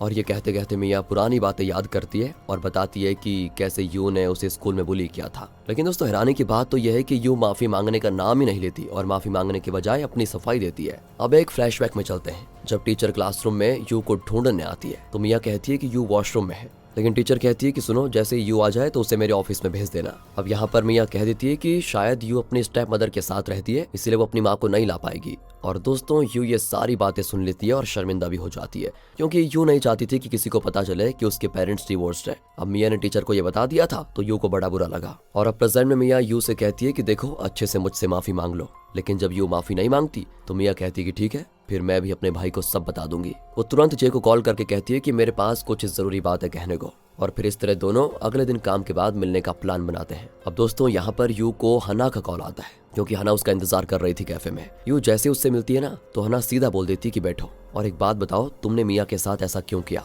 तो अब यू परेशान होकर कहती है कि मैं मिया के परिवार से जलन करती थी। और यहाँ पर एक और फ्लैशबैक दिखाते हैं जहाँ मिया के डैड उसके लिए गरम गरम लंच लेकर आते हैं और यू दूर से देखती रहती है। उसके मन में जलन होती है क्योंकि उसके पास कोई नहीं था जो उसकी इतनी फिक्र करता। और इस तरह यू मिया और उसके डैड के बीच के प्यार को देखकर थोड़ी उदास हो जाती है। और अब प्रेजेंट में यू हना को समझाती है कि मेरे पेरेंट्स का डिवोर्स हो गया था और मैं अपनी स्टेप मदर के साथ रह रही थी। मेरे पास तो लंच के लिए पैसे भी नहीं होते थे, फिर भी मैं अपनी पर्सनल प्रॉब्लम्स के बारे में अपने दोस्तों से बात तक नहीं कर सकती थी। अब हना उसकी बात बड़ी ध्यान से सुनती है, लेकिन कहती है कि ये तो कोई वजह नहीं है किसी को बुली करने के लिए। तुम्हें देखो पछताना चाहिए और माफी मांगनी चाहिए मिया से। अगर मिया तुम्हें माफ कर देती है तो मैं भी कर दूंगी, अगर नहीं तो मैं भी नहीं करूंगी। इस तरह हना यू को समझा कर चली जाती है और यू बिल्कुल दुखी हो जाती है। घर जाकर यू अपने बिस्तर पर बैठी होती है और पूरी सिचुएशन पर अफसोस करती है। दूसरी ओर दोस्तों जे और अंकल अपना नाइट शिफ्ट का काम करते हैं, और जो भी वो काम कर रहे थे ना, बड़ा थकाने वाला काम था। अब आगे मॉम और जोई घर में अकेले होते हैं, दोनों मिलकर आराम से लंच करते हैं। तभी अंकल को दिखाते हैं। रात भर काम करने के बाद वो बड़ा थक चुका था। उसे वैसे तो आराम करने का मन करता है, लेकिन उसके और भी काम होते हैं तो वो कर नहीं पाता। उसे दोस्तों फोटोग्राफी स्टूडियो का काम भी मिस नहीं करना था। तो अंकल बड़ा थकान में धीरे धीरे काम कर रहा होता है। तभी वो ओनर से पूछता है कि क्या मैं घर जा सकता हूँ, लेकिन बॉस मना कर देता है। लेकिन तभी आंट देख लेती है कि बॉस अंकल को डांट रहा है। उस अंकल के लिए बड़ा बुरा लगता है। तो जैसे बॉस बाहर निकलता है, आंट उसको धमका देती है कि देखो काम करवाना है तो अच्छे से करवाओ, नहीं तो मत करवाओ। इसके बाद वो अंकल का बड़े अच्छे से ध्यान रखती है, उसे गरम गरम लंच खिलाती है। आगे दोस्तों रिकॉर्डिंग सेंटर के सभी एम्प्लॉइज एक इंपॉर्टेंट सॉकर मैच देखने के लिए इकट्ठा होते हैं। रेहा मैच के दौरान शियोल से अलग अलग सवाल करती रहती है और शियोल उसको टेक्निकल मूव समझाता रहता है। जब दोनों पॉपकॉर्न के लिए हाथ बढ़ाते हैं तो उनके हाथ टच हो जाते हैं, और फिर जब सभी चीयर करते हैं तो एक्साइटमेंट में रेहा शियोल को गले लगा लेती है। मैच के बाद भी रेहा मस्ती से शियोल के साथ चलते हुए स्किपिंग करती है। तभी शियोल का भाई उसका इंतजार कर रहा होता है। दोनों गले मिलते हैं और हाथ में हाथ डालकर निकल जाते हैं। रेहा तो दोस्तों अभी भी गलत फहमी में है कि कहीं ये दोनों लवर्स तो नहीं है। अब आगे लंच के वक्त शियोल और उसका भाई अपनी जिंदगी की बातें करते हैं। शियोल तो स्पोर्ट्स में इंटरेस्टेड होता है, लेकिन वो उसके फादर को पसंद नहीं, और जो उसका भाई है वो बिजनेस संभालता है फैमिली का। लेकिन अभी के लिए शियोल का मेन फोकस सॉकर है। धीरे धीरे पता चल जाता है कि शियोल और उसके फादर के बीच जो दूरी है उसका असली वजह क्या है। उसकी असली वजह यही है कि शियोल को स्पोर्ट्स पसंद है, लेकिन उसके पापा को नहीं। अब आगे यू मिया से बात करना चाहती है तो दोनों बाहर जाते हैं। यू पूछती है कि मिया तुमने जैसे बात की क्या, तो मिया सीधे जवाब देती है कि देखो अब बहुत देर हो चुकी है। लेकिन दोस्तों यू उससे तुरंत माफी मांगती है कि प्लीज मुझे तुम्हारे भाई से शादी करने दो, उसे कुछ मत बताओ, मैं तुमसे माफी मांगती हूँ। यहाँ से सीन कट होता है और जे अपने फोन पर शादी का हॉल देख रहा होता है। तो मिया उससे कैफे में मिलती है और पूछती है कि भाई क्या तुम उस औरत से प्यार करते हो, एक बात बताओ तुम्हें उसमें पसंद क्या है। तब जे बताता है कि यू मुझ पे भरोसा करती है, मुझे कॉन्फिडेंट फील करवाती है, और उसके चेहरे की मुस्कान से मिया समझ जाती है कि जे सच्चे दिल से यू से प्यार करता है। और फिर वो भी सोच लेती है कि वो यू के बारे में अपने भाई से कुछ नहीं बताएगी। दूसरी ओर हना और क्रिस ग्रोसरी शॉपिंग कर रहे होते हैं। दोनों हाथ में हाथ डाल के ग्रोसरी स्टोर के रास्तों में आराम से घूम रहे होते हैं। रेहा भी वहीं स्टोर में होती है और उन दोनों को देख लेती है दोस्तों। फिर रेहा चुपके से उनकी पिक्चर्स भी ले लेती है, धीरे धीरे उनका पीछा भी करती है। तभी हना और क्रिस अपार्टमेंट नंबर 2003 में घुसते हैं। रेहा भी अपार्टमेंट का नंबर क्लिक कर लेती है। फिर हना को एक मैसेज आता है, हना और क्रिस की फोटो। तो जैसे ही हना और क्रिस वो फोटोज को देखते हैं उन्हें समझ आ जाता है कि वो दोनों पकड़े गए हैं। पकड़े जाने पर दोस्तों हना अपनी छोटी बहन रेहा को कॉफी शॉप में बुलाती है और रेहा सीधा सवाल पूछती है कि एक बात बताओ, मॉम और डैड को पता चलेगा तो क्या करोगी। तो हना तो अपनी छोटी बहन को चुप रहने के लिए कहती है कि तुम्हें क्या चाहिए तुम बताओ। रेहा की डिमांड भी बड़ी सिंपल होती है, एक डिजाइनर बैग। और फिर हना भी दोस्तों उसको बैग खरीद कर देने का वादा कर देती है और साथ ही कहती है कि सुनो ये राज अपने तक ही रखना। इसी बीच यहाँ क्रिस बड़ा नर्वस होता है, उसे डर होता है कि कहीं वो पकड़े ना जाए, मतलब सभी को पता चल गया तो क्या होगा। लेकिन तभी हना वापस आती है और कहती है कि मैंने रेहा का मुंह बंद कर दिया है पैसे से। अब आगे ऑफिस में दोस्तों जोई और मिया एक मीटिंग के लिए साथ जा रहे होते हैं और मीटिंग के दौरान यू जोई के प्रेस कॉन्फ्रेंस के लिए लिए आउटफिट्स दिखाती है। तो जोई तो जानबूझकर सभी आउटफिट्स को रिजेक्ट कर देता है, बोलता है कि ये पुराने स्टाइल्स हैं और दूसरे एक्टर्स पहले भी पहन चुके हैं। इस तरह वो यू को डांट भी लगा देता है कि तुम्हें नॉलेज नहीं है क्या फैशन की। अब मीटिंग खत्म करके जोई निकल जाता है, लेकिन जब वो यू को स्टाइलिस्ट पे चिल्लाते हुए सुनता है ना, तो वापस आ जाता है और कहता है कि मिस यू, तुम्हारे अंदाज से लगता है कि तुमने बचपन में बहुत लोगों का दिल दुखाया है, सभी को डराया है तुमने। अब दोस्तों जो ये सारी चीजें इसीलिए कर रहा है क्योंकि वो मिया की हेल्प करना चाहता है, लेकिन उसका टाइमिंग और तरीका थोड़ा गलत पड़ जाता है और अब मिया भी दोस्तों काफी अपसेट हो जाती है क्योंकि जोई उसके पर्सनल प्रॉब्लम्स में इंटरफेयर कर रहा है। मिया सीधे कह देती है कि देखो मुझे दूसरी टीम में ट्रांसफर करवा दो, मैं तुम्हारे साथ काम नहीं कर सकती। जोई भी कह देता है कि ठीक है, मैं डायरेक्टर से बात कर लूंगा, डायरेक्टर गैंग से। थोड़ी देर के बाद दोस्तों मिया यू से टकरा जाती है और दोनों एक दूसरे को बड़ा गंदा लुक देते हैं। मिया उसे सिर्फ एक ही चीज कहती है कि सुनो यू, अगर तुम मुझे परेशान नहीं करोगी तो मैं किसी को नहीं बताऊंगी तुम्हारे बारे में बस। अब दोस्तों हना को दिखाते हैं जो बड़ी टेंशन में होती है क्योंकि उसे अभी भी ये लग रहा होता है कि कहीं रेहा ने घर में मेरे और क्रिस के बारे में बताया तो नहीं। तो वो जानबूझकर मिया को कॉल करती है और थोड़ा इधर उधर की बातें पूछने लगती है कि घर में सब ठीक तो है ना, कोई दिक्कत तो है नहीं। मिया भी कहती है कि सब ठीक है, लेकिन सुनो यू ने मुझसे माफी मांग ली है और मुझे बढ़िया फील हो रहा है। वैसे कॉल के बाद दोस्तों हना चैन की सांस लेती है, ये सोचकर कि रेहा ने अब तक घर में कुछ नहीं बताया। आगे दोस्तों नीना और बैन को दिखाते हैं, वो असली हनाओं की चाची से मिलने नर्सिंग होम जाते हैं। रास्ते में बैन अपने बचपन की उनके साथ कुछ पुरानी यादों में खो जाता है। फिर एक फ्लैशबैक में मार्शल आर्ट्स क्लास के बाद कोच टीम को समझाता है कि देखो मैच के पहले सभी अपने बिहेवियर पर ध्यान रखें, नहीं तो डिस्क्वालीफाई हो जाएंगे। तभी घर जाते वक्त बैन कुछ स्टूडेंट्स को एक लड़के को मारते हुए देखते हैं। पहले तो वो सोचता है कि मैं उसे बचाने जाता हूँ, लेकिन तभी उसे कोच की बात याद आती है कि परेशानी में नहीं पड़ना चाहिए कभी भी। इसलिए वो तुरंत पुलिस को कॉल करता है ताकि सब कुछ बढ़िया तरीके से सॉल्व हो जाए। लेकिन जब वो वापस क्राइम सीन पे आता है तो वो लड़का बेहोश हो जाता है, उसके सिर से खून बह रहा होता है। पुलिस आती है और बिना बात समझे बैन को कातिल मानकर अरेस्ट कर लेती है। बैन तो बार बार कहता है कि मैं निर्दोष हूँ, लेकिन पुलिस उसकी बात सुनने को तैयार नहीं होती। अब बैन की माँ जब पुलिस आती है तो वो अपनी माँ को बताता है कि माँ मैंने बस रिपोर्ट की थी, मैंने कत्ल नहीं किया और जिन बच्चों ने मारा मैं उन्हें पहचान सकता हूँ। लेकिन दोस्तों कोई उसकी बात सुनने को तैयार नहीं होता और इस तरह बैन को उस लड़के की मौत का दोषी मानकर जेल भेज दिया जाता है और 3 साल की सजा दी जाती है। फिर भी वो अपने निर्दोष होने की बात पर कायम रहता है। उसकी माँ ये सब सह नहीं पाती और वहीं पर बेहोश हो जाती है। प्रेजेंट में दोस्तों नीना और बैन उस पेनफुल मेमोरी को याद करते हैं। अब आगे श्योर और उसका भाई रेहा की योगा क्लास को ज्वाइन करते हैं और दोनों कपल की तरह वर्कआउट कर रहे होते हैं। रेहा भी उनको अपने सही तरीके से बैक सीधा करने में मदद करती है, लेकिन वो दोनों इस तरह से वर्कआउट कर रहे होते हैं कि रेहा को लगता है ये दोनों कर क्या रहे हैं, फ्लर्टिंग या वर्कआउट। अब लेसन के बाद रेहा उसके भाई से पूछती है, यानी कि शियोल के भाई से, कि कैसी लगी क्लास। तो वो मुस्कुराते हुए कहता है कि मैं दोस्ती करना चाहता हूँ और धीरे धीरे दोस्तों वो रेहा का नंबर मांगता है, साथ ही डेट पर चलने को कहता है। रेहा भी सोचती है कि ये आदमी पागल है क्या। आगे बाहर मिया और जोई आपस में टकरा जाते हैं, लेकिन दोनों चुपचाप गुजर जाते हैं। तभी मिया को टाइबो का कॉल आता है जो पूछता है कि क्या हो गया, तुम्हारा और जोई का झगड़ा हुआ है क्या। मिया कहती है कि देखो झगड़ा हुआ या ना हुआ उसका कोई मतलब नहीं है, लेकिन मैं जोई के साथ काम नहीं करना चाहती। फिर आगे दिखाते हैं दोस्तों तो जोई जय से फ्रिज से कैबेज निकालने को कहता है। जय तो इग्नोर करके कहता है कि सुनो ये मत सोचना कि मैं तुम्हारी हर बात मानूं क्योंकि तुम मुझसे हाइट में छोटे हो। इस तरह दोस्तों इनकी आपस में बकवास चलती है और अब पेरेंट्स डे आ रहा होता है। जय कुछ स्पेशल करना चाहता है अपने मॉम डैड के लिए, तो वो मिया और रेहा की राय भी पूछता है। अब जैसे ये भाई बहन आपस में बात कर रहे होते हैं ना, तो जोई वहां से गुजरकर पूछता है कि क्या मैं कुछ हेल्प करूं। लेकिन दोस्तों यहाँ भी जय कह देता है कि अरे तुम अपने काम से काम रखो बस। लेकिन रेहा कहती है कि अरे यार आने दो ना जोई को भी, उसके आइडिया भी सुन लेते हैं, शायद हमें उसकी हेल्प लेनी चाहिए क्योंकि वो देखो रिच है, उसको कई सारे आइडिया पता है। लेकिन दोस्तों जय फिर इस बात को रिजेक्ट कर देता है और मिया भी हाँ में हाँ मिलाती है। बेचारा जोई अपने रूम में उदास होकर चला जाता है। जोई अपने कमरे में बैठा सोचता है कि यार मैं यहाँ पर रह क्यों रहा हूँ, ना ही कोई मेरे साथ अच्छे से बात कर रहा है, तो फायदा क्या यहाँ पर रहने का। इसलिए वो डिसाइड करता है कि मुझे यहाँ से जाना चाहिए और वो अपने पैट टर्टल को उसके बॉक्स में डालकर कार में बैठकर निकलने वाला होता है कि तभी नीना और बैन वहां से गुजरते हैं। तो वो जोई को देखते हैं और सोचते हैं कि जोई शायद अभी काम से वापस आया है। लेकिन दोस्तों जोई तभी अपना मूड चेंज कर लेता है क्योंकि वो नीना और बैन का दिल नहीं दुखाना चाहता था, इसीलिए वो वापस घर चला जाता है। अब आगे दोस्तों रेहा को ये टेंशन होती है कि सिर्फ मुझे पता है हना और क्रिस के बारे में, एक काम करती हूँ मिया को भी सब बता देती हूँ, लेकिन डायरेक्ट नहीं, एक फ्रेंड की कहानी के तौर पर। लेकिन दोस्तों पहले तो वो इस तरह बताती है जैसे वो सारी कहानी उसकी फ्रेंड के साथ हो रही हो, लेकिन फिर पता नहीं उसके दिमाग में क्या आता है, वो कह देती है कि सुनो ये जो मैंने अभी तुम्हें बताया ना ये हना के बारे में है। ये सुनकर तो मिया भी शॉक, तो रेहा उसे चुप कराती है और पिक्चर्स दिखाती है जो उसने उस दिन क्लिक की थी। मिया को तो शॉक हो जाता है क्योंकि वो क्रिस को ओ माई बॉस के प्रोड्यूसर के रूप में पहचानती है। अब एक रात तो ये बात मिया भी अपने दिल में दबा देती है, लेकिन वो सोचती है कि क्यों ना जय को भी ये बात बता दूं क्योंकि वो है तो हमारा बड़ा भाई। फिर मिया और रेहा प्लान बनाती है कि काम के बाद हम उसे सब बता देंगे। अब आगे दोस्तों नीना और जोई रेस्टोरेंट में बैन की मदद करने के लिए नीचे आते हैं। मिया तो पहले से ही रोल के ऑर्डर को पैक कर रही होती है, फिर जोई भी रोल पैक करने की कोशिश करता है। आगे दिखाते हैं दोस्तों क्रिस और हना को दोनों डेट पर जाते हैं। दोनों मजे में तस्वीरें खिंचवाते हैं। आज तो लगता है दोनों बहुत ही फ्री है और किसिंग सेल्फीज ले रहे होते हैं। तभी मिया सोचती है कि मॉम तो घर पर है नहीं, तो मैं जे को आराम से सारी बात बता देती हूँ हना और क्रिस के बारे में। वो कहती है कि हना किसी लड़के के साथ रह रही है। जे थोड़ा लेट रिएक्ट करता है और फिर चिल्ला पड़ता है कि क्या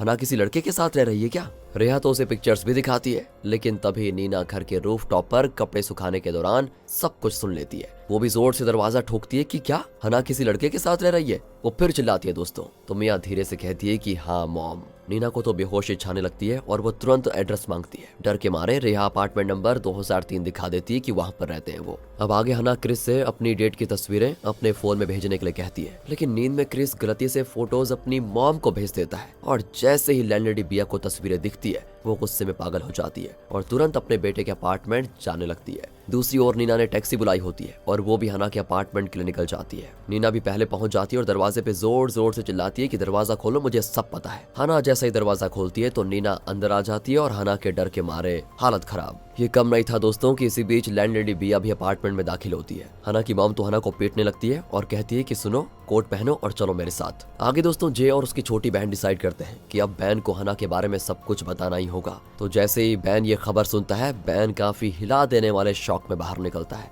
और अपने बच्चों को सीधा ऊपर जाने का ऑर्डर दे देता है। तभी दोस्तों नीना और हना भी टैक्सी से घर पहुंच जाती है। बैन नीना को अंदर लेकर जाता है और हना तो बस अपने पेरेंट्स के पीछे पीछे शर्मिंदगी में चली जाती है। फिर जब हना अपना सर झुका के सॉरी कहती है ना, तब नीना का गुस्सा फिर से आसमान पे चला जाता है। सॉरी बोल रही हो, सॉरी। नीना गुस्से से चीख कर हना की सारी हरकतों का काउंट स्टार्ट कर देती है कि कैसे तुम पहले दिन से ही हमें बेवकूफ बनाने का प्लान कर रही थी। हना भी अब धीमी आवाज में कहती है कि मैंने झूठ नहीं बोला। नीना तो दोस्तों ये सुनकर इतने गुस्से में हो जाती है ना कि उसका सांस लेना मुश्किल हो जाता है। हना फिर कहती है कि देखो, दो एडल्ट साथ में रह रहे हैं, इसमें गलत क्या है। तभी बैन तुरंत बीच में कह देता है कि क्या कर रही हो, अपनी माँ से ऐसे बात कर रही हो क्या? तुम्हारी शादी नहीं हुई है और तुम एक लड़के के साथ अपार्टमेंट में रह रही हो अकेले। वहीं दोस्तों लैंडलेडी बिया अपने बेटे क्रिस को अच्छी तरह खूब डांट लगा रही होती है। अब आगे जे भी एक के बाद एक करके हना से सवाल पूछता जाता है। तो हना उससे कहती है कि तुम्हें क्या है मुझसे। तभी जे कहता है कि हाँ, मैं मानता हूँ मैंने मॉम डैड को डिसअपॉइंट किया, पर तुमने उनका विश्वास तोड़ा है। तुम नहीं जानती कि तुम उन दोनों के लिए क्या हो। हना इस बात को समझ जाती है, लेकिन उसका पॉइंट यहाँ पर यह होता है कि मुझसे हमेशा कुछ ज्यादा ही एक्सपेक्टेशंस रखी जाती हैं। बहुत ज्यादा प्रेशर होता है मुझ पर इन चीजों का। जे कहता है कि तुम कहना क्या चाहती हो, कि तुमने कुछ गलत नहीं किया है। तभी मिया भी बीच में बोल देती है कि हना, मुझे हमेशा तुम पर गर्व होता, लेकिन इस बार तुमने गलती की है। और दोस्तों रेहा तो बस डरी डरी सब कुछ देख रही होती है। दूसरी ओर जोई और टर्टल छत पर चले जाते हैं क्योंकि घर में बहुत ही शोर हो रहा था। जोई को लगता है कुछ तो गलत हो रहा है पक्का, लेकिन कोई उसे कुछ बता ही नहीं रहा होता है। आगे रेहा दोस्तों ग्रैंड माँ के पास जाती है। वहाँ वो हना के बारे में सबको बताती है और कोई भी ये विश्वास नहीं कर सकता कि हना, जो फैमिली की शान थी, उसने अपने पेरेंट्स को ऐसा धोखा दिया। अब अगले दिन दोस्तों क्रिस और हना एक दूसरे से मिलते हैं। दोनों एक दूसरे से कहते हैं कि घर पर हालात काफी खराब है। क्रिस थोड़ा कंफ्यूज होता है कि अब क्या करे। फिर दोनों एक दूसरे को टेक्स्ट करने का प्रॉमिस करते हैं। जब तक सिचुएशन सेटल नहीं होती तब तक बस मैसेज में बात करेंगे।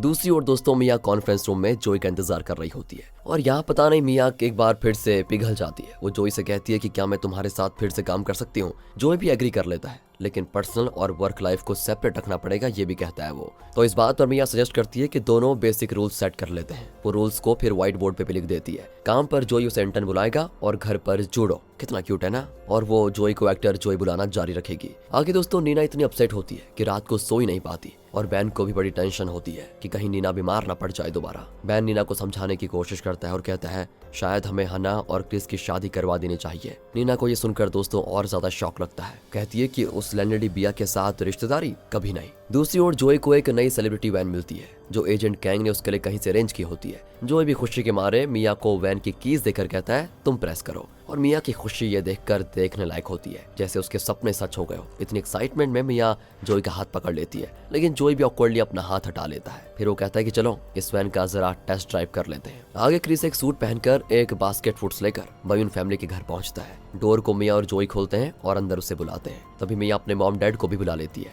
यहाँ क्रिस झुककर नीना और बैन से माफी मांगते हुए कहता है मुझे माफ कर दीजिए, मुझे पहले आ जाना चाहिए था। देखो मैं किसी भी सजा के लिए रेडी हूँ। ये सुनकर पूरा रूम साइलेंस से भर जाता है कि अब क्या करें। तो दोस्तों इसी के साथ इसका 9th पार्ट यहाँ पर खत्म होता है, जहाँ क्रिस हना के मॉम और डैड के सामने खड़ा होकर माफी मांग रहा होता है। बैन क्रिस से कहता है कि देखो तुम्हें जो कहना है कह लो। क्रिस भी यहाँ पर थोड़ा उदास होकर कहता है कि मुझे पहले आपसे आपकी बेटी हना को डेट करने की इजाजत मांगनी चाहिए थी। डैड तो सीधा सवाल पूछते हैं कि अरे आगे का प्लान क्या है ये बताओ। क्रिस कहता है कि देखिए मैं हना से शादी करना चाहता हूँ, और ये सुनकर हना तो काफी शॉक हो जाती है। फिर बैन क्रिस को कहता है कि अभी के लिए यहाँ से चले जाओ तुम। क्रिस भी शांति से कहता है कि मैं जा रहा हूँ, पर जब आपका गुस्सा थोड़ा कम हो जाएगा तो फिर मिलने आऊंगा। हना उसे कार तक छोड़ने जाती है और फिर हना वापस अंदर आकर अपने पेरेंट्स को समझाती है कि मैंने क्रिस को यहाँ नहीं बुलाया था। बैन भी कहता है कि तुम एक बात बताओ, क्या तुम उस लड़के से शादी करोगी? वो कहती है कि शादी के बारे में तो मैंने अभी सोचा नहीं है। ये सुनते ही बैन और नीना बहुत ही गुस्सा हो जाते हैं। नीना कहती है कि तुम किसी के साथ रह रही हो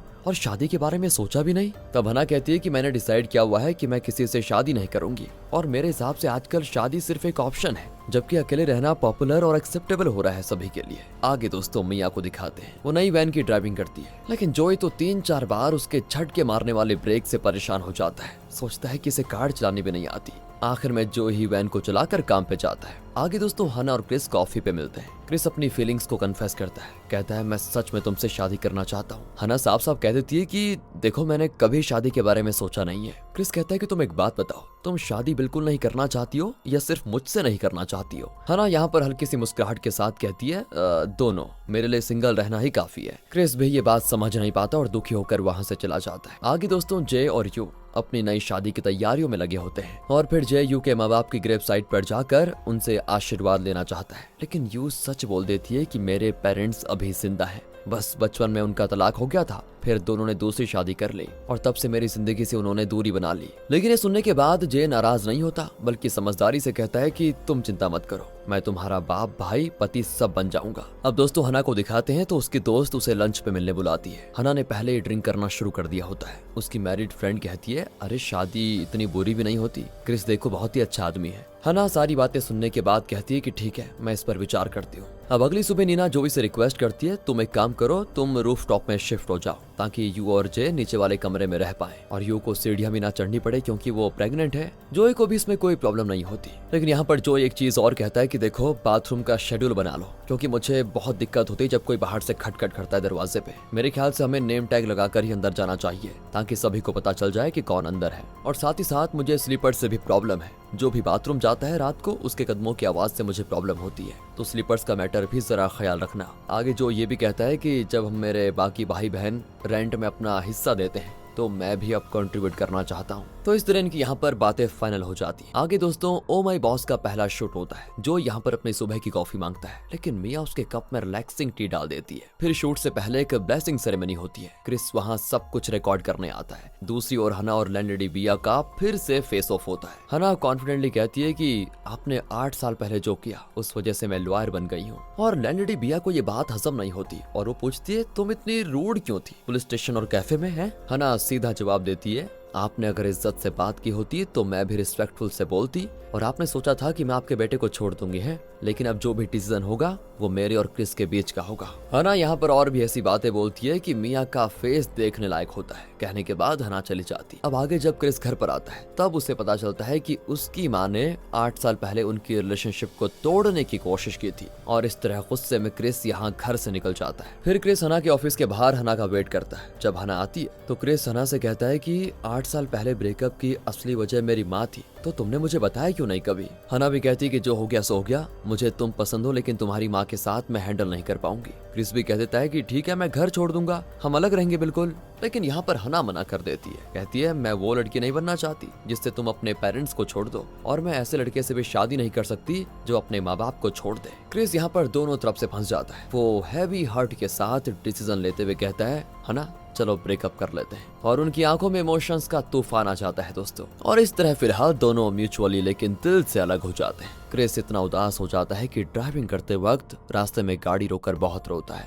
दूसरी ओर हना बस में घर लौट रही होती है, आंखों में आंसू रोकने की कोशिश करती है। जैसे वो घर आती है दरवाजा खुलते ही नीना और बैन हना से शादी के बारे में पूछते हैं, लेकिन हना कहती है कि हमने ब्रेकअप कर लिया है क्योंकि मैं नहीं चाहती कि क्रिस की माँ को मैं अपनी सास बनाऊं, यानी उस लैंडलेडी बिया को। ये सुनकर मॉम के पास जवाब नहीं होता। डैड भी पूरी तरह से शॉक में होते हैं। वहीं दूसरी ओर क्रिस की माँ उसे कमरे में पैकिंग करते हुए देखती है, पूछती है कि क्या तुम घर से भाग रहे हो? लेकिन क्रिस बहुत ही गुस्से में होता है और घर से चला जाता है। आगे मिया और रेहा बाथरूम के बाहर बहुत ही अनकंफर्टेबल तरीके से खड़ी होती है क्योंकि दरवाजे पर एक साइन लगा हुआ है, जोई का टाइम, डोंट नॉक। फिर जोई फाइनली बाहर आता है। मिया उम्मीद भरी आवाज में पूछती है, क्या काम हो गया तुम्हारा? जोई भी मुस्कुराकर कहता है कि हाँ, फाइनली 7 दिनों के बाद। और आज दोस्तों शिफ्टिंग का दिन होता है। ब्रेकफास्ट के बाद जोई और जे अपने रूम स्विच करेंगे। जोई को वैसे परेशानी भी होती है कि रूफटॉप रूम में गर्मी होगी, तो मिया भी उससे वादा करती है कि अरे तुम टेंशन मत लो, मैं एक एसी ऑर्डर कर दूंगी। अब दूसरी ओर दिखाते हैं तो शियोल और उसका ट्विन ब्रदर फुटबॉल पे मस्ती कर रहे होते हैं। तो यहाँ पर उसका भाई शियोल से पूछता है कि तुम्हें रेहा में इंटरेस्ट है क्या कुछ? अगर है तो डेट पे लेके जा सकते हो उसको। शियोल चुप रहता है, लेकिन उसका भाई उसे फिर चढ़ाता है कि अरे दिल में कुछ है तो बाहर बता दो, इस तरह छुपाना नहीं चाहिए। और आगे जब शियोल रेहा को देखता है तो उसका दिल जोर से धड़कने लग जाता है। हाँ, उसे सच में रेहा के लिए फीलिंग्स हो गई है, लेकिन वो कॉन्फिडेंट नहीं है, इसलिए वो how to confess your feelings Google करता है। रेहा तो तब हैरान हो जाती है जब शियोल उसे रोक कर कहता है, मुझे तुम पसंद हो। रेहा कहती, क्या? तुमने तो कहा था तुम किसी और से प्यार करते हो। तो शियोल फिर एक्सप्लेन करता है कि वो सब बस ऐसा ही था। रेहा को गुस्सा भी आता है कि ऐसा ही था, अरे पहले क्यों नहीं बताया मुझे, मैं तो कुछ और ही सोच रही थी तुम्हारे बारे में। उसके बाद दोस्तों वो गुस्से में चली जाती है, लेकिन वो सडनली पलट कर कहती है, अच्छा तो तुम्हें मैं पसंद हूँ। यहाँ पर इनकी बात खत्म होती है। आगे दोस्तों आज का दिन बड़ा खास है क्योंकि यू फाइनली घर शिफ्ट कर रही है और हाँ, कल उसकी और जे की शादी भी है। आगे मिया, जोई और हना आपस में यू के बारे में बात कर रहे होते हैं। फिर रेहा अपना सर रूम में घुसाती है उन्हें डांटने के लिए कि मुझे क्यों नहीं बुलाया। उसके हाथ में एक सुंदर सा बॉक्स होता है जिसमें यू ने उसके लिए गिफ्ट रखा है और गिफ्ट में होता है एक फैंसी जोड़ा फ्लैट शूज का।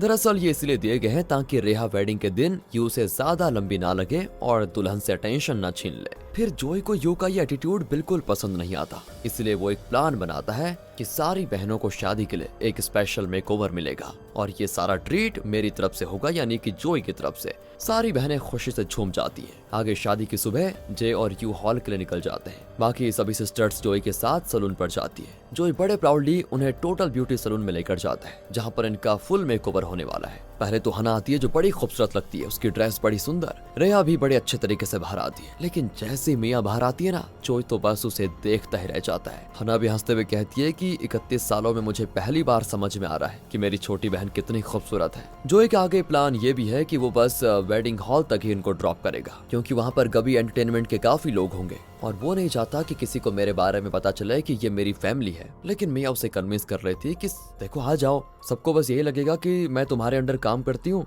तो मैंने ही तुम्हें बुलाया शादी में। फाइनली जोई मान जाता है और मिया के साथ अंदर चलने को तैयार हो जाता है। अंकल तो राइट लेफ्ट हर जगह ब्राइड और ग्रूम की तस्वीरें खींच रहे होते हैं, लेकिन असली ग्लैमर तो तब शुरू होता है जब ये बहनें शादी में एंटर करती है। सबका ध्यान सिर्फ उन्हीं पर होता है। तीनों बड़ी खूबसूरत लग रही होती है। फिर तीनों बहनें अलग अलग पोज में यू के साथ फोटो खिंचवाती है और जोई भी थोड़ा दूर से सब कुछ देख रहा होता है। शायद ये उसका पहला वेडिंग इवेंट है और पहली फैमिली फंक्शन भी। उसके चेहरे पे एक हल्की सी मुस्कान भी होती है। जो यहाँ टैबो के साथ चिपका रहता है और दोनों फुट टेबल की तरफ चले जाते हैं। हना भी अपने भाई के दिन को खास बनाने की पूरी कोशिश करती है, लेकिन जब भी वो किसी कपल को एक साथ देखती है ना, तो बस उसे क्रिस की यादें आ जाती है। वो उसकी यादों में खो जाती है और अपने आंसू रोकने की पूरी कोशिश करती है, लेकिन रुकते नहीं। और यहाँ जे और यू को देखें तो बिल्कुल परफेक्ट ब्राइड और ग्रूम लगते हैं। और जब फाइनल फैमिली वेडिंग पिक्चर लेने का टाइम आता है, सभी लोग रेडी हो जाते हैं, बस जो ही साइड में खड़ा होता है। अब बैन तो चाहता है कि उससे भी बुला लूं, लेकिन अभी तक उसने और लोगों से ये सीक्रेट रखा हुआ है कि जोई हमारी फैमिली का हिस्सा है। और फिर जोई भी क्विकली टर्न करके वहां से चला जाता है। आगे नीना और ग्रैंडमा अपने अपने अंदाज में गाती है और अंकल भी अपने पुराने चीजी स्टाइल में डांस करते हैं। बैन भी अपनी तरफ से कुछ न कुछ जरूर करता है। फिर स्टेज पर ये बहनें आती है और इनका फेमस परफॉर्मेंस होता है। लेकिन हना जब गाने लगती है ना, तो उसे अपना वो पहला मोमेंट याद आता है जब हना कॉलेज में स्टेज पर गाते हुए पहली बार क्रिस को देख रही थी। यहाँ पर उसे अपनी फीलिंग्स कंट्रोल नहीं होती, तो आंसू पोंछते हुए वो चली जाती है। और फैमिली को अब समझ में आता है कि हना अभी बिल्कुल ठीक नहीं है। मतलब उसने ब्रेकअप तो कर लिया, लेकिन अच्छे से नहीं किया शायद। मतलब उसके दिल में अभी भी क्रिस के लिए फीलिंग्स हैं। हना अपने ऑफिस जाती है और अपने फोन पे क्रिस के साथ हुए पुराने टेक्स्ट्स को बड़े ध्यान से देखकर उसके साथ गुजारी खुशियां भरे मोमेंट्स को याद करती है। उसकी आंखों से आंसू रुकना मुश्किल हो जाता है, तो वो एक टैक्सी लेकर क्रिस को कॉल करती है। कहती है मैं टीवी स्टेशन के रास्ते में हूँ, क्या तुम्हारे पास थोड़ा वक्त है मिलने का? क्रिस तो तुरंत भाग कर उसके इंतजार में हो जाता है। दोनों फाइनली स्टेप्स पर मिलते हैं। हना सीधा पूछ लेती है कि हम ब्रेकअप क्यों कर रहे हैं? तुम मुझसे प्यार नहीं करते क्या क्रिस? क्रिस कहता है कि प्यार तो करता हूँ ना, लेकिन सच तो यह है कि मैं तुम्हारे लिए काफी नॉर्मल बंदा हूँ। और जाते जाते क्रिस एक हल्का सा दर्द भरा डायलॉग मार देता है, मैं थैंकफुल हूँ कि तुमने मेरे साथ फिर से डेट किया, चाहे थोड़ी देर के लिए सही, लेकिन किया। ये कहकर वो चला जाता है। अब आगे नीना अपनी बेटी हना को डांटती है और कहती है, अबे सबका मूड खराब मत कर, ब्रेकअप हो गया तो बस अब मूव ऑन कर ले। हना बेचारी रोती हुई कहती है, मैं कोशिश कर रही हूँ माँ, पर ये आंसू रुकने का नाम नहीं ले रहे। हना फिर ब्लैंकेट ओढ़ के रोती है, जिसको देखकर मिया और रेया चुपचाप मॉम डैड के रूम में सो जाती हैं ताकि हना को थोड़ी प्राइवेसी मिल पाए। एक्चुअली सभी थोड़ी टेंशन में होते हैं क्योंकि उन्होंने कभी हना को किसी आदमी के लिए इतना रोते हुए नहीं देखा। डैड भी कहता है कि उसे थोड़ा टाइम दे दो, सब ठीक हो जाएगा। पूरी रात हना अपना ब्लैंकेट नीचे करके रो रही होती है। आगे अंकल को दिखाते हैं तो वो घर में इधर उधर घूमता रहता है। उसे थोड़ा ऑकवर्ड भी लगता है क्योंकि अब उसकी जॉब चली गई है, लेकिन वो कैसे भी करके घर से निकल जाता है ताकि आंट और ग्रैंड माँ को पता ना चले। आगे क्रिस को पता चलता है कि वियतनाम जाने के लिए एक पोजीशन खाली है, तो बिना सोचे समझे वो अप्लाई कर देता है। लैंडलेडी बिया को बड़ी टेंशन होती है क्योंकि क्रिस पिछले कुछ दिनों से ना घर आया और ना उसके कॉल आ रहे हैं। फिर बिया का हस्बैंड अपने बेटे के ऑफिस जाता है। क्रिस बिल्कुल सीधा अपने पापा से बोल देता है, मैं घर नहीं आ रहा माँ की वजह से, मेरा ब्रेकअप हो गया है और जब भी मैं माँ को देखता हूँ तो मुझे गुस्सा आ जाता है। अब लैंडलेडी बिया के पति को भी समझ आ जाता है और वो थोड़ा दुखी भी होता है। वो आगे बिया को बताता है कि तुम्हारी वजह से तुम अपने बेटे को अब कुछ दिनों तक देख नहीं पाओगी क्योंकि वो वियतनाम जा रहा है। लेकिन बिया तो अपने ईगो में रहती है और उसे यकीन ही नहीं होता कि क्रिस सच में चला जाएगा। उसे लगता है कि वो इसीलिए ये सब कर रहा है ताकि मैं हना को अपनी बहू बना लूं। आगे यू अपने काम पे सभी को राइस केक्स बांटती है, लेकिन मिस्टर कैंग है दोस्तों एक, उसने शादी में ग्रैंड माँ की स्पीच सुन ली थी कि वो प्रेग्नेंट है। वो कौन? यू। तो वो यहाँ पर हिंट्स दे के कह रहा होता है कि बच्चों के लिए ये चीजें प्रॉब्लम हो जाती है, इसलिए जब तक बच्चा ना हो जाता है घर पर ही रहना ठीक होगा। यहाँ से बात खत्म होती है तो आती है सीधे जोय पे। वो अपने स्टंट प्रैक्टिस कर रहा होता है। मिया उसका बेल्ट प्रॉपर्ली बांध देती है ताकि वो गिरे ना, और बेल्ट को टाइट करते वक्त जोय को वो अपनी तरफ खींच लेती है। एक छोटी सी ऑकवर्ड क्लोजनेस क्रिएट हो जाती है दोस्तों। दोनों एक दूसरे की आंखों में देखने से बच रहे होते हैं। जोय तो हंस पड़ता है, अरे तुम जैसी हल्की फुल्की लड़की के साथ प्रैक्टिस। मिया भी एकदम कॉन्फिडेंट स्माइल करती है। उसके बाद तो जोय को जमीन पे फेंक देती है। जोय शॉक्ड। दूसरी ओर दिखाते हैं शियोल और उसका भाई आपस में बातें शेयर कर रहे होते हैं। तो यहाँ दारू पीने के नशे में शियोल उसको कॉल करता है, रेहा को। कहता है, मैं तुम्हें क्लियरली बता रहा हूँ कि मैं तुमसे प्यार करता हूँ। और फिर बिना किसी जवाब का इंतजार किए वो फोन भी रख देता है। रिया तो यहाँ खुशी से अपना हैप्पी डांस करने में लगी होती है। आगे बैन जोय और मिया का इंतजार कर रहा होता है। तो जैसे जोय थोड़ा लंगड़ाते हुए आता है ना, बैन पूछता है कि क्या चोट लगी हुई है क्या? जोय कहता है नहीं ठीक हूँ मैं, और सीधा अपने रूम की तरफ चला जाता है। तब मिया बैन को तसल्ली देती है कि चिंता मत करो, स्टंट ट्रेनिंग की वजह से उसके पाँव में थोड़ा लग गया है, ठीक हो जाएगा जल्दी। लेकिन जोय को सच में बहुत ज्यादा पेन हो रहा था। मिया उसको सोने के लिए बोल देती है और उसके लिए गर्म पैक भी लगाती है। थोड़ा समय गुजरने के बाद मिया उससे पूछती है, तुम बैन से बचते क्यों हो? उन्हें क्यों नहीं बताया कि तुम्हें ज्यादा चोट लगी हुई है? वो एक चीज नोटिस करती है कि जब ग्रुप में होते हैं तो सभी नॉर्मल होते हैं, मतलब जोय और बैन नॉर्मल होते हैं, पर जब दोनों अकेले होते हैं ना तो जोय बैन से दूर रहने की कोशिश करता है। तो क्या वो डैड से नफरत करता है? ये सवाल मिया के मन में आ रहे होते हैं। जोय भी कहता है कि हाँ तुम सही हो, मुझे थोड़ा गुस्सा आता है डैड पे। फिर वो एक्सप्लेन करता है कि मुझे कभी कभी बहुत प्रॉब्लम होती है कि क्या डैड अपनी फैमिली के साथ इतने सालों तक खुश थे और कभी मुझे ढूंढने के लिए क्यों नहीं आए। कभी कभी जब मैं डैड को हंसते हुए देखता हूँ तो बहुत ही बुरा लगता है। तो मिया उसको कहती है कि देखो जोय, तुम्हारे मन में जो भी फीलिंग्स हैं डैड को लेकर, तुम उनके साथ शेयर कर लो, इसी में भलाई है, अपने दिल में मत रखो बातों को। तो अगली सुबह जोय बैन से पूछ लेता है कि आज शाम को मेरे साथ ड्रिंक करोगे? बैन भी खुशी से कहता है कि बिल्कुल। वहीं जोय स्टंट ट्रेनिंग के लिए काम पे पहुंच जाता है, लेकिन ट्रेनर उसे कहता है कि लीड एक्टर जावेद का शेड्यूल चेंज हो गया है तो उससे पहले प्रैक्टिस करनी पड़ेगी। जोय को अंदर से बड़ा गुस्सा आता है, लेकिन कुछ कर नहीं पाता। सोचता है चलो टाइम पास ही कर लेते हैं, तो वो मिया के साथ गेम्स खेलने में लगा होता है। दूसरी ओर लैंडलेडी बिया को बड़ी टेंशन होती है कि मेरा बेटा क्रिस कहीं सच में चला ना जाए मुझे छोड़कर। वो तो घर भी नहीं आया कई दिनों से और ना ही कांटेक्ट कर रहा है हमें। अब आगे एक दिन रियल्टर का कॉल आता है। वो बताता है कि आपका स्टूडियो बिक गया है। लैंडलेडी बिया तो शॉक हो जाती है क्योंकि इन्होंने कभी भी स्टूडियो बेचने की बात की ही नहीं।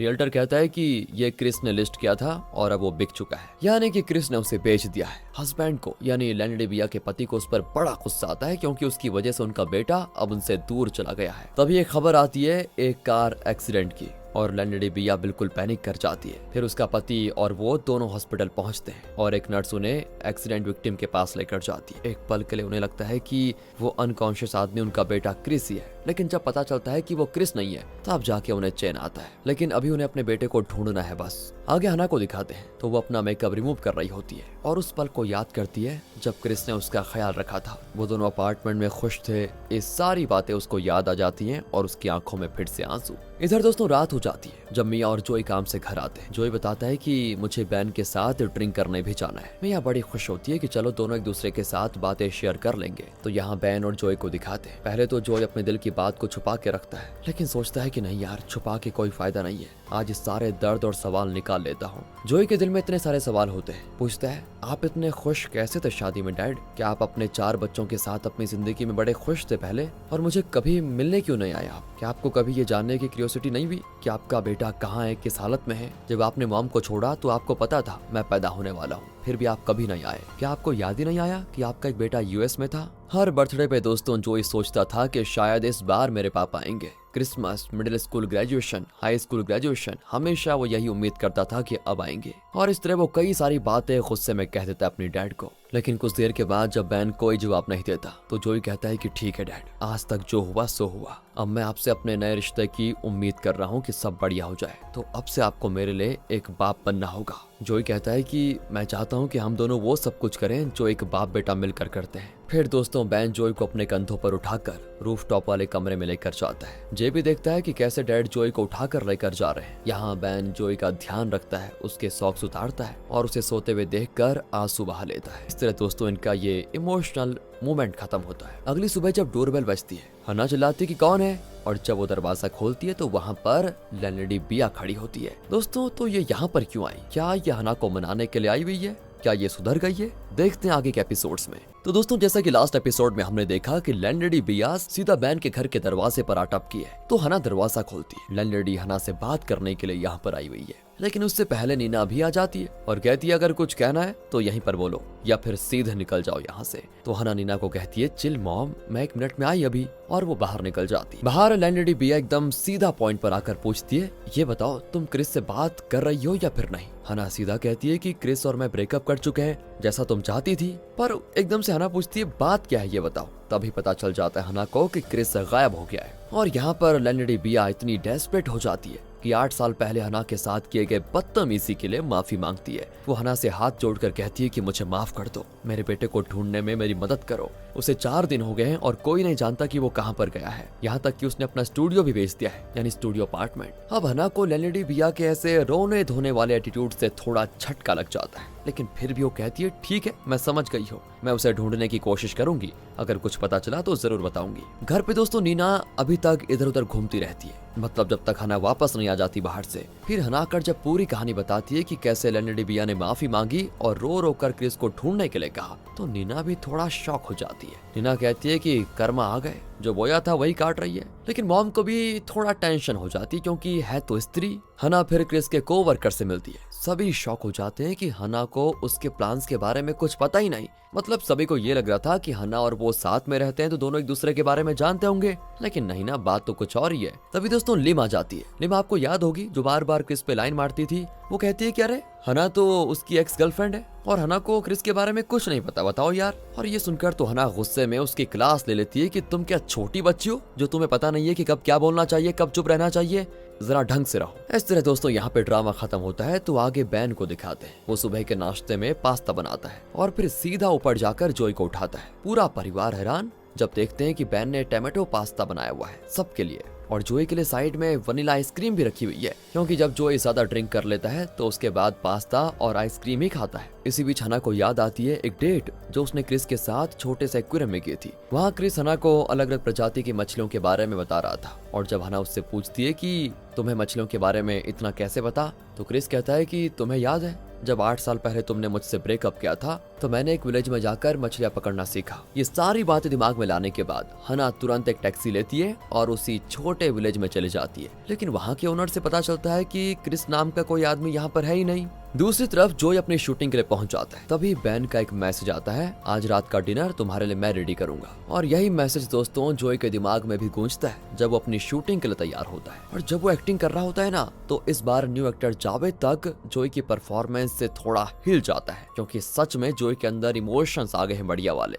डायरेक्टर रेहू तो शौकी में हो जाता है और बहुत ज्यादा इंप्रेस होता है। मिया भी जोई पर बहुत प्राउड होती है। वहीं दूसरी ओर जो इतना खुश और इमोशनल हो जाता है कि क्या कहें। आगे दोस्तों बैन एक पुराना बॉक्स निकालता है जिसमें उनके और हनाओ के पुराने पासपोर्ट्स हैं। नीना भी देखती है और फिर बाथरूम में जाके पुरानी बातों को याद करके बहुत रोती है। अब हम फ्लैशबैक में देखते हैं कि बैन अपनी बीमार माँ को हॉस्पिटल में एडमिट किया था, लेकिन जहाँ वो काम करता था ना, वहाँ का मालिक बैन को सैलरी नहीं दे रहा था, जिससे बैन को अपनी माँ को हॉस्पिटल से घर लाना पड़ा क्योंकि पैसे नहीं थे। और उसी हॉस्पिटल में नीना एक नर्स का काम करती थी जो बैन और उसकी माँ को देखा करती थी वहाँ पर। उसे बहुत दुख हुआ, इसीलिए नीना बैन के घर में उसकी माँ की दवा लेकर आती जाती रहती थी। फिर अगले दिन बैन काम पर जाता है, लेकिन वहाँ का मालिक बैन पर चोरी का इल्जाम लगाकर बैन को जेल में बंद करवा देता है और बैन की बीमार माँ घर में बिल्कुल अकेली होती है। फिर नीना दूसरे दिन भी बैन की माँ की मेडिसिन लेके बैन के घर आ जाती है और देखती है बैन की माँ की डेथ हो गई है। फिर बैन और नीना बहुत रोते हैं। यहाँ से सीधा दोस्तों प्रेजेंट में रेहा को दिखाते हैं, वो अपने लुक्स पर आज कुछ ज्यादा ही ध्यान दे रही है और नीना तक को समझ में आ जाता है कि रेहा पक्का किसी को इम्प्रेस करने का प्लान बना रही है। और फिर जब रेहा काम पर जाती तो उसे देखकर श्योल उसके पीछे भागता हुआ आता है कि कल रात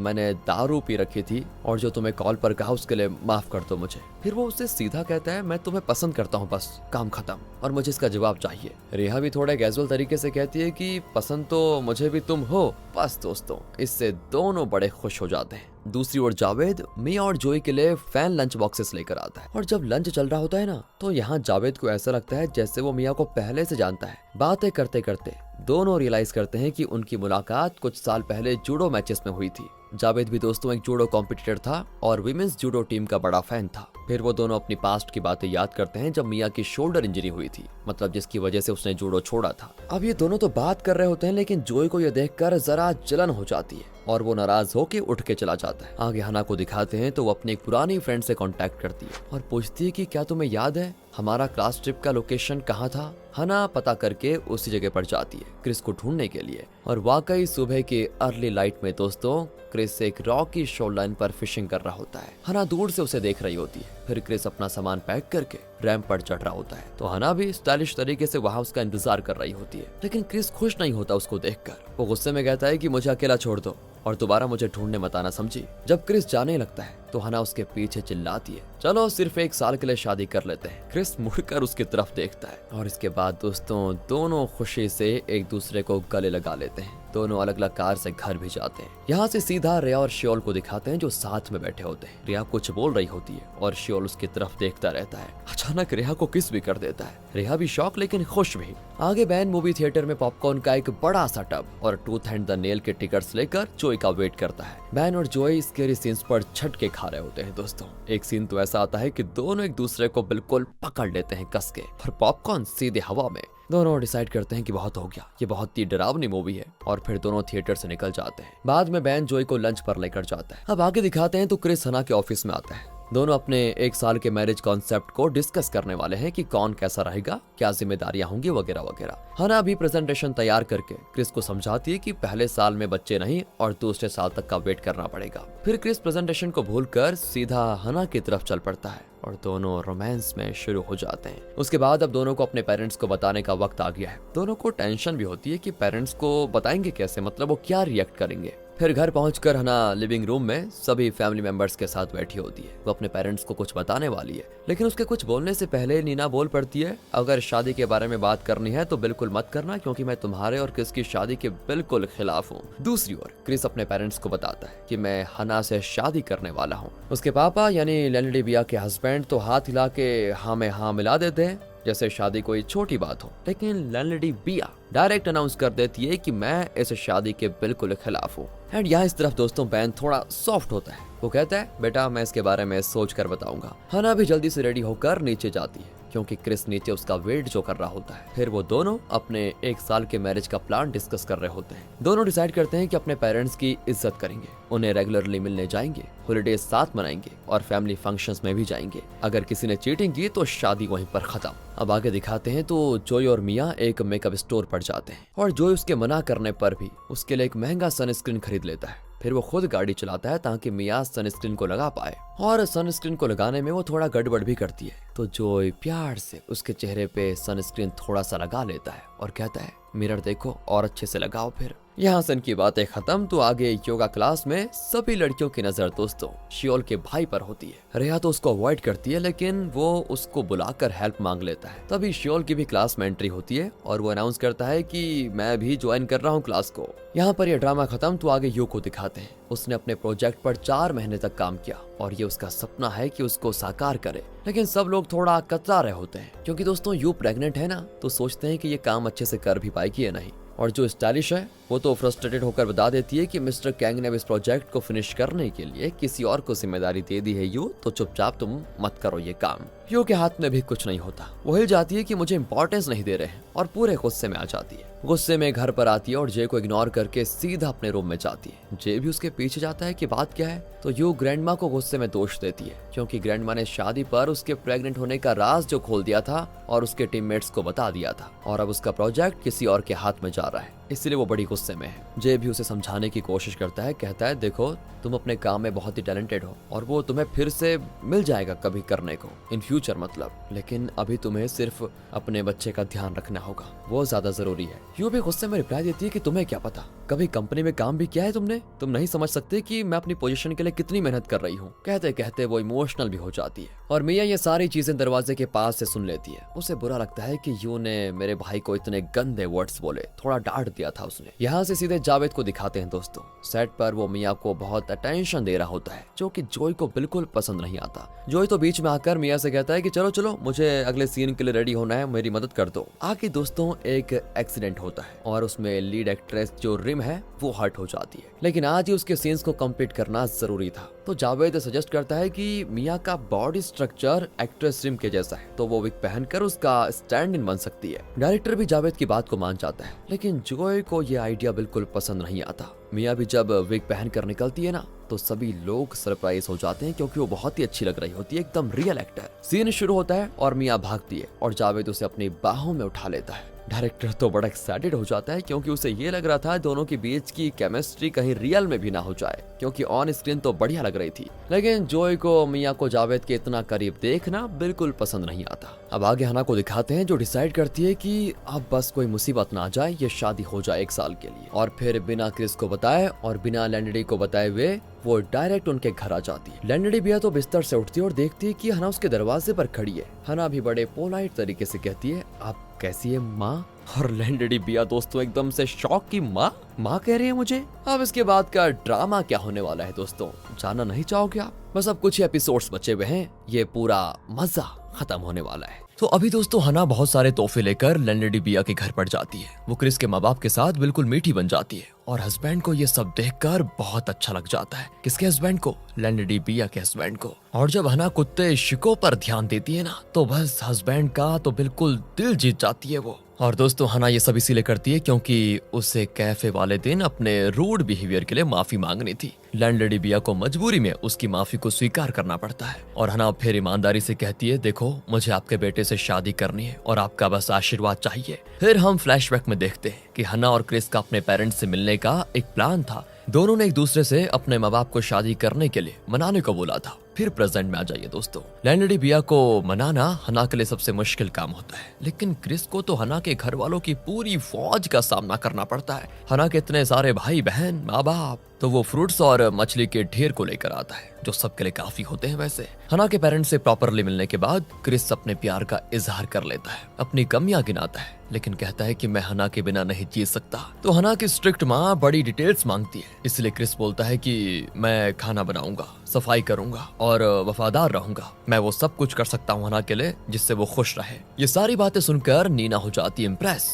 दूसरी ओर लैंडलेडी बिया शादी के लिए नहीं मानती और हना से वहाँ से जाने के लिए कह देती है। और वहीं क्रिस की हालत तो बड़ी खराब होती है। हर कोई फैमिली मेंबर आकर उसके ग्लास में ड्रिंक डालता है और उससे सवाल पे सवाल करता है और इसी दौरान वो बस घुटनों के बल बैठा होता है। आखिरकार उसके सूख गए पैरों में क्रैम्प आ जाता है और वो लगभग ग्रैंडमा के चेहरे से अपना पैर टकराते हुए गिर पड़ता है। और जब तक हना घर लौटती है, क्रिस बिल्कुल नशे में डूबा होता है और बेहोश हो जाता है। जे उसे उठाकर जोई के रूम में लेकर आता है, लेकिन जोई अपना रूम शेयर करने में बिल्कुल भी खुश नहीं होता। वो नहीं चाहता कि कोई उसके रूम में आए। अब आगे बैन किचन में नीना को देखता है जो सुबह क्रिस के लिए हैंगओवर सूप बना रही होती है। बैन पूछता है, क्या तुम क्रिस को एक्सेप्ट करोगी? नीना कहती है, मुझे तो क्रिस पहले पसंद है, बस उसकी माँ से प्रॉब्लम है मुझे। और फिर ब्रेकफास्ट के दौरान बैन अनाउंस कर देता है कि हम हना की शादी की इजाजत दे देते हैं क्रिस के साथ। नीना भी एग्री करती है और फिर सभी लोग क्रिस और हना को बधाई देते हैं। जब दोनों काम पर जाने के लिए निकलते हैं तो क्रिस हना को गले लगा के घूमता रहता है। वहीं लैंडलेडी बिया सोचती है कि क्रिस पता नहीं कहाँ चले गया दोबारा से, वो रात भर घर नहीं आया। तो उसका हस्बैंड उससे कहता है कि अरे अब तुम अपने बेटे और उसकी गर्लफ्रेंड का विरोध करना बंद कर दो, नहीं तो हमारा बेटा सच में हमें छोड़कर चला जाएगा। दूसरी ओर दोस्तों, जे ने यू को काम पर छोड़ने के लिए एकदम गाड़ी तैयार करके रखी होती है। दोनों वैसे चुपचाप हैं क्योंकि पिछले दिन उनका झगड़ा हो गया था। तो जे पहले माफी मांगता है, लेकिन यू कहती है कि कोई बात नहीं, गलती मेरी थी, मैं भी तुमसे सॉरी कहती हूँ क्योंकि मैंने अपने ऑफिस का फ्रस्ट्रेशन तुम पर निकाल दिया था। इसके बाद जे भी ज्यादा कुछ नहीं कहता और फिर दोनों नए शादीशुदा जोड़े की तरह अपनी बातें सुलझा लेते हैं और खुश हो जाते हैं। आगे दोस्तों, जोई जूडो प्रैक्टिस करते वक्त एक अच्छा थ्रो मार लेता है, लेकिन मिया तो अपने फोन में बिजी रहती है और उसे देख ही नहीं पाती। ये देखकर जोई को बड़ा बुरा लगता है कि मैं इतनी मेहनत कर रहा हूँ लेकिन मिया मेरी तरफ ध्यान नहीं दे रही है। लेकिन अब जोई को ये भी जानना होता है कि मिया आखिरकार बात किससे कर रही है। इसलिए जोई कहता है कि अरे मिया कहाँ हो तुम, मुझे अभी चोट लग गई थी, बाल बाल बचा हूँ। तो मिया कहती है कि सॉरी, मैं जे को चीयर अप करने की कोशिश कर रही हूँ क्योंकि वो थोड़ा उदास लग रहा है। यानी कि दोस्तों, मिया को अपने भाई की बड़ी टेंशन हो रही है क्योंकि आपको पता है ना, जे का यू के साथ थोड़ा झगड़ा हो गया था। हालांकि उन दोनों ने अभी झगड़ा सुलझा लिया है लेकिन मिया को नहीं पता, इसलिए मिया जे के प्रति थोड़ा टेंशन दिखा रही है। आगे रेहा को दिखाते हैं। अपने डेट के लिए वो परफेक्ट आउटफिट ढूंढ रही होती है, लेकिन फिर सोचती है कि श्योल तो स्वेट्स में होगा तो वो कैजुअल कपड़े पहन लेती है। मगर जब वो वहां पर पहुंचती है तो श्योल तो एक सूट में होता है। रेहा तो शॉक हो जाती है कि ये तो मेरी प्रेडिक्शन गलत निकल गई।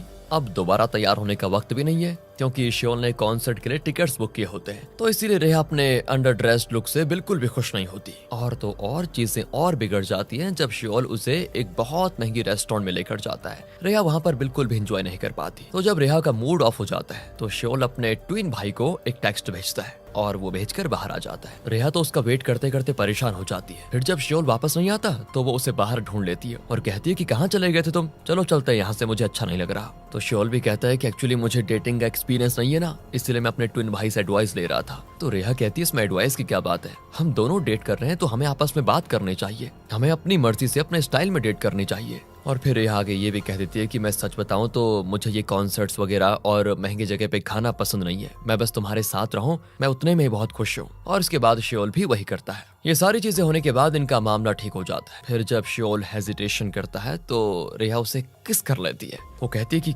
मुझसे किस करने की परमिशन मत मांगो ताकि मुझे भी ना मांगनी पड़े तुमसे। उसके बाद तो श्योल भी वापस उसे किस कर देता है और इस तरह ये दोनों अपना टाइम स्पेंड करते हैं। आगे क्रिस अपनी माँ को गले लगा लेता है जब वो ये कहती है कि हना को बुलाओ, शादी के बारे में बात करनी है। लेकिन हाँ, इसमें कुछ शर्तें जुड़ी हुई हैं। लैंडलेडी बिया ने दोस्तों एक प्लान बनाया है हना को डराने का। वो कहती है कि वो शादी तभी मंजूर करेगी जब हना और क्रिस उसके साथ उसके घर के दूसरे मंजिले पर रहेंगे। जब वो अपनी ये शर्त बताती है तो क्रिस तो होश खो देता है कि माँ क्या कह रही है और तुरंत मना कर देता है। लेकिन दोस्तों कुछ देर के बाद जब हना वहाँ पर आती है तो वो घबराती नहीं और शांत रहते हुए इस शर्त को मान लेती है। तो मतलब अब शादी हो गई है पक्की। अब दोनों परिवारों के मिलने का वक्त आ जाता है ताकि अपने बच्चों की शादी का ऑफिशियल अनाउंसमेंट किया जा सके। हना अपने माँ बाप के साथ रेस्टोरेंट में क्रिस, लैंडलेडी बिया और उनके हस्बैंड से मिलने जाती है। लेकिन दोस्तों इन दोनों जोड़ियों की जिद्दी माएं दोनों आमने सामने आते ही शुरू से ही एक दूसरे को बुरा भला कहने लगती हैं। फिर नीना तुरंत अपनी बेटी के दिमाग और खूबसूरती के बारे में बढ़ चढ़कर बोलने लगती है और लैंडलेडी बिया को ये बात बिल्कुल पसंद नहीं आती। वो भी अपने बेटे के बारे में काफी तारीफ करती है। इसी बीच बैन और बिया का हस्बैंड बेचारे दोनों बीच में पकड़कर सब कुछ ठीक करने की कोशिश करते हैं। फिर डिनर के दौरान हना कहती है कि देखो मैं जल्दी से शादी करना चाहती हूँ, बस फैमिली के साथ एक सिंपल फंक्शन करना चाहती हूँ और कुछ नहीं। अब लैंडलेडी बिया तो सुनते ही शॉक हो जाती है, क्योंकि उन्हें तो बड़ी शादी करनी है धूमधाम से। सभी रिश्तेदारों को उन्होंने गिफ्ट दिए हैं, तो अब वो चाहती है कि वो सारे गिफ्ट्स मेरे बेटे की शादी में मुझे वापस मिले। बिया का हस्बैंड और उसका बेटा क्रिस उसको चुप कराने की कोशिश करते रहते हैं, लेकिन बिया भी हना की मॉम से बोल देती है कि मेरा बेटा और तुम्हारी बेटी तय कर चुके हैं कि वो शादी के बाद हमारे साथ ही रहेंगे, समझ गए। ये सुनकर तो नीना के होश उड़ जाते हैं, क्योंकि हना ने इस बारे में अपने पेरेंट्स को कुछ बताया नहीं कि मैं लैंडलेडी बिया की शर्त को मान चुकी हूँ। इसीलिए नीना को गुस्सा आ जाता है और वो बोल पड़ती है कि नहीं, हमें ये शादी मंजूर नहीं है। बिया भी बोल देती है कि हमें भी मंजूर नहीं है, और शादी होने से पहले दोस्तों हो जाती है खत्म। बहुत गुस्से में क्रिस अपनी माँ से कहता है कि ठीक है, अगर आप लोगों को ये सब मंजूर नहीं तो मैं अपनी फैमिली को छोड़ दूंगा और फिर हना से शादी कर लूंगा। हना भी मॉम से परेशान होकर बोलती है कि मॉम, आपका आज का बिहेवियर बहुत ही बुरा था और मैंने तय कर लिया है कि मैं अब कभी शादी नहीं करूंगी, सिर्फ डेट करूंगी, और अगर डेट वाला लड़का भी शादी के लिए बोलेगा तो उसे भी छोड़ दूंगी। ये बोलकर वो वहाँ से चली जाती है। बेचारी हना अपना मेकअप उतार कर अपने हाथ में सिर रख लेती, बहुत रोती भी है। अब अगले दिन जोई उठकर देखता है कि उसके फोन पे तो बहुत सारे हैप्पी बर्थडे के मैसेजेस आए हुए हैं। फिर बाथरूम से निकलते ही मिया और रेहा उसका हाथ पकड़कर उसे किचन लेकर जाती है, जहाँ पूरी फैमिली मिलकर उसके लिए हैप्पी बर्थडे गाती है। टेबल पर केक रखा होता है। अब कहना जोई को स्वीट सूप पसंद तो है नहीं, लेकिन नीना कहती है देखो, इस फैमिली में कोई अपने बर्थडे पर सूप खाए बिना घर से कहीं नहीं जाता, इसलिए तुम्हें खाना पड़ेगा। अब तुम इस घर के बेटे हो तो तुम्हें भी वही करना चाहिए जो इस घर के रूल्स हैं। जोई भी शुक्रिया के साथ सूप के बड़े बड़े स्पून लेकर खा लेता है और उसकी आंखों में आंसू भी आ जाते हैं। सभी ये लोग देखकर इमोशनल हो जाते हैं, पर जोई कहता है कि मैंने कभी ऐसा बर्थडे पार्टी नहीं देखी। जोई मुस्कुराते हुए अपने आंसू पोंछता है और फिर आज जोई अपनी सेलिब्रिटी वैन में सभी को ऑफिस लेकर जाता है। आगे जोई की टीम उसके लिए एक सरप्राइज केक और गिफ्ट देते हैं। मिया फिर जोई को चेयर देती है जो जोई को बड़ा पसंद आता है। आज जोई बड़ा खुश है। अब मिया को जोई के मैनेजर का कॉल आता है। वो ये कहता है कि हम जोई को कास्ट करना चाहते हैं। यानी आज सभी के लिए बड़ा खुशी का मौका बन गया था, क्योंकि एक तो उसका बर्थडे था, ऊपर से उसे कोई कास्ट करना चाहता है। तो इसी खुशी में सभी सेलिब्रेट करते हैं डिनर में। मिया तो इतने हाई क्लास रेस्टोरेंट में थोड़ा अनकंफर्टेबल फील करती है, तो जोई उसे कहता है कि तुम जो चाहे वो ऑर्डर कर लो। अब वहाँ सभी डिनर एंजॉय कर रहे होते हैं कि तभी रेस्टोरेंट में मिस्टर कैंग दिखाई देता है। मिस्टर कैंग जोई को डांटता है कि तुम अपने मैनेजर के साथ पब्लिक में क्यों घूम रहे हो। जोई कहता है कि मैं बहुत अच्छी चीज को सेलिब्रेट कर रहा हूँ इसीलिए। लेकिन यहाँ मिस्टर कैंग को कुछ गड़बड़ लगती है। वो जोई का पीछा करते हुए उसके साथ बाथरूम तक आता है और पूछता है कि तुम अपने मैनेजर के साथ इतने एक्सपेंसिव जगह पे क्यों हो, ये तो तुम्हारा स्टाइल है नहीं। कहीं तुम उस मिया को पसंद तो नहीं करते और उसे इम्प्रेस करने के बहाने ही इतनी महंगी जगह पे लेकर आए हो। जोई कहता है कि सुनिए, मिया मेरी बहन है। और उसके बाद दोस्तों जोई को उसे सच बताना पड़ता है। वो कहता है कि तुम्हें पता है मेरे डैड मिया के डैड भी हैं। हालांकि मिस्टर कैंग के लिए ये बात डाइजेस्ट करना बहुत ही मुश्किल होती है। जोई कह देता है कि देखिए, हमारे रिश्तों पर शक करना बंद करें, ये मेरी प्राइवेट लाइफ है तो इसमें टांग मत अड़ाओ। ये कहकर वो निकल जाता है। आगे हना और क्रिस आर्केड में जाते हैं। दोनों वर्चुअल मोटरसाइकिल पर चढ़ जाते हैं एक थ्रिलिंग राइड के लिए और चिल्ला के बोलते हैं कि अब हम अपने पेरेंट्स के सामने और नहीं गिड़गिड़ाएंगे, हम उनकी परमिशन के बिना ही शादी कर लेंगे। जोर जोर से चिल्ला के कहते हैं। आगे जोई को एक रोमांटिक सीन शूट करना होता है, लेकिन जोई नहीं कर पाता तो डायरेक्टर की उसको डांट खानी पड़ती है। डायरेक्टर उससे कहता है कि देखो जोई, मैं चाहता हूँ कि तुम स्क्रीन पर अपना बेस्ट लुक देखो। तो वो मिया के बारे में सोचता है दोस्तों, क्योंकि उसको रोमांटिक इमोशंस लेकर आने थे और वो कामयाब भी हो जाता है। यानी कि प्यार का नजरिया है इसका और मिया का। आगे जे एग्जाम के रिजल्ट्स का वेट कर रहा होता है, क्योंकि भाई ने अभी एग्जाम्स दिए थे, उनका रिजल्ट आने वाला है। घर वाले भी टेंशन में होते हैं कि पता नहीं इस बार फेल होगा या पास। और एग्जाम का रिजल्ट फाइनली आ जाता है। जे अपना लैपटॉप खोलता है, सबकी सांसें रुकी हुई है। स्क्रीन पर नंबर देखते ही जे का रिएक्शन प्राइसलेस होता है। पहले तो वो शांत रहता है, लेकिन फिर एकदम से चिल्लाता है कि माँ, मैं पास हो गया। और घर वाले भी एकदम हैप्पी डांस मूड में आ जाते हैं। आगे दोस्तों बैन को दिखाते हैं। वो जोई को देखकर सोचता है कि आज जोई बड़ा चुपचाप लग रहा है, कुछ गड़बड़ है शायद, इसलिए वो रूफटॉप पर उसको चेक करने जाता है। जोई दोस्तों यहाँ सो नहीं पाता, क्योंकि उसके दिमाग में मिया को लेकर कंफ्यूजन चल रही होती है। तभी जोई को एक कॉल आता है पार्कर का, जो उसका स्टेप डैड है। पार्कर भी उसको बर्थडे विश करता है। आगे जब बैन उसके कमरे में जाता है तो जोई उसको सारी बात बता देता है और कहता है कि मैं अपने स्टेप डैड से बस साल में 2-3 बार ही बात करता हूँ। आगे ग्रैंडमा को दिखाते हैं तो बाहर जाने से पहले वो देख लेती है कि हॉलवे के सीलिंग में लीक हो रहा है, तो वो सारी बातें बैन को बता देती है। दूसरी ओर क्रिस थक हार कर लैंडलेडी से बोल देता है, यानी अपनी माँ से, हमने तो पूरी कोशिश की थी कि पेरेंट्स के अप्रूवल के साथ शादी हो जाए, इसीलिए हना तो ससुराल में रहने तक के लिए मान गई थी। लेकिन अब और वक्त बर्बाद नहीं करेंगे हम, क्योंकि ये इम्पॉसिबल सिचुएशन हो गई है। अब हम शादी करेंगे तो अपने तरीके से। और बिया का हस्बैंड तो उसको चिढ़ाता है कि शायद मुझे लगता है कि तुम तो अपने बेटे की शादी में इनवाइटेड भी नहीं हो। मैं तो तुम्हें कहूंगा भैया कि हना के माँ बाप को कॉल करो और उनको कह दो कि फाइनल डिसीजन बच्चों का होगा। एंड तभी उन्हें रेस्टोरेंट से कॉल आता है। कॉल में बैन कह देता है कि देखो हमारे हॉलवे का लीक फिक्स हो रहा है, तो आकर उसे देख लीजिए। लेकिन दोस्तों वहां पर रिपेयरमैन पहले पहुंच चुका था। तो बिया भी जैसे अपार्टमेंट की बिल्डिंग में आती है तो देखती है कि रिपेयरमैन तो पहले ठीक कर रहा है उसे, यानी उस लीक को। उसी समय नीना, बैन और ग्रैंड माँ भी हॉलवे में होते हैं। बिया थोड़ा एफर्ट डालकर सभी को ग्रीट करती है और नीना को सजेस्ट करती है कि हमें साथ में चाय पीनी चाहिए। दोनों फिर चाय पे मिलती है। बिया पूछती है कि क्या आपने अपने बच्चों की शादी के बारे में कुछ सोचा? देखिए, आप अपना फैसला हमारे झगड़े के बारे में ना सोच कर कहें, हमारे अपने झगड़े को अलग ही रखें और बच्चों के बारे में सोच कर बताएं। लेकिन यहाँ नीना उल्टा सवाल पूछती है कि क्या आप छोटी शादी करने देंगी, मतलब ज्यादा धूमधाम से नहीं। और यहाँ पर बिया को अपने बेटे की तारीफ करने का मौका मिल जाता है। देखो नीना, क्रिस हमारा एक ही बेटा है और हम सिर्फ उसके लिए बेस्ट चाहते हैं, लेकिन बच्चों की खुशी के लिए मैं चलो धूमधाम से शादी करने के विचार को छोड़ देती हूँ। और इस तरह दोनों माँ संतुष्ट हो जाती हैं कि चलो अब शादी सही से होगी। लैंडलेडी बिया भी हाथ मिलाती है, लेकिन नीना उसका हाथ जरा जोर से दबाती है। अब नीना अपने बच्चों के साथ टेबल पर बैठी होती है। हना को कहती है कि बेटा शादी कर लो, और हना की तो खुशी का ठिकाना नहीं होता इस बात को सुनकर। उधर बिया को क्रिस से बात करनी होती है। वो कहती है बैठ जाओ बेटा, मुझे तुमसे कुछ कहना है, बहुत जरूरी। वो डायरेक्टली कह देती है कि जाओ शादी कर लो, मैं तुम्हें ब्लेसिंग देती हूँ। क्रिस भी खुशी से अपनी माँ को गले लगा लेता है। आगे दोस्तों हना बाहर क्रिस का इंतजार कर रही होती है। क्रिस अपनी कार में आता है तो हना खुशी से उसे गले लग जाती है और क्रिस उसे उठाकर घुमा देता है। एंड दोस्तों हम रेहा को दिखाते हैं। वो फील्ड में श्योल का इंतजार कर रही होती है, लेकिन तभी वहां पर एक कार आती है और उस कार से एक आदमी निकलकर कहता है कि अरे तुम यहाँ पर सॉकर कोच को जानती हो क्या? रेहा तो ये सुनकर कोच की तारीफों के पुल बांध देती है, क्योंकि कोच कोई और नहीं अपना श्योल है। आदमी कहता है कि तुम तो ऐसे कह रही हो जैसे बहुत अच्छी तरह जानती हो उसे। और फिर जैसे वहां पर श्योल आता है तो वो आदमी कहता है कि तुम्हारा कुछ नहीं हो सकता, समझ रहे हो तुम, मुझे तुमसे बात करनी, कार में बैठो। लेकिन श्योल मना करता है तो वो आदमी उससे जबरदस्ती करता है। लेकिन तब रेहा बीच में आ जाती है श्योल को बचाने के लिए। वो आदमी तो उसको भी धक्का दे देता है और गुस्से में रेहा उस आदमी का हाथ काट लेती है ताकि वो श्योल को छोड़ दे। फिर रेहा धमकी देती है कि देखो पुलिस को बुला दूंगी। तब श्योल कहता है कि सुनो, ये मेरे पापा हैं। और तब रेहा हैरान होकर पीछे हट जाती है। अब आगे दोस्तों यू को दिखाते हैं ऑफिस में। तो वो सारा काम खुद ही कर रही होती है, क्योंकि उसकी टीम वाले उसकी बात नहीं सुनते। वो प्रेग्नेंट भी है तो अपनी जॉब बचाने के लिए हर जगह अपना बेस्ट देती है। अब मियाँ उसे इतनी मेहनत करते हुए देखकर उसकी हेल्प करने के लिए आती है, लेकिन यू तो गुस्से में कह देती है देखो मुझे अकेला छोड़ दो प्लीज। और फिर काम करने के बाद वो आराम से बैठ जाती है। इसी बीच जे को दिखाते हैं। वो क्लिनिक में उसके अपॉइंटमेंट के लिए, यानी यू के अपॉइंटमेंट के लिए इंतजार कर रहा होता है। लेकिन फिर जे को पता चलता है कि यू ने खुद अपॉइंटमेंट कैंसिल कर दिया है बिना जे को बताए। अब आगे दोस्तों मिस्टर कैंग मिया को अपने ऑफिस में बुलाता है। वो कंफर्म करना चाहता है कि जोई ने जो बताया था, यानी ये बताया था ना उसने कि मिया मेरी बहन है, तो ये जानना चाहता है कि वो सच है या फिर नहीं। तो मिया भी सिर हिला के हाँ कह देती है। तो कैंग कहता है क्या किसी और को पता है इस बारे में, कंपनी के अंदर मतलब? मिया कहती नहीं। तो कैंग उसे वार्न करता है कि हिडन फैमिली सीक्रेट्स बहुत बड़े र्यूमर का कारण बन सकते हैं, ध्यान रहे इस बात का।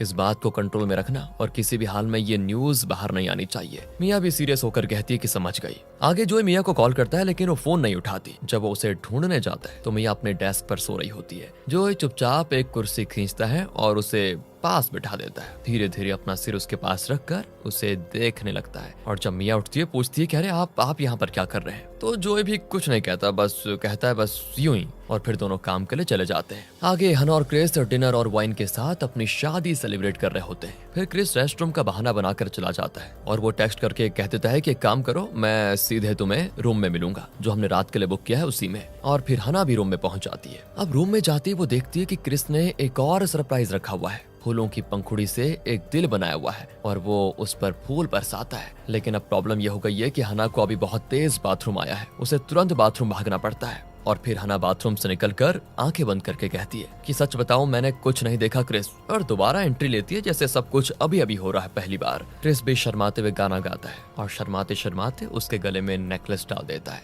दोनों फिर एक दूसरे को किस भी करते हैं। आगे दोस्तों हना एक कॉन्ट्रैक्ट तैयार करवाती है। फिर वो क्रिस को और कॉन्ट्रैक्ट को लेकर लैंडलेडी बिया और उसके हस्बैंड के पास जाती है। जब बिया कहती है कि ये क्या है, कॉन्ट्रैक्ट की जरूरत ही नहीं है, तब हना जिद करती है कि देखो सब कुछ लिखित रूप में होना चाहिए। कॉन्ट्रैक्ट में कुछ कंडीशंस दी गई है, जो सबकी प्राइवेसी के लिए ऊपर के फ्लोर पे रहने वाले कमरों को अलग रखने के बारे में है। समझ गए? यानी कि दोस्तों, जैसा कि पहले बिया की शर्त थी कि तुम हमारे ऊपर वाले मंजिले में रहोगी, तो अब हना की शर्त यह है कि ऊपर के सारे कमरों की प्राइवेसी अलग होनी चाहिए। मतलब यहाँ के लोग वहाँ नहीं, वहाँ के यहाँ नहीं, इस तरह से। अब हस्बैंड तो अपना फिंगरप्रिंट स्टैंप कर देता है, लेकिन बिया बहुत ही मजबूरी में स्टैंप को लगाती है। और इसके बाद हना और क्रिस दोनों खुश हो जाते हैं, क्योंकि अब कॉन्ट्रैक्ट तैयार हो गया बढ़िया तरीके से। अब एक दिन पूरी फैमिली जे के एग्जाम पास करने की खुशी में इकट्ठा होती है। ग्रैंडमा तो बड़ी खुश होती है, क्योंकि बहुत टाइम के बाद जे पास हुआ है। और फिर नीना बताती है हना की शादी की डेट फिक्स हो गई है। तो हना भी अपनी बहन भाइयों से कहती है कि शादी में एक धमाकेदार गाना और डांस होना चाहिए। और साथ ही दोस्तों, जोई को भी इनवाइट करते हैं। उसे कैसे भूल सकते हैं, क्योंकि अब वो भी उनके घर का मेंबर है।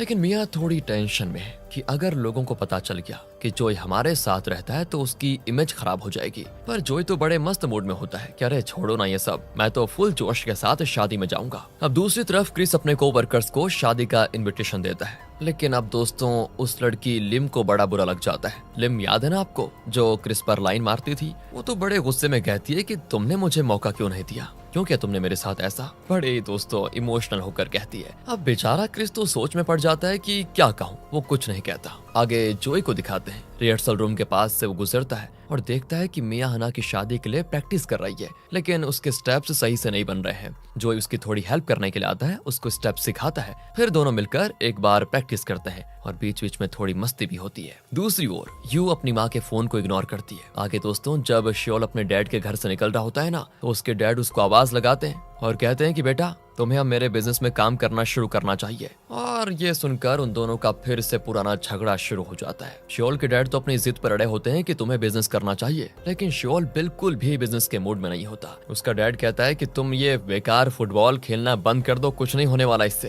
दोस्तों, इससे श्योल को और गुस्सा आ जाता है और वो निकल जाता है वहां से। दूसरी ओर रेहा को दिखाते हैं। वो श्योल का इंतजार कर रही होती है, क्योंकि रेहा को बड़ी टेंशन होती है कि कल जो बवाल हो गया था ना उसके डैड के सामने, पता नहीं उसके बाद क्या हुआ होगा। श्योल वहां पर आता है तो रेहा भागकर उसको हक करती है और पूछती है, तुम ठीक तो हो ना? तुम एक बात बताओ, तुम्हारे और तुम्हारे डैड का सीन क्या है? तब श्योल कहता है कि अरे वही पुरानी बात, वो मुझे फुटबॉल खेलने से मना करते हैं और बिजनेस में जाने के लिए बोलते हैं, लेकिन मुझे बिजनेस में कोई इंटरेस्ट ही नहीं है और इसीलिए मेरे डैड कभी मुझे फाइनेंशियली हेल्प भी नहीं करते। ये सारी बातें सुनकर रेहा भी उसको थोड़ा मोटिवेट करती है कि जो तुम कर रहे हो उसी में अपना पूरा ध्यान लगाओ। अब अगले सीन में इन बहनों को दिखाते हैं। फेशियल्स लगाते हुए थोड़ी मस्ती करते हैं और अपनी बहन हना को छेड़ती भी है, शादी के बाद दूरी मत बनाना हमसे। तो हना भी हंस के कहती है, तुम लोगों को तो पता भी नहीं चलेगा कि मैं गही भी हूँ, क्योंकि मैं वैसे भी रोज मिलने आऊंगी तुमसे और फोन करूंगी। जे भी तभी अंदर आ जाता है और कहता है कि जब तुम बहनें फ्री हो जाओ तो मुझे कह देना, क्योंकि मुझे हना से अकेले में कुछ बात करनी है। फिर जब दोनों बैठते हैं तो जे हना को एक लिफाफा देता है जो उसका वेडिंग गिफ्ट है।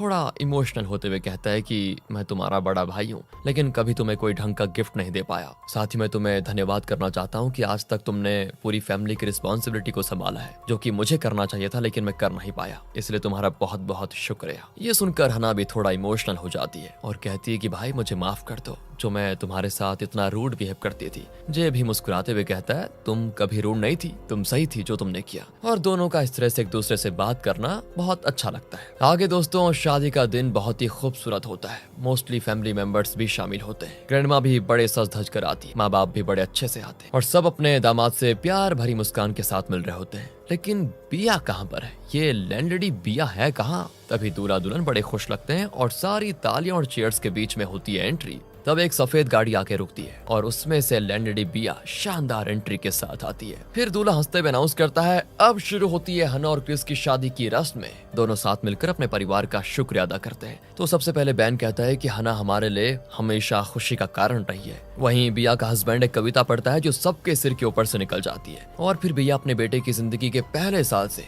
यादें सुनाने लगती है। फिर दूसरे, फिर तीसरे साल तक चली जाती है और जब रिया कहती है, तुम्हारा बेटा 37 साल का है तो क्या वहां तक जाओगी? क्रिस भी अपनी माँ से कहता है कि माँ बस करो अब। इसके बाद सभी सिबलिंग डांस करते हैं और सबका डांस बड़ा अच्छा होता है। नीना अपने बच्चों को डांस करता हुआ देखकर खो जाती है कहीं, सोचती है ये सब छोटे थे, देखो आज कितने बड़े हो गए और हना की तो आज शादी भी हो रही है। थोड़ा इमोशनल हो जाती है, वो भी मुस्कुराती है और दूल्हा दुल्हन भी डांस करने लग जाते हैं। स्टेज पर तो धमाका मच जाता है, सभी बड़े खुश होते हैं। सिर्फ दो चेहरे खाली बैठे होते हैं, लैंडलेडी बिया और वो लिम जो क्रिस पर लाइन मारती थी। तो जब पार्टी खत्म होती है तो नीना कहती है कि मुझे कुछ कहना है। तो सबसे पहले वो क्रिस का शुक्रिया अदा करती है और कहती है कि बेटा हमेशा मेरी इस जिद्दी बेटी का ध्यान रखना। ये मोमेंट थोड़ा इमोशनल हो जाता है और सभी लोगों की आंखों में आंसू होते हैं। फिर हना उठती है और रोते हुए नीना से कहती है आई लव यू माँ। और दोस्तों ये बड़ा खूबसूरत पल होता है और आखिर में अंकल फैमिली फोटोग्राफर बनकर फोटोग्राफ क्लिक करते हैं। अब आगे मिया और जोए दोनों आज की शूटिंग साइट के लिए निकलते हैं, लेकिन जब वो वहां पहुंचते हैं तो वहां पर कोई नहीं होता। मिया असिस्टेंट डायरेक्टर को कॉल करती है तो वो बताता है कि कल ही लोकेशन चेंज कर दी थी,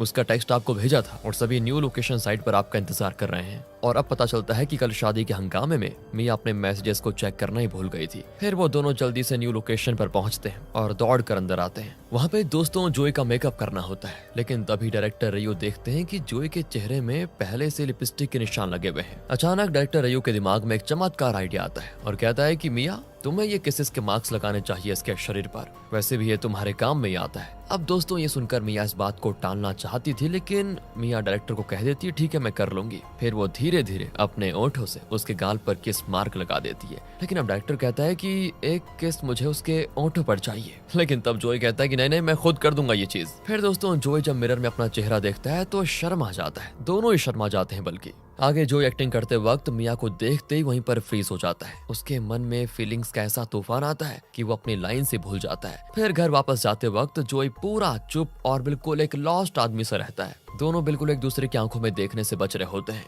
अब रूफ टॉप में जोई अपने आप से कहता है कि क्या कर रहे हो तुम, नहीं ये गलत है, तुम्हें अपने काम पे फोकस करना चाहिए। अब दोस्तों आगे ना मिया रेहा से पूछती है कि तुम जोई को अपना भाई मानती हो या तुम्हें लगता है कि वो हमारे भाई जैसा है। तो वो कहती है कि नहीं मुझे बिल्कुल ऐसा नहीं लगता, बस ज्यादा से ज्यादा वो एक बड़ा आदमी है और वैसे भी वो हमारे साथ इतना टाइम तो नहीं रहा कि हम उसे भाई मान ले। लेकिन यहाँ पर मिया अपनी असली फीलिंग्स को रेहा को नहीं बताती। अब दोस्तों यहाँ क्रिस और हना नए नए शादीशुदा कपल हैं, पर ये हनीमून पे नहीं गए होते हैं, बस होटल में ही रुके होते हैं। और क्रिस तो बस आराम से सोना चाहता है, लेकिन उसका प्लान भी फेल हो जाता है, क्योंकि दोस्तों अभी तो क्रिस होटल में है, लेकिन उसके अपने घर में डोरबेल बजती है और लैंडलड़ी देखती है तो सामने कंस्ट्रक्शन वर्कर्स खड़े होते हैं जो कि डोर लगाने के लिए आए हैं। अब बिया को तो इस बारे में कुछ पता ही नहीं होता, तो वो तुरंत क्रिस को फोन करती है। क्रिस भी प्रॉमिस करता है कि माँ मैं अभी आता हूँ, लेकिन दोस्तों प्रॉब्लम ये होती है कि उसको पहले ही अपने पेरेंट्स को बता देना चाहिए था कि डोर लगाने वाले आने वाले हैं। लेकिन अब सब कुछ गड़बड़ हो जाती है और उन दोनों को होटल से घर आना पड़ता है। बिया तो डोर लगवाने से बिल्कुल मना कर देती है।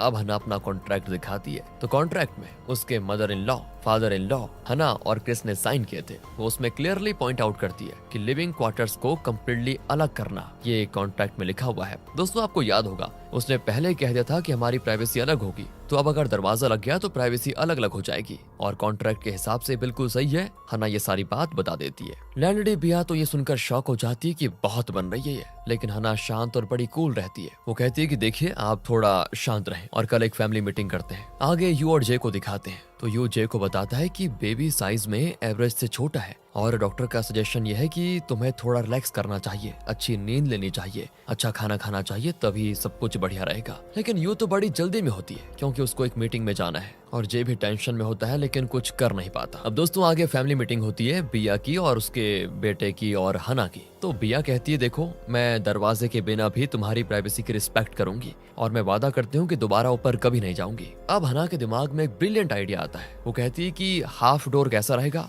अब लैंडलड़ी बिया को इस आइडिया से भी थोड़ा दिक्कत तो होती है, लेकिन वो कह देती है ठीक है। तो फाइनल डिसीजन होता है अब एक हाफ डोर लगेगा। आगे जोई को दिखाते हैं वो अपनी एक्स गर्लफ्रेंड से मिलने जाता है क्योंकि उसकी एक्स गर्लफ्रेंड साइकेट्रिस्ट है। उसके चेहरे पे डिप्रेशन दिखाई देता है। वो डिप्रेशन में कहता है कि तुम्हें क्या लगता है कि मैं पागल हो रहा हूँ क्या? दिन रात मेरे दिमाग में एक इंसान घूम रहा है और वो है मेरे डैड की बेटी, क्या करूं मैं? यानी कि दोस्तों ये मिया की बात कर रहा है। तो एक्स गर्लफ्रेंड सिर्फ एक ही बात बोलती है, तुम तो बड़ी मुसीबत में हो, तुम्हें प्यार हो गया है, वो भी तुम्हारे इतने क्लोज से। अब दोस्तों यहाँ लैंडलड़ी बिया लेट नाइट को चेक करने के लिए धीरे धीरे ऊपर जाती है। जब वो वहाँ पहुँचती है तो देखती है एक हाफ डोर लग चुका है। वो झुककर उसके नीचे से झांकने की कोशिश करती है, तभी हना का सर नीचे लटका होता है और लैंडलड़ी बिया इतनी ज्यादा डर जाती है कि सीधा सीढ़ियों पे गिर जाती है। बढ़िया हवा बहुत झांकने वाली बन रही थी। उधर जो अपनी साइकेट्रिस्ट एक्स गर्लफ्रेंड से मिलकर घर आ जाता है। फिर रात को वो लेट रेस्टोरेंट पहुंचता है। वहाँ नीना और बैन को देखकर कहता है कि मुझे थोड़ा इंस्टेंट नूडल्स मिलेगा, पर सभी मिलकर रात का छोटा सा स्नैक एंजॉय करते हैं। नीना पूछती है अरे कल तुम्हारा ड्रामा आ रहा है ना, नर्वस हो क्या उसके लिए? तो एक काम करते हैं है पहला एपिसोड साथ में देखते हैं। जोए भी बड़ा खुश होता है कि चलो ठीक है। फिर वो बैन से कहता है कि कल सुबह हम पब्लिक बाथ चलेंगे। लेकिन ये सुनने के बाद बैन को थोड़ी टेंशन होती है, क्योंकि अगर जोए इनके साथ पब्लिक के सामने जाएगा तो सबको पता चल जाएगा कि जोए इनकी फैमिली से रिलेट करता है। फिर इसका समाधान भी जोए कहता है कि देखो सुबह बहुत जल्दी चले जाएंगे, कोई नहीं देख पाएगा। दूसरी तरफ जे अपना नाइट शिफ्ट खत्म करके सुबह घर लौटता है और बैन को बाथ हाउस जाते हुए देखकर जे कहता है कि मैं भी चलूं क्या। लेकिन जब वो देखता है कि जोई पहले से रेडी है तो उसे थोड़ा अजीब सा फील होता है, लेकिन फिर वो भी उनके साथ चल पड़ता है। बाथ हाउस पहुंचने के कुछ देर के बाद ही बैन स्नैक्स लेने के लिए निकल जाता है और जोई और जे को साथ में शावर लेने के लिए वहीं छोड़ देता है। दोनों को थोड़ा ऑकवर्ड फील होता है। दोनों जल्दी से शावर करके बाथ में घुस जाते हैं। फिर जे बड़े कैजुअली कहता है, वैसे मैंने तुम्हारा ड्रामा देखा, बहुत बढ़िया था। दोनों फिर अपनी अपनी प्रॉब्लम्स एक दूसरे को शेयर करते हैं और जे को समझ आ जाता है कि जोई कैसे फैमिली में एडजस्ट कर रहा है और जो भी समझ जाता है कि जे को बहुत टफ हो रहा है मुझे एक्सेप्ट करना। अब नहाने धोने के बाद सभी बाहर में बैठकर खाने की तैयारी करते हैं। तभी जे को यू का फोन आता है और वो बाहर जाता है कॉल लेने के लिए। इसी बीच जोई फिर पूछता है बैन से कि आप मेरी माँ को कब मिले थे। तो बैन हल्के से कहता है कि मैं हाई स्कूल के फर्स्ट ईयर में था, तभी तुम्हारी माँ से मिला था। इसके बाद जोई कई सारे क्वेश्चंस करता है, लेकिन बैन थोड़ा नर्वस होके बाहर आ जाता है। अब यहाँ से सीन कट होता है तो दूसरी ओर हम हना और क्रिस को लैंडलेडी बिया के पास होते देखते हैं और बिया तो अपने हाथ का दर्द लेकर कंप्लेंट कर रही होती है। फिर दोनों उसे हॉस्पिटल चलने के लिए कहते हैं, क्योंकि हना को भी थोड़ा गिल्ट फील होता है कि मेरी वजह से इनको इतना दर्द सहना पड़ रहा है। लेकिन तभी बिया का हस्बैंड कहता है कि तुम खुद हॉस्पिटल जाओ, कोई नहीं जाएगा तुम्हारे साथ। दोस्तों उसका एटीट्यूड काफी रफ होता है इस समय और लगता है दोनों के बीच प्यार तो खैर था ही नहीं, लेकिन अब लगता है बात भी नहीं हो रही है। आगे जे यू से बात करना चाहता है कि देखो तुम ज्यादा काम मत करो, थोड़ा रिलैक्स करो, थोड़ा आराम भी कर लो, बच्चे के लिए अच्छा होगा। लेकिन यू बोल देती है कि देखो मैं प्रेग्नेंट हूँ, कोई पेशेंट नहीं, अपना काम खुद कर सकती हूँ मैं। दूसरी ओर ओ माय बॉस का प्रीमियर का वक्त आ गया होता है और बयून फैमिली टीवी देखने के लिए इकट्ठा हो जाती है। सभी बड़े एक्साइटेड हो जाते हैं और फैमिली पूरा ड्रामा एंजॉय कर रही होती है। जोई भी बड़ा खुश होता है। फिर ड्रामा देखते देखते नीना उसकी बड़ी तारीफ करती है और जोई को अपने पास बुलाती है। जोई भी बड़ा खुश हो जाता है। दूसरी ओर दोस्तों क्रिस और हना जब दोनों बेड के लिए तैयार हो रहे होते हैं, तभी अचानक क्रिस का फोन रिंग करता है। उसकी माँ का फोन होता है जो बोलती है कि बेटा जल्दी आओ, मुझसे ब्लैंकेट नहीं उठाया जा रहा है अपने हाथ से। क्रिस तुरंत उनकी मदद करने के लिए चला जाता है, लेकिन अब प्रॉब्लम यह होती है कि हाफ डोर की वजह से उसे पहले नीचे स्टेयर से जाना पड़ता है और फिर साइड डोर से निकलना पड़ता है और फिर फ्रंट डोर से अंदर आके तब माँ तक पहुंचना पड़ता है। हना बेड पर पढ़ाई कर रही होती है और जैसे ही क्रिस उसके पास आता है ना, वैसे ही फोन रिंग कर जाता है दोबारा और तुरंत नीचे लैंडलेडी हेल्प की मांग करती है तो वो तुरंत भाग जाता है। अब ये सारी हरकतें सुबह तक चलती रहती है। अगली मॉर्निंग में हना क्रिस के फोन के बजने से उठती है और गुस्से में क्रिस को धक्का देकर बेड से गिरा देती है। इस तरह दोस्तों इनका ये सुबह ड्रामा चल रहा होता है। आगे रेहा को दिखाते हैं जो क्लास से बाहर आती है तो शियोल का ट्विन भाई उसका इंतजार कर रहा होता है और यहाँ से वो रेहा को कहीं लेकर भी जाता है। और जब वो लोग गुड बेस कॉर्पोरेशन पहुंचते हैं तो लोग शियोल के भाई को देखकर झुकते हैं और उसे एग्जीक्यूटिव डायरेक्टर बुलाते हैं। रेहा थोड़ी कंफ्यूज हो जाती है कि ये इस पोस्ट पर। फिर दोनों चेयरमैन के ऑफिस में जाते हैं और दोस्तों उधर शियोल को बड़ी हैरानी होती है कि रेहा अपनी क्लास में है ही नहीं। फिर कुछ को-वर्कर्स उसे बताते हैं कि रेहा तो अपने बॉयफ्रेंड के साथ चली गई है। एक्चुअली इन को-वर्कर्स को ये लगा कि शियोल का भाई रेहा का बॉयफ्रेंड है, इसलिए ये कह रहे हैं कि वो अपने बॉयफ्रेंड के साथ चली गई। अब रेहा अपने आप को शियोल के पिताजी के सामने बैठी पाती है। वो माफी मांगती है उस दिन के लिए जब उसने उनका हाथ काटा था और पूछती है आपका हाथ अब ठीक तो है ना। लेकिन वो सीधे बोल देते हैं कि शियोल घर से भाग गया था फुटबॉल खेलने के लिए, लेकिन अब उसे वापस आना होगा और बिजनेस भी संभालना होगा। अगले ही महीने उसे डायरेक्टर के रूप में अपॉइंट किया जाने वाला है और क्योंकि तुम दोनों डेट कर रहे हो तो शायद वो तुम्हारी जरूर सुनेगा, इसलिए मैं चाहूंगा कि तुम उसे समझाओ कि वो घर वापस आ जाए और बिजनेस को संभाले। फिर शियोल का डैड अपना कार्ड रेहा के हाथ में दे देता है और बोलता है अगर तुम मेरे बेटे को वापस लेकर आ जाओगी तो तुम्हें इसका बहुत बढ़िया इनाम मिलेगा। तभी शियोल वहीं पर आ जाता है और कहता है कि चलो यहाँ से। वो रेहा का हाथ पकड़कर गुस्से में वहाँ से लेकर जाता है। शियोल रेहा को समझाने की कोशिश करता भी है, लेकिन वो बीच में ही कह देती है तो तुम्हारे पिता गुड बेस के चेयरमैन है। हाँ बिल्कुल सही कहा तुमने। वो रेहा से कहता है कि देखो मैंने तुम्हें जो बताया कि मैं थोड़ा गरीब हूँ, वो मैंने इसीलिए बताया क्योंकि मुझे इस कंपनी से कोई लेना देना है ही नहीं, पर मेरे पिता चाहते हैं कि मैं ये बिजनेस संभालूं, लेकिन मैं उनका बिजनेस संभालना ही नहीं चाहता। लेकिन इस बात से रेहा बड़ा गुस्सा हो जाती है। शियोल तो उसे घर ड्रॉप करने का ऑफर भी देता है, लेकिन वो अकेली जाना चाहती है। फिर वो बस पकड़ कर चली जाती है। अब आगे दोस्तों जब जोई को कुछ ज्यादा ही मिया के बारे में फील होता है तो वो सोचता है कि मुझे मिया के नजदीक नहीं जाना चाहिए, इसीलिए वो मिस्टर कैंग से मिलता है और कहता है कि मुझे अब एक नया मैनेजर चाहिए। दूसरी ओर हना ब्रेकफास्ट तैयार करती है तो लैंडलेडी बिया उसे कहती है कि देखो हना तुम्हें अब सारी सफाई संभालनी होगी क्योंकि मेरे हाथ में में तो चोट लगी हुई है। तभी क्रिस कह देता है कि ठीक है माँ, हम दोनों मिलकर सफाई कर देंगे। लेकिन दोस्तों बिया के कुछ दूसरे मकसद होते हैं। वो क्रिस से कहती है कि तुम बेटा मेरे कंधे की मसाज करो बस, और हना कर लेगी सारा सफाई का काम। लेकिन बिया की चाल तब सामने आती है जब क्रिस देखता है कि माँ ने तो हाथ से अपनी खुजली करी है पीछे, यानी कि इनका हाथ ठीक है, ये नौटंकी कर रही है। और वो सारी चीजें इसीलिए कर रही है ताकि हना और क्रिस के बीच में नजदीकियां ना बढ़े। क्रिस सारी बातें जानकर हैरान हो जाता है। लेकिन जब हना वैक्यूम क्लीनर लेकर आती है तभी क्रिस उसको जबरदस्ती दूसरी तरफ भेज देता है, क्योंकि अगर हना को पता चल गया कि बिया नौटंकी कर रही है तो पता नहीं क्या हो जाएगा। आगे रेहा किचन में दौड़ कर आती है और ऑनलाइन आर्टिकल देखती है जो कि जोई के बारे में होते हैं। अचानक से उसकी पर्सनल लाइफ के बारे में दुनिया के सामने जानकारी आ गई है कि एक्टर जोई ने अपने पिता को ढूंढ निकाला और वो उन्हीं के साथ रह रहा है। उसके पिता की तस्वीर भी ऑनलाइन है और वो एक स्नैक बार चला रहे हैं। ये सारी खबर आ जाती है न्यूज में। अखबार को देखते बैन और नीना भी हैरान। तभी जोई को मिस्टर कैंग का फोन आता है। मिस्टर कैंग कहता है कि तुम और मिया तुरंत ऑफिस आ जाओ। जाते जाते जोई अपने घर वालों से कहता है कि रिपोर्टर्स आएंगे तो घर के अंदर मत घुसने देना। उनका काम ही होता है छोटी बात को बड़ी न्यूज बनाना, और कोई भी उनसे मुंह मत लगाना किसी भी हाल में। नीना और बैन भी परेशान होते हैं दोस्तों, क्योंकि दोनों को अब ये डर होता है कि कहीं जोई के असली बाप का चेहरा सबके सामने ना आ जाए। वो काफी टेंशन में होते हैं। लेकिन बैन को ये यकीन जरूर होता है कि जोई पक्का अपनी एजेंसी को कहकर आर्टिकल वगैरह हटवा देगा और फैमिली के बारे में कुछ और ज्यादा नहीं बताएगा। लेकिन जैसे ही नीना और बैन रेस्टोरेंट जाते हैं वहाँ एक रिपोर्टर उनका इंतजार कर रहा होता है। रिपोर्टर रिकॉर्डर को सीधे बैन के चेहरे पे रख देता है और पर्सनल लाइफ के सवालों की बरसात शुरू कर देता है। लेकिन वो जोर से रिपोर्टर को साइड करके रेस्टोरेंट के अंदर चले जाते हैं और ये रिपोर्टर दूर खड़ा होकर कहता है कि मैं यहाँ वेट करूंगा मिस्टर वयून आपका। इधर मिस्टर कैंग काफी गुस्से में होते हैं क्योंकि जोई ने ये बात छुपाई कि वो अपने डैड बैन के साथ रह रहा है। और जब मिस्टर कैंग को पता चलता है ना कि वो 3 महीने से उनके साथ रह रहा है तो वो बिल्कुल फट पड़ता है। मिया भी डांट खाती है क्योंकि वो जोई की मैनेजर है और उसने ये सारी बात छुपाई उससे। ऊपर से वो खुद भी उसी घर में रहती है। मिस्टर कैंग उससे कहते हैं कि अब तुम कैसे हैंडल करोगे ये सारी चीजें। जोई तो बस शर्मिंदा होकर माफी ही मांगता है। तब कैंग उसे कहता है कि तुम तुरंत स्टूडियो वापस जाओ, वहां पर अकेले रहना जब तक मैं कुछ और नहीं कर लेता। आगे हना को क्रिस का कॉल आता है आर्टिकल के बारे में बताने के लिए, लेकिन वो तो ऑलरेडी अपने पेरेंट्स के घर जा रही होती है उन रिपोर्टर से निपटने के लिए। वो पूरी तैयारी के साथ रिपोर्टर को ठिकाने लगाती है और एक के बाद एक कानूनी लॉ बोलती रहती है। रिपोर्टर तो ये सुनकर वहां से भाग ही जाता है। फिर हना अपने पेरेंट्स को बताती है कि मैंने रिपोर्टर को धमकी दी है और भगा दिया है, वो नहीं आएगा अब दोबारा। काफी देर बात करने के बाद नीना जल्दी से पूछ लेती है कि एक बात बताओ, तुम्हारी सासू माँ का हाथ कैसा है,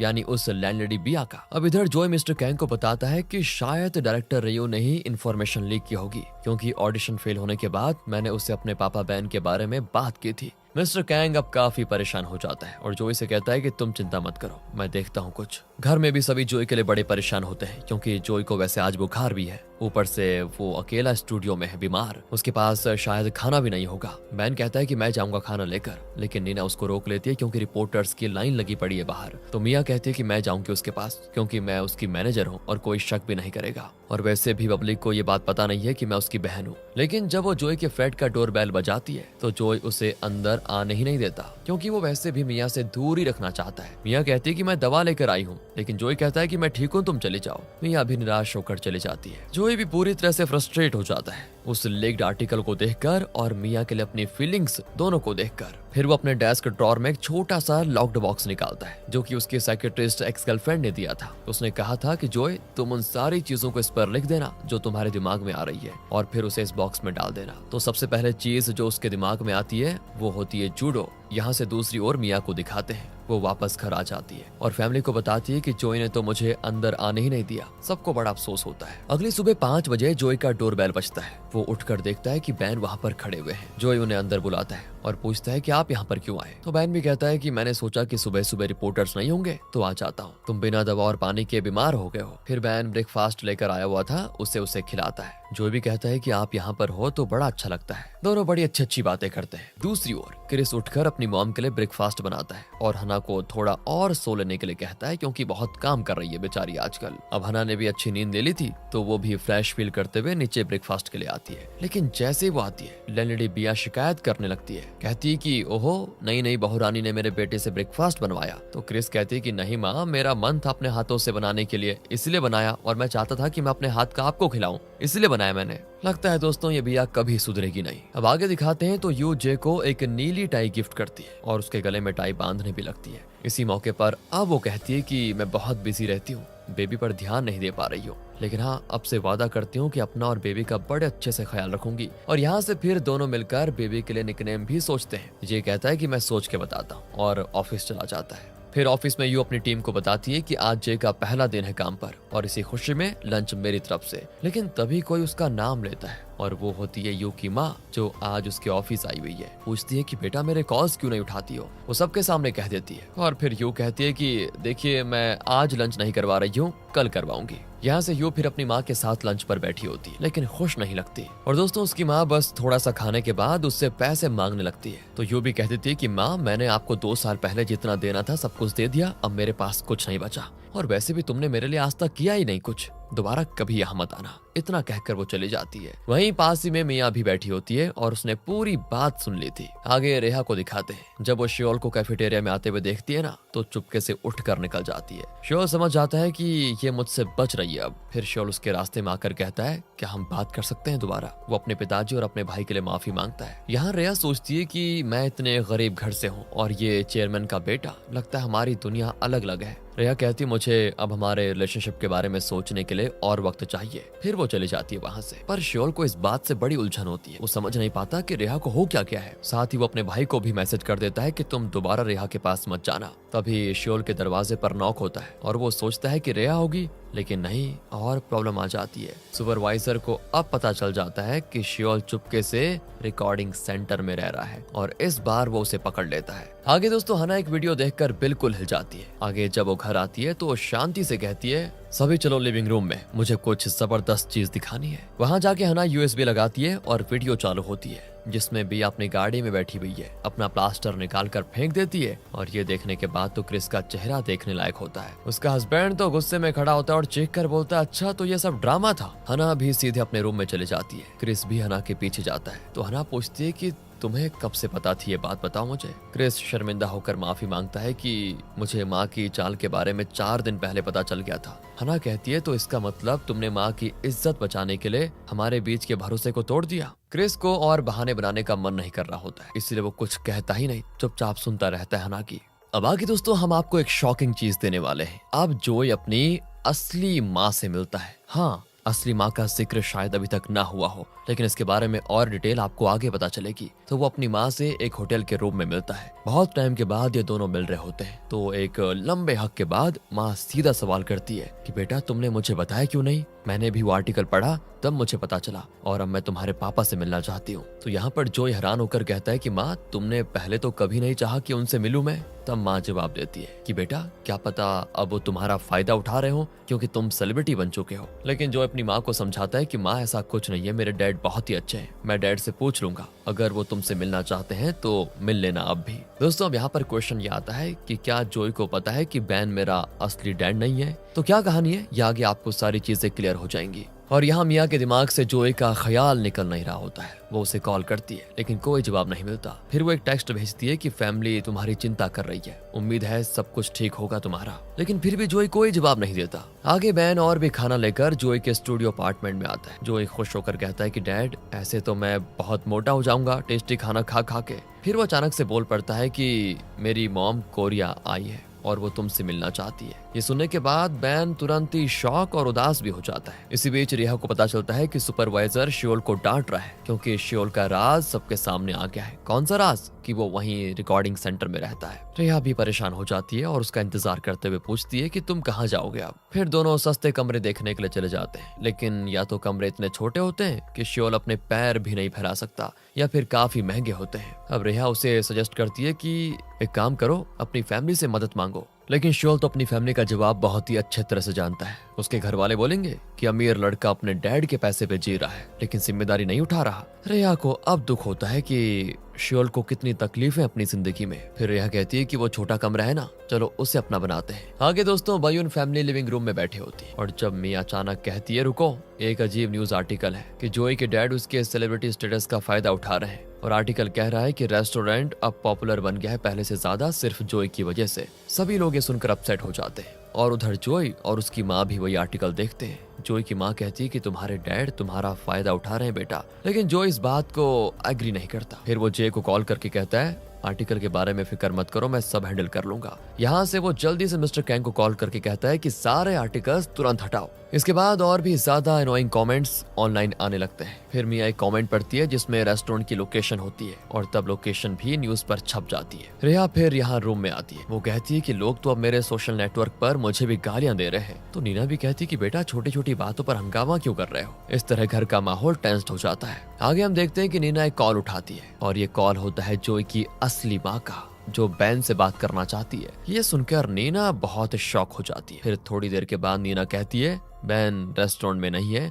तो वो जोई की मॉम का फोन नंबर लिख लेती है। नीना को घबराहट होती है और वो बैन को कॉल करती है, लेकिन वो उठाता नहीं। आगे सीन में दोस्तों जोई को यकीन ही नहीं होता कि उसकी माँ भी रेस्टोरेंट के बाहर खड़ी है। तभी बैन जोई की माँ के पास से गुजरता है और जोई कार्ड से ऐसे देखकर बहुत हैरान हो जाता है कि दोनों ने एक दूसरे को पहचाना क्यों नहीं। दोस्तों अब आगे क्या होगा, बस लास्ट एपिसोड बचा हुआ है। ये ड्रामा बहुत ही उलझा हुआ था तो बड़ी मुश्किल लग रही है इसमें। बस आखिरी एपिसोड रहा हुआ है, उसके बाद ये खत्म। मिलते हैं अगली सीरीज में। तो दोस्तों जैसा कि हमने लास्ट एपिसोड में देखा था कि जो ये देखकर बहुत हैरान होता है कि जब बैन उसकी मॉम के सामने से गुजरा तो दोनों ने एक दूसरे को बिल्कुल नहीं पहचाना, यानी बैन और उसकी मॉम ने। दोस्तों आपको तो याद है ना, बैन की मॉम ने किसी और से शादी कर ली थी तो बैन उनसे गुस्सा हो गया था, लेकिन उसके बाद ये मिल गए थे। तो अब यहाँ से इतने टाइम में जोई की मॉम सीधा रेस्टोरेंट में एंटर करती है और देखती है कि वहाँ पर नीना बैठी हुई है। नीना भी सोचती है कोई कस्टमर आया होगा और स्माइल देते हुए जोई की मॉम का वेलकम कर लेती है। लेकिन जोई की मॉम सीधा पूछती है कि बयून हनावो कहाँ है। मैं जोई की मॉम हूँ और बयून हनावो यानी ये बैन की बात कर रही है।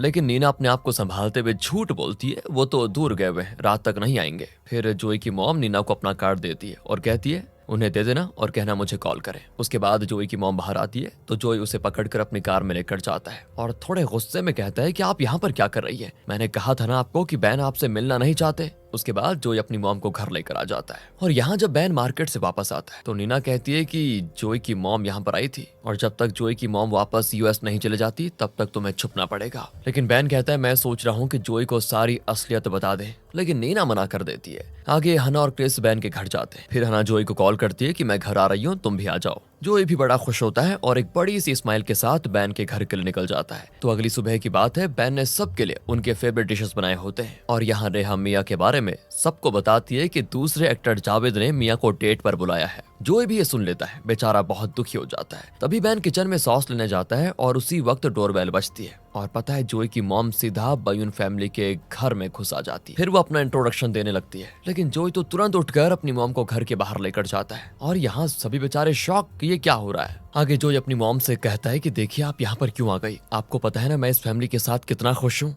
मुझे पहली बार परिवार का प्यार मिला है। जोई की मॉम कहती है मैं कल यूएस वापस जा रही हूँ क्योंकि जब तुम बयून फैमिली के साथ खुश हो तो शायद मुझे अब बैन से मिलने की जरूरत ही नहीं है। इसके बाद तो जोई अपनी मॉम को एयरपोर्ट तक छोड़ने भी जाता है, लेकिन तभी उसकी मॉम कहती है बेटा ड्राइव धीरे करो, क्योंकि एक बार तुम्हारे पापा ऐसे बहुत तेज ड्राइव कर रहे थे और एक्सीडेंट हो गया था, उनकी पीठ पर एक बहुत बड़ा घाव हो गया था। उसकी मॉम आगे कहती है तुमने वो निशान तो देखा ही होगा अपने पापा की पीठ पर। जोई कहता है कि नहीं मैंने नहीं देखा और ना ही उनको ड्राइविंग आती है। फिर एयरपोर्ट पहुंचने के बाद जोई की मॉम जोई को अपनी और जोई के असली पिता की फोटो दिखाती है जो शादी के पहले की फोटो है। अब ये देखकर जोई बहुत सोच में पड़ जाता है कि ये तो बैन की फोटो नहीं है, ये तो कोई और ही है। फिर वो बैन को फोन करता है और बताता है कि मेरी मॉम वापस अमेरिका चली गई है। जब ये बात बैन नीना को बताता है कि जोई की मॉम कोरिया छोड़कर जा चुकी है तब वो चैन की सांस लेती है, क्योंकि जो बवाल आने वाला था वो अब टल गया, ऐसा इसे लगता है। लेकिन वहाँ फोटो को देखकर जोई को तो पता चल चुका है कि इस फोटो में बैन तो है ही नहीं। आगे दिखाते हैं तो मिया को वो जो दूसरा एक्टर जावेद था ना उसका टेक्स्ट आता है, कहता है कल फ्री हो, मूवी देखने चलते हैं। मिया भी सोचती है मुझे मूवी देखने में क्या ही नुकसान हो सकता है और वो हाँ का रिप्लाई कर देती है। अगले दिन मिया अपनी पहली डेट पर एक बहुत ही फैंसी थिएटर में मूवी देखने जाती है। जैसे ही लाइट्स डिम होती है तो मिया कमेंट करती है लगता है मूवी बहुत ही बोरिंग है क्योंकि यहाँ पर कोई और है ही नहीं। तो जावेद कहता है क्यों होगा, क्योंकि मैंने तो पूरा का पूरा थिएटर आज रेंट पर ले लिया है, हमारी पहली डेट है और मैं नहीं चाहता कि कोई हमें डिस्टर्ब करे। ये सुनकर मिया को थोड़ा ऑकवर्ड भी लगता है। आगे जोई घर आता है और जे से फैमिली फोटो मांगता है और जब जोई फैमिली एल्बम से बैन की फोटो और अपनी मॉम की दी हुई फोटो को देखता है तो जोई हो जाता है हैरान कि अगर बैन मेरा असली बाप नहीं है तो फिर ये आदमी है कौन, मतलब ये बैन है कौन। जोई जमीन पर ही सोचते हुए सो जाता है। अगली सुबह जोई चुपके से वॉशरूम से बैन का टूथब्रश डीएनए टेस्ट के लिए उठा लेता है। उसके बाद वो टूथब्रश को ह्यूमन जीन रिसर्च सेंटर में दे देता है और यहाँ बैन नीना से कहता है कि अरे तुमने मेरा टूथब्रश देखा क्या। नीना कहती है पता नहीं, मैंने नहीं देखा, चलो ड्रॉर में से दूसरा ले लो। दोनों को ये ख्याल तक नहीं आता कि जोई टूथब्रश लेकर चला गया है। आगे यहाँ से यू को दिखाते हैं, अपनी प्रेजेंटेशन के बारे में वो बता रही होती है और उसके पेट में दर्द भी होता है, लेकिन वो हिम्मत करके अपनी प्रेजेंटेशन खत्म कर देती है। लेकिन सबके जाने के बाद वो बेहोश हो जाती है। मिस्टर कैंग वापस कुछ पूछने के लिए आता है और यू को जमीन पर पड़ा हुआ देखता है। फिर एक कोवर्कर मिया को इन्फॉर्म करती है और यू के लिए एम्बुलेंस बुलाई जाती है। मिया फटाफट यू के पास दौड़ती है। जे भी हॉस्पिटल पहुंच जाता है। फिर नीना हॉस्पिटल पहुंचती है और देखती है कि मिया और जे यू के पास बैठे हुए हैं। एक्चुअली दोस्तों यू का मिसकैरेज हो जाता है और वो रेस्ट कर रही होती है। नीना जे से कहती है कि बेटा तुम अपनी वाइफ को तसल्ली दो, अपना दुख ना दिखाना उसको, क्योंकि इस समय वो सबसे ज्यादा दुख में है। उसके बाद जे यू को घर लेकर आ जाता है। यू तो रात को सो भी नहीं पाती, उसका चेहरा बिल्कुल थका हुआ सा लगता है। तब नीना उसको तसल्ली देती है कि अपने आप को दोष मत दो, ये तुम्हारी गलती नहीं है, बस तुम ज्यादा रेस्ट करो। दूसरी ओर जोई बार में बिल्कुल नशे में डूबा होता है। अब जोई टैक्सी से रेस्टोरेंट पहुंचता है और गुस्से में दरवाजे पर जोर जोर से नॉक करता है। नशे की हालत में चिल्लाता है कि तुमने मुझे धोखा क्यों दिया है। इतने में मिया वहां पर आती है और जोई की हालत देखकर घबरा जाती है कि इसको क्या हो गया। मिया भी परेशान होकर पूछती है हुआ क्या है। तब जोई उसके पास आकर जोर से उसका हाथ पकड़कर चिल्लाता है कि तुम्हें पता था है ना। अब मिया को तो पता चलता नहीं कि ये किस बारे में बात कर रहा है। उसकी पागलपंती से मिया डर भी जाती है। वो अपना हाथ छुड़ाने की कोशिश करती है और बेचारी समझ ही नहीं पाती कि हो क्या रहा है। जोई भी अपने आप को संभालता है और फिर माफी मांगता है और उसका हाथ मिया के गाल तक जाता है और जोई की आंखों से आंसू बह रहे होते हैं। मिया के लिए बिल्कुल कंफ्यूजिंग मोमेंट होता है ये, उसे कुछ समझ ही नहीं आ रहा था। जोई अपना सर झुकाता है और फिर माफी मांगता है और वहां से जाने लगता है, लेकिन रास्ते में बेहोश हो जाता है। फिर मिया बैन को फोन करके मदद मांगती है। बैन आता है और जोई को उठाकर अपने साथ लेकर जाता है। अगली सुबह जोई उठता है दोस्तों, अपने बिस्तर के पास बैन का एक नोट देखता है जिसमें लिखा होता है कि तुमने इतनी ज्यादा क्यों पी रखी थी बेटा, थोड़ी चाय और शहद लो और नीचे आ जाओ, मैं टमाटो पास्ता और वनीला आइसक्रीम बना रहा हूँ। जोई नीचे जाने के बजाय अपने स्टूडियो अपार्टमेंट में चला जाता है। अब जोई के फोन पर एक मैसेज आता है कि डीएनए टेस्ट का एनवलप आपके दरवाजे पर है। वो एनवलप खोलता है और रिजल्ट पढ़ता है डू नॉट मैच। दूसरी ओर बैन बहुत ही परेशान होता है कि जोई ना अभी तक घर आया है, ना ही उसका कोई मैसेज आया है। और यहाँ मिया को भी जोई की बहुत परवाह होती है। अब नीना छत पर टर्टल को खिलाने जाती है तो देखती है मिया पहले से वहाँ है और टर्टल को खिला रही है। अब नीना को भी पता है कि मिया जोई के लिए बहुत परेशान है, इसीलिए वो उसे तसल्ली देने की कोशिश करती है कि बेटा सब ठीक हो जाएगा। आगे जोई टेंशन में किसी का भी फोन नहीं उठा रहा होता है। उसके सामने डीएनए रिजल्ट्स खुले पड़े होते हैं। फिर वो अपने दोस्त गिल को फोन करता है और एक फेवर मांगता है। कहता है क्या तुम मेरे लिए किसी को ढूंढ सकते हो क्या, नाम है बयूनहनावो और वो आखिरी बार अमेरिका में था। मुझे पता करना है कि अगर बयूनहनावो जिंदा है तो कहाँ पर है और अगर नहीं तो कब और कैसे उसकी मौत हुई थी। जो यहाँ डिसाइड करता है कि वो डीएनए रिजल्ट्स को रेस्टोरेंट भेज देगा, फिर ये देखेगा वो कि बैन क्या कहेगा। आगे दिखाते हैं तो जे का इंतजार कर रही होती है यू की माँ और ये इनकी पहली मुलाकात होती है। लेकिन यू की माँ सीधे मुद्दे पर आकर कहती है मुझे पैसे चाहिए और जे शॉक हो जाता है। आगे रेहा का पीछा एक आदमी कर रहा होता है जो ब्लैक स्वेट सूट और कैप पहने होता है। वो चुपके से उसके पीछे आकर टाइट हक कर लेता है, लेकिन जे वहीं पर होता है और उस आदमी को चोर समझकर उसे पीटने लगता है। थोड़ी झपट झपट के बाद रेहा देखती है कि ये तो शियोल है और तब वो जे को रुकने के लिए कहती है कि रुक जाओ, ये मेरा बॉयफ्रेंड है। फिर जे और शियोल छत पे आ जाते हैं जहाँ जे समझाता है कि ये सिर्फ देखो मेरी एक गलतफहमी थी, मैं तुम्हें मारना नहीं चाहता था, मैं तो बस अपनी बहन को बचाने की कोशिश कर रहा था क्योंकि मुझे लगा वो चोर है। फिर दोस्तों बिल्कुल बड़े भाई के तरीके से वो सवाल करने लग जाता है कि तुम दोनों कब से डेट कर रहे हो, किसने किसको पहली बार प्यार का इजहार किया। शियोल बेचारा धीरे धीरे जवाब दिए जा रहा होता है। आगे नीना को दिखाते हैं तो जब वो ब्रश करती है ना तो देखती है कि बैन का टूथब्रश तो गायब है ही, लेकिन जोई का भी है। अब उसका दिमाग चलने लगता है कि तभी बैन का फोन आ जाता है और वो कहता है एक डिलीवरी आई है, प्लीज उसे ले लो। नीना भी दोस्तों उस डिलीवरी को खोलती है और बहुत घबरा जाती है। वो टैक्सी को लेकर सीधे पहुंचती है जोई के स्टूडियो पर। जोई उसे अंदर बुलाता है और नीना को देखकर समझ जाता है कि नीना को सब कुछ पता चल गया है। जोई सीधे पूछता है कि कौन है मेरा असली बाप और कहाँ है, क्या तुमने उसका खून किया है। ये सुनकर नीना रोते हुए कहती है तुम्हारा बाप मर चुका है। और जो यहाँ पर दोस्तों बिल्कुल समझ नहीं पाता कि मेरे साथ हो क्या रहा है, ये मेरा बाप मर चुका है तो फिर ये बैन कौन है। नीना तो घुटनों पर गिर जाती है। वो वादा करती है कि सब कुछ समझा दूंगी तुम्हें और बताना शुरू करती है कि मेरे पति बैन का असली नाम ली है। 35 साल पहले मेरा पति यानी कि ली और तुम्हारा पिता बयूनहनावो बचपन के बहुत ही अच्छे दोस्त थे। तुम्हारे पिता बयूनहनावो अपने माँ बाप के साथ अमेरिका चले गए थे और एक दिन जब ली जूडो से घर लौट रहा था तो उसने देखा कि कुछ लड़के एक बच्चे को मार रहे हैं। वो लड़का मर जाता है और ली को फिर उसके लिए जिम्मेदार ठहराया जाता है क्योंकि ली ने खुद पुलिस को इन्फॉर्म किया था। और जब पुलिस आई तो ली को पुलिस ने लाश के सामने देखा और गलतफहमी में ली को 3 साल की सजा हो गई, जिस वजह से हुआ ये कि ली का एथलीट बनने का सपना छिन गया। और तो और मेरे पति ली की माँ भी मर गई थी जब वो जेल में था। फिर एक दिन मेरे पति को यानी ली को बयूनहनावो का फोन आता है जो उसे अमेरिका में एक नया बिजनेस शुरू करने के लिए बुलाता है। इससे मेरे पति को एक नए जीवन जीने की उम्मीद मिल गई। लेकिन अमेरिका जाने के सिर्फ 2 दिन के बाद ही जहां दोनों ड्रिंक्स कर रहे थे एक धमाका हो गया वहां पर। और उस हादसे के बाद मेरा पति ली यानी कि जो अभी बैन है वो 1 हफ्ते तक कोमा में था, और जब उसकी आंखें खुली तो उसे पता चला कि तुम्हारा बाप वो धमाके में मर गया। लेकिन रिकॉर्ड्स में कुछ अलग ही था। दोनों की पहचान बदल गई थी क्योंकि उन दोनों ने अपने जैकेट्स एक्सचेंज कर लिए थे और उनके पासपोर्ट्स उन जैकेट्स के पॉकेट्स में थे। तो जब मेरा पति ली उठा तो हॉस्पिटल के रिकॉर्ड्स में उसका नाम वो लिखा गया और मरने वाले का नाम ली, जबकि मरने वाला तुम्हारा पापा था और जो बच गया था वो मेरा पति ली था। इसी कंफ्यूजन में ये सब अदला बदली हुई, लेकिन ये बात मुझे उस समय नहीं पता थी। मैं तो कोरिया से ली की डेड बॉडी लेने के लिए आई थी, लेकिन जब मैंने देखा कि ली तो जिंदा है तो मैं बड़ी खुश हो गई। और फिर मैंने ली को कहा कि तुम्हें अब बैनुनावो की आइडेंटिटी रखनी होगी। इसके बाद ही मेरे पति ने ली से अपना नाम बैनुनावो किया और फिर बैन बन गए। और तुम सोच रहे होंगे कि मैंने ऐसा क्यों किया, तो मैंने तुम्हें बताया ना कि ली जेल गए थे 3 साल के लिए, और जब वो धमाका हुआ मतलब जब तुम्हारे पापा मरे तो मैं प्रेग्नेंट थी, इसलिए मैं नहीं चाहती थी कि हमारे आने वाले बच्चे को लोग कातिल का बेटा कहें, जबकि मेरे पति ने कोई कत्ल नहीं किया था, लेकिन वो जेल तो गए थे तो लोगों का काम तो कहना ही था। इसी डर से मैंने तुम्हारे पापा की आइडेंटिटी उनको रखने दी। ये सुनने के बाद जोई कहता है कि तो तुम चाहती हो मैं तुम्हारी बात पर यकीन करूं, मैं तुम्हें माफ नहीं कर सकता। और वो गुस्से को दबाते हुए उसे साफ साफ कह देता है कि चली जाओ यहाँ से। नीना भी अपने अपार्टमेंट चली जाती है। फिर जोई को गिल का फोन आता है। गिल ने जो इन्फॉर्मेशन ढूंढी थी वो नीना की कहानी के साथ बिल्कुल मैच करती है। आगे दोस्तों बैन को दिखाते हैं। अब तो समझ गए ना आप, बैन ही ली है लेकिन अभी बैन है। वो कुछ टेस्टी चीजें लेकर जोई के अपार्टमेंट पहुंचता है, जो उसे अंदर आने भी देता है। बैन भी छोटी मोटी बातें करता है, लेकिन फिर उसका ध्यान आसपास पड़ता है और टूटे हुए ग्लास फर्नीचर सब बिखरे पड़े होते हैं। बैन पूछता है जोई ये क्या किया तुमने। जोई बैन की तरफ देखकर ठंडे लहजे में कहता है मैंने सुना था आपको मेरी चिंता है मिस्टर ली। और दोस्तों ये सुनने के बाद बैन का चेहरा एकदम से शॉक में पड़ जाता है। फिर जोई पूरे इमोशन के साथ कहता है कि तुमने क्या सोचा था, मैं कभी पता नहीं लगा पाऊंगा,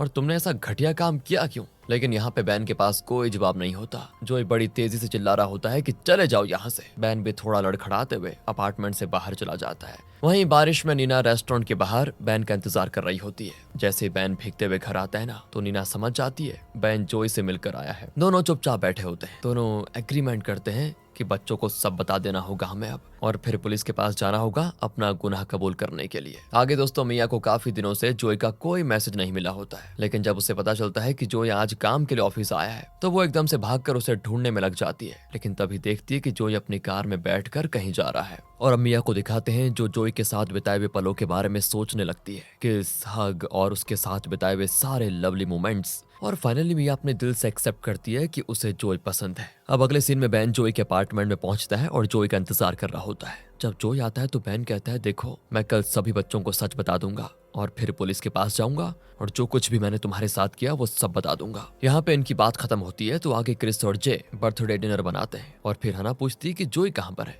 लेकिन किसी को भी उसके बारे में कुछ पता नहीं होता। हना भी सोचती है कि डैड का आज बर्थडे है तो जोई को भी डैड के बर्थडे पर आना चाहिए। रेहा भी यही सोचती है। फिर रेहा जोई को टेक्स्ट करती है कि डैड का बर्थडे है, तुम कहाँ हो, डिनर के लिए आ जाओ। सभी लोग डिनर शुरू करते हैं। फिर डिनर शुरू होता है, सभी लोग बर्थडे सॉन्ग गाते हैं। बैन अपनी केक की कैंडल्स ब्लो करता है। तभी टाइम पर जोई भी आ जाता है। नीना भी एकदम उदास मन से सामने देखती है और जैसे जोई को देखती है तो वो खुश हो जाती है। तभी अचानक से जोई भी हैप्पी बर्थडे डैड कह देता है। उसके बाद फैमिली डिनर एक साथ करती है और सभी घर चले जाते हैं। यहाँ जोई नीना बैन से कहता है कि देखो मुझे आपसे कुछ बात करनी है, और यहाँ से फिर तीनों रेस्टोरेंट जाते हैं। जोई बहुत ही गुस्से में होता है क्योंकि उसे समझ नहीं आता कि बैन अपने आप को पुलिस के हवाले क्यों कर रहे हैं। यहाँ जोई कुछ और ही कहता है दोस्तों। कहता है कि मैं इतना खुश था अपने डैड को 35 साल के बाद पाकर और आपने सब बर्बाद कर दिया, तो अब आप लोग अपने आप को पुलिस के हवाले मत करो, मैं डिसाइड करूंगा। मैं पुलिस को खुद बताऊंगा लेकिन जब मेरी मर्जी होगी तब, इसलिए आप लोग खुद कुछ मत करो। हालांकि जो यहाँ पर एक बात कहता है कि मैं कुछ दिन तुम्हारे साथ ही रहूंगा।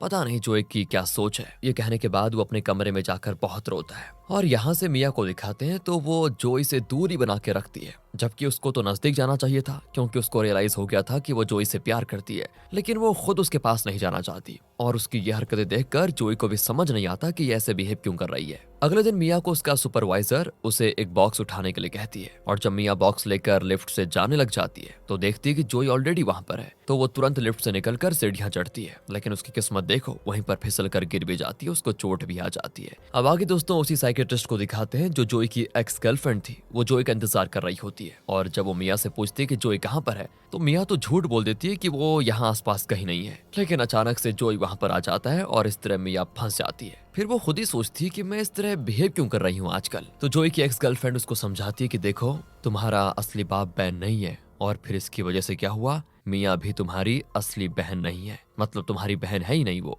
और काफी समझाने के बाद फिर जोई की एक्स चली जाती है। आगे क्रिस और हना आज बैन और नीना के साथ वक्त बिताने के लिए घर आए होते हैं, तो नीना सबके लिए चिकन लेकर आती है। अब जब खाना पीना हो जाता है तो सभी बहनें मिलकर सो रही होती है, तो हना अपने पेरेंट्स के रूम से ब्लैंकेट लेने जाती है ताकि क्रिस के लिए बिस्तर लगा पाए। लेकिन हना को ड्रॉर में एक एनवलप दिखता है और जब वो उसे खोलती है तो डीएनए रिपोर्ट होती है, वो भी किसकी, बैन और जोई के डीएनए की, जो कि मैच नहीं होता। अगले सीन में मिया अकेले ड्रिंक कर रही होती है, फिर वो लड़खड़ाते हुए घर वापस आती है और घर के सामने जोई को देखती है। वो उससे भागने की कोशिश करती है, लेकिन जोई कहता है मिया तुम मुझसे दूर क्यों भाग रही हो। मिया कहती है मैं तुम्हें अवॉइड नहीं कर रही, और क्योंकि वो नशे में होती है तो सच कह देती है मुझे तुम पसंद हो जोए। लेकिन उसके बाद उसे तुरंत शर्म आ जाती है और वो भाग जाती है वहां से। दूसरी ओर दोस्तों, हना को जब डीएनए रिपोर्ट मिलती है तो वो बहुत सोच में पड़ जाती है कि ये क्या है, ऐसा कैसे हो सकता है। अब अगली सुबह दोस्तों मिया सोचती है कि मैं जोई के सामने जाऊंगी नहीं, इसलिए वो जल्दी से काम पर निकल जाती है। और इधर जोई शूट के दौरान सिर्फ मिया के ख्यालों में डूबा होता है। अब आगे बैन और नीना सीरियस बात करते हैं कि जब सच सामने आएगा कि तुमने आइडेंटिटी चोरी की है तो तुम्हें जेल भी जाना पड़ सकता है। बैन कहता है कि हमें अपना रेस्टोरेंट बेच देना चाहिए,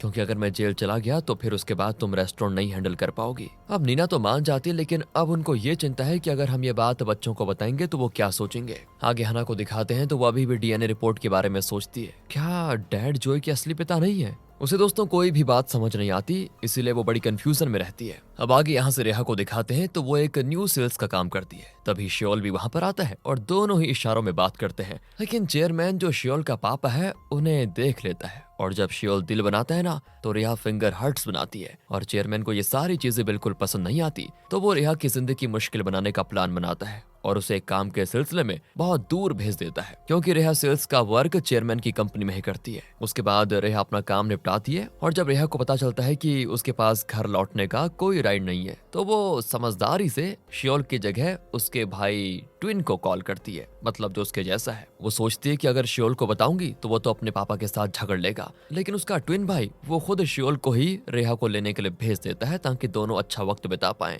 इसके बाद श्योल रेहा को लेने के लिए आता है तो वो कहती है कि प्लीज अपने पापा से झगड़ा मत करना। इसके बाद ये दोनों घर चले जाते हैं। अब दोस्तों हम देखते हैं कि जोई को वो रात में मिया का इंतजार कर रहा होता है, और जब मिया आती है तो कुछ फैंस जोई से ऑटोग्राफ मांगते हैं, जिसकी वजह से मिया एक कार के पीछे छुप जाती है। लेकिन जोई कैसे भी करके उसे ढूंढ लेता है। तब मिया उससे कहती है देखो मुझे अकेला छोड़ दो, क्योंकि श्रम के मारे मैं मर भी सकती हूँ, मैंने तुम्हें आई लव यू जो कह दिया था। मिया वहां से भागने की कोशिश में गिर जाती है और फिर उठकर अपना एक जूता वहीं पर छोड़ भाग जाती है। उसके बाद अपने घुटने की चोट पर एंटीसेप्टिक लगाते हुए प्लेग्राउंड के स्लाइड पर बैठकर रो रही होती है। जोई भी यहाँ बहुत परेशान होता है, क्योंकि वो ये सोचता है कि मिया मेरे को पसंद भी करती है, लेकिन उसको ऐसा पता है कि मैं उसका भाई हूँ, इसलिए वो मुझसे शर्मा रही है। जबकि दोस्तों असल में ऐसा कुछ है ही नहीं, कोई भाई बहन का चक्कर नहीं है, लेकिन मिया को ये सच नहीं बताना। अब आगे यू मिया को बात करने के लिए बुलाती है, और यहाँ यू के आंसू आ जाते हैं आंखों से। मिया से आज वो सच्चे दिल से माफी मांगती है, क्योंकि कुछ दिनों पहले यू को उसके क्लास के बच्चे मिले थे, वो भी तब के जब वो छोटी थी, और उन बच्चों ने उसे खूब चिढ़ाया भी था। तब उसे रियलाइज हुआ कि जब मैं बचपन में मिया को चिढ़ाती थी तो कितना बुरा लगता था मिया को, इसीलिए वो आज उससे माफी मांग रही है। लेकिन मिया बिना कुछ बोले अपने डेस्क पर वापस चली जाती है। उसके बाद वो यू को टेक्स्ट करती है कि ठीक है घर पर मिलते हैं मेरी प्यारी भाभी। सुनने के बाद ये यू बड़ी खुश हो जाती है। आगे हना अपने क्वेश्चंस के जवाब ढूंढना चाहती है कि ये डीएनए रिपोर्ट ना मैच होने के पीछे का कारण क्या है, तो वो अपने एक्स बॉयफ्रेंड जो कि एक लॉयर है उससे कुछ हेल्प लेने के लिए कॉल करती है। अब अगले सीन में जोई मिया से ऑफिस में मिलता है, लेकिन मिया उसको देखते भागने की कोशिश करती है, तो जोई उसका हाथ पकड़कर उसे कार में बिठाकर कुछ दूर लेकर जाता है। फिर मिया कहती है तुम्हें पता भी नहीं है मैं कैसा फील करती हूँ, बड़ी मुश्किल से हैंडल करती हूँ अपने इमोशंस। जोई भी कहता है कि मुझे सब पता है तुम किस दुविधा में हो, लेकिन मैं तुम्हें आज क्लियर कर दूं कि हम दोनों भाई बहन बिल्कुल नहीं है। मिया शॉक में पूछती है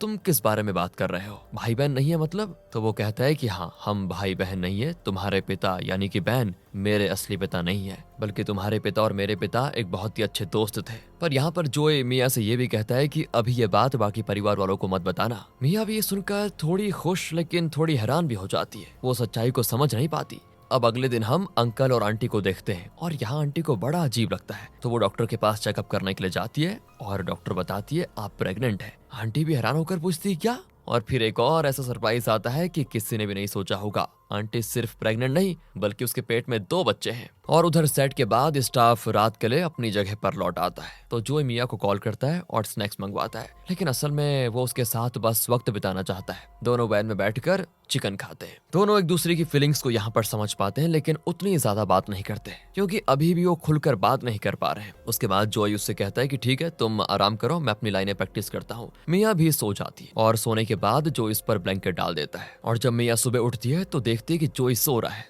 तो वो उसका चेहरा देखते हुए उसके बालों को हटाने जाती है, लेकिन जब जोई हिलता है ना तो जल्दी से मिया वापस अपनी सीट पर आ जाती है, जैसे कि वो अभी भी सो रही हो इस तरह की एक्टिंग करती है। और दोनों के दिलों में रात ने कुछ जज्बात तो जगा दिए थे। अब अगले सीन में चेयरमैन को दिखाते हैं जो रेहा को एक कार्ड देते हुए कहता है कि इस कंपनी में कॉन्टैक्ट करो क्योंकि तुम्हें वहां पर फुल टाइम सेक्रेटरी का काम मिल जाएगा। लेकिन रेहा काम करने के लिए मना कर देती है। चेयरमैन सच बोलता है कि ये मैं तुम्हारी हेल्प नहीं कर रहा हूँ बल्कि श्योल से दूर रखने के लिए तुम्हें वहां भेज रहा हूँ। उसका प्लान है दोस्तों श्योल को बिजनेस संभालना सिखाना और वो उन दोनों की शादी कभी नहीं होने देगा। रेहा हैरान होती है और वो चेयरमैन को बताती है मेरा भी अभी शादी का कोई इरादा नहीं है, शायद मैं 5 साल के बाद शादी करूँ और हाँ श्योल से ही शादी करूँ, लेकिन फिलहाल मैंने अभी कुछ नहीं सोचा है शादी के बारे में। मैं भी यही चाहती हूँ कि श्योल अपने एम पर फोकस करे। और जब वो ऑफिस से बाहर आती है तो श्योल जो उनकी बातें सुन रहा होता है वो परेशान हो जाता है कि रेहा ने पापा से ऐसा क्यों कहा कि शादी का कोई प्लान नहीं है। वो तुरंत इसके बाद जे को कॉल करता है। इसके बाद यू रेहा को बियर और चिकन के लिए बुलाती है, लेकिन रेहा वहां पर पहुंचती है तो पता चलता है कि ये तो 4 लोगों का गेट टुगेदर है।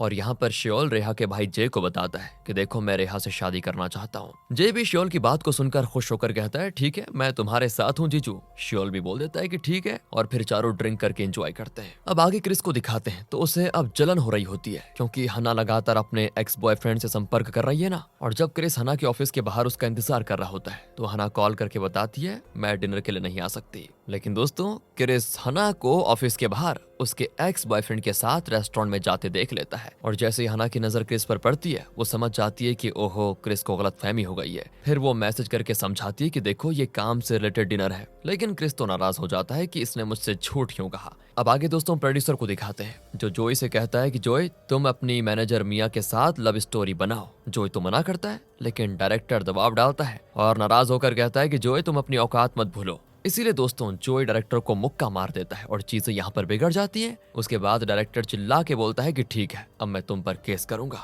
लेकिन फिर मिया डर के साथ उसे घर लेकर जाती है, लेकिन जोई किसी का फोन नहीं उठाता, यहाँ तक मिस्टर कैंग का भी नहीं। और मिस्टर कैंग रेस्टोरेंट के बाहर जोई का इंतजार कर रहा होता है। फिर जोई के आने पर मिस्टर कैंग कहता है कि एक काम करो डायरेक्टर से तुरंत माफी मांगो वरना वो केस कर देगा और फिर दिक्कत हो जाएगी। लेकिन जोई को यहाँ पर कोई फर्क नहीं पड़ता और वो फिर रेस्टोरेंट के अंदर मिस्टर कैंग को और ज्यादा गुस्सा आ जाता है और वो चिल्लाता है कि जोई अगर तुम माफी नहीं मांगोगे तो तुम्हारा एक्टिंग करियर यहीं पर खत्म हो जाएगा समझो। तभी बैन भी बीच में बोलता है और हालात और बिगड़ जाते हैं। जोई तो अपने कमरे में जाकर बहुत रोता है। अब हना को दिखाते हैं तो उसे उसके एक्स का फोन आता है जो बताता है कि ली जो 1982 में उस धमाके में मर गया था उसका क्रिमिनल रिकॉर्ड था। और उसका बॉयफ्रेंड और एक्स बॉयफ्रेंड हना को दोस्तों ली की फोटो भी भेजता है। और जब हना तस्वीर को देखती है तो हैरान हो जाती है क्योंकि तस्वीर में आपको तो बताइए दोस्तों ली कौन है। ली है बैन उसका पिता।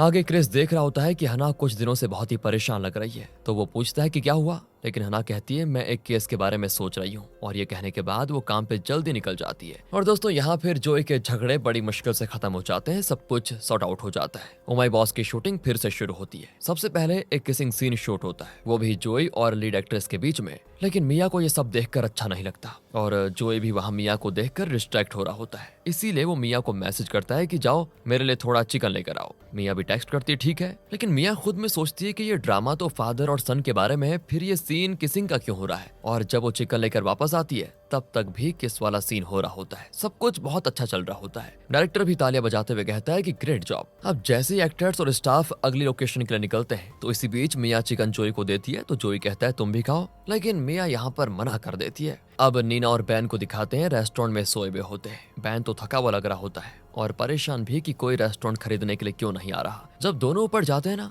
तो रास्ते में रेहा और उसका बॉयफ्रेंड श्योल मिल जाते हैं। नीना और बैन तो उसे खाने पर भी बुलाते हैं। श्योल वैसे तो बहुत नर्वस होता है लेकिन ज्यादा कुछ कहता नहीं। नीना भी माफी मांगती है कि देखो हमने कुछ खास तो नहीं बनाया, जो भी है उसे ही खा लो, लेकिन श्योल खाने की बड़ी तारीफ करता है। उसके बाद रेहा अपने परिवार के लिए कुछ गिफ्ट्स लेकर आई थी, वो उन्हें देती है तो सभी बड़े खुश होते हैं। कुछ देर के बाद मिया और जोई भी काम से घर लौट आते हैं लेकिन जोई सीधे अपने कमरे में चला जाता है और मिया भी अपने कमरे में। इधर रेया और श्योल रूफटॉप पर जे और यू से मिलते हैं, लेकिन दोस्तों जैसे ही वहां पर जोई आता है ना दरवाजा खोलकर, तो श्योल तो उसको देखकर शॉक हो जाता है कि एक्टर जोई तुम यहाँ। फिर जे जोई को बैठने के लिए कहता है। उसके बाद श्योल को भी पता चल जाता है कि जोई यहीं रहता है इनके साथ। रेहा मिया को भी बुलाती है और सभी मस्त मजाक करके एंजॉय करते हैं। हालांकि ये सब देखकर जोई का दिमाग उन मोमेंट्स में चला जाता है जब उसने फैमिली ज्वाइन की थी। तब से आज तक उसने जो भी खुशी और मजेदार मोमेंट्स बनाए उनको याद करता है। थोड़ी देर के बाद जे श्योल को लिविंग रूम में लेकर आता है और नीना उसके लिए बिस्तर बनाती है। अब दोस्तों बैन ऊपर आता है, जोई से रेस्टोरेंट पर बात करने के लिए कहता है। बैन जोई को बताता है कि देखो मैं अपने आप को पुलिस के हवाले करना चाहता हूँ, लेकिन जोई कहता है अच्छा एक बात बताइए बच्चों का क्या होगा, फिर वो तो बेघर हो जाएंगे।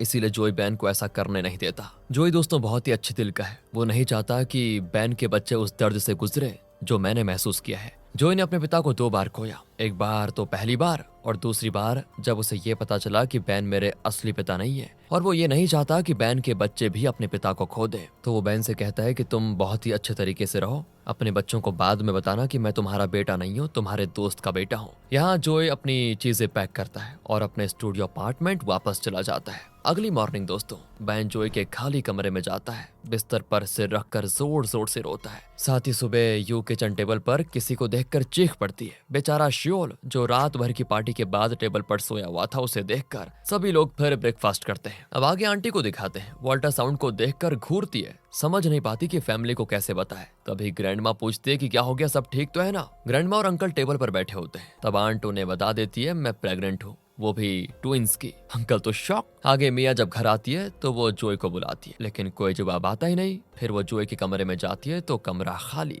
जोई को तुरंत कॉल करती है, लेकिन कोई जवाब नहीं मिलता। जल्दी से वो उसके स्टूडियो अपार्टमेंट पहुंचती है और बार बार डोरबेल बजाती है, कॉल्स भी करती है, लेकिन कोई रिस्पॉन्स नहीं आता। जैसे ही वो वहां से निकलती है तो वो जोई से उसके अपार्टमेंट के बाहर टकरा जाती है। शर्मिंदा होकर वो उससे कहती है तुमने मेरी वजह से घर छोड़ा है ना, तो चिंता मत करो, मैं अपनी फीलिंग्स को दबा लूंगी, लेकिन प्लीज घर मत छोड़ो। और जैसे ही वो जाने के लिए आगे बढ़ती है, जोई उसका हाथ पकड़ लेता है कि देखो मुझे भी तुम पसंद हो। और फाइनली आज जाकर दोनों के बीच का प्यार एक दूसरे को पता चलता है दोनों को। इसके बाद हना क्रिस को टेक्स्ट करती है देखो मैं लेट हो जाऊंगी। फिर वो एक फाइल अपने ब्रीफकेस में रखती है और टैक्सी लेकर रेस्टोरेंट पहुंचती है, क्योंकि हना के पास बैन से पूछने के लिए बहुत क्वेश्चंस होते हैं, वो भी जोई के लिए कि जोई का असली बाप कौन है। इसी के साथ दोस्तों सीरीज का ये पार्ट होता है खत्म। तो दोस्तों लास्ट पार्ट में हमने देखा था कि हना अपने सवालों का जवाब पाने के लिए अपने डैड के पास जाती है। तो चलिए उसी के आगे देखते हैं, जहां हना बैन के पास आती है और वो सारे डॉक्यूमेंट्स जो बैन से रिलेटेड थे बैन को दिखाती है। वो कहती है कि डैड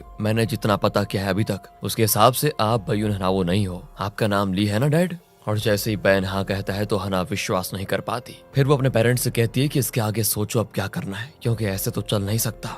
और वो रोते हुए चली जाती है। और अब बैन नीना को कहता है कि मैं कल पुलिस को सब बता दूंगा। नीना भी मान जाती है कि ठीक है तुम्हें पुलिस के पास जाना चाहिए। आगे हना अकेली एक स्टोर के बाहर बैठी होती है। तभी क्रिस वहां पर आकर उससे प्यार से पूछता है कि क्या बात है तुम रो क्यों रही हो। हना भी कहती है कि फिलहाल मुझे वक्त चाहिए, जब ठीक हो जाएगा तब मैं सब तुम्हें बता दूंगी। आगे दोस्तों जोई को दिखाते हैं, वो मिया को घर छोड़ने को कहता है। और पिछले पार्ट में हमने देखा था कि उसने अपने जज्बात बता दिए थे, लेकिन थोड़ा वक्त चाहिए चीजों को संभालने के लिए। लेकिन जैसे मिया घर पहुंचती है ना तो तब जाकर आराम से चैन की सांस लेती है। पता है क्यों? क्योंकि जोई ने उसका हाथ पकड़कर अपने प्यार का इजहार कर लिया था और उसे यकीन ही नहीं हो रहा था कि सच में ये हो भी रहा है। अब अगली सुबह मिया रेहा से ये पूछती कि मुझे क्या पहनना चाहिए। रेहा भी हैरान कि आज ये अपने कपड़ों को लेकर इतनी हैरान क्यों है। उसके बाद तो वो कुछ ज्यादा ही मेकअप कर लेती एक्साइटमेंट में, लेकिन मेकअप कुछ ज्यादा हो जाता है। तो ये देखकर यू उसका मेकअप थोड़ा ठीक करती है। यहाँ तक कि जे और बैन भी उसके मेकअप की बड़ी तारीफ करते हैं कि तुम सुंदर लग रही हो। अब बैन अपने परिवार से कहता है कि मैं तुम सबसे बहुत प्यार करता हूँ। रेहा और मिया भी बैन की बातें सुनती है। वो भी कहती है हम भी आपसे प्यार करते हैं डैड। आगे बैन सफेद शर्ट और जैकेट पहनता है। नीना उसके जूतों को दरवाजे के सामने रख देती है। बैन पूछता है तुम ठीक तो हो ना। नीना भी हाँ में सर हिलाती है। फिर वो बैन को बाहर छोड़ने जाती है क्योंकि आज वो पुलिस स्टेशन जा रहा है। और यहाँ पे बैन नीना की बड़ी तारीफ करता है कि अगर मैं जिंदा हूं ना तो तुम्हारी वजह से। जब मेरी माँ की डेथ हुई थी तो मैं भी उनके साथ मर जाना चाहता था, लेकिन तुमने मुझे सहारा दिया नीना, हिम्मत दी। और फिर दोनों हाथ पकड़ते हैं और अलग हो जाते हैं। यहाँ फिर बैन भी पुलिस स्टेशन के अंदर जाता है और कहता है कि मैं खुद को पुलिस के हवाले करने आया हूँ। आगे मिया जोई को काम के लिए लेने आती है। वो अपने मेकअप को आईने में चेक करती है और जब वो वैन का दरवाजा जोई के लिए खोलती है ना तो जोई तो उसको देखकर हैरान और पूछता है कि क्या तुमने मेकअप लगाया। तो मिया तो हंसते हुए कहती है कि हाँ यू ने मेरे डार्क सर्कल्स को छुपाने के लिए मेकअप कर दिया है। जोई पूछता है तुम दोनों के बीच सब ठीक तो है ना। तो वो भी कहती है कि हाँ, एक माफी के बाद सब कुछ ठीक हो गया था हमारे बीच। अब आगे जब जोई शूट के लिए तैयार हो रहा होता है तो मिया तो उसको देखना बंद ही नहीं कर पाती। तभी जोई भी मिया को अपनी तरफ देखते हुए प्यारी सी मुस्कान देता है। अब आगे चेयरमैन को सेक्रेटरी एक ऑनलाइन आर्टिकल दिखाती है जिसमें उसके बेटे शियोल का एक लड़की मतलब कि रेहा के साथ डेट करने का जिक्र होता है और फिर चेयरमैन शियोल और रेहा को डेट करने से रोकने के बारे में अपना प्लान बनाता है। आगे रेहा और शियोल एक रेस्टोरेंट में होते हैं जहाँ वो रेहा से कहता है कि मैं तुमसे शादी करना चाहता हूँ।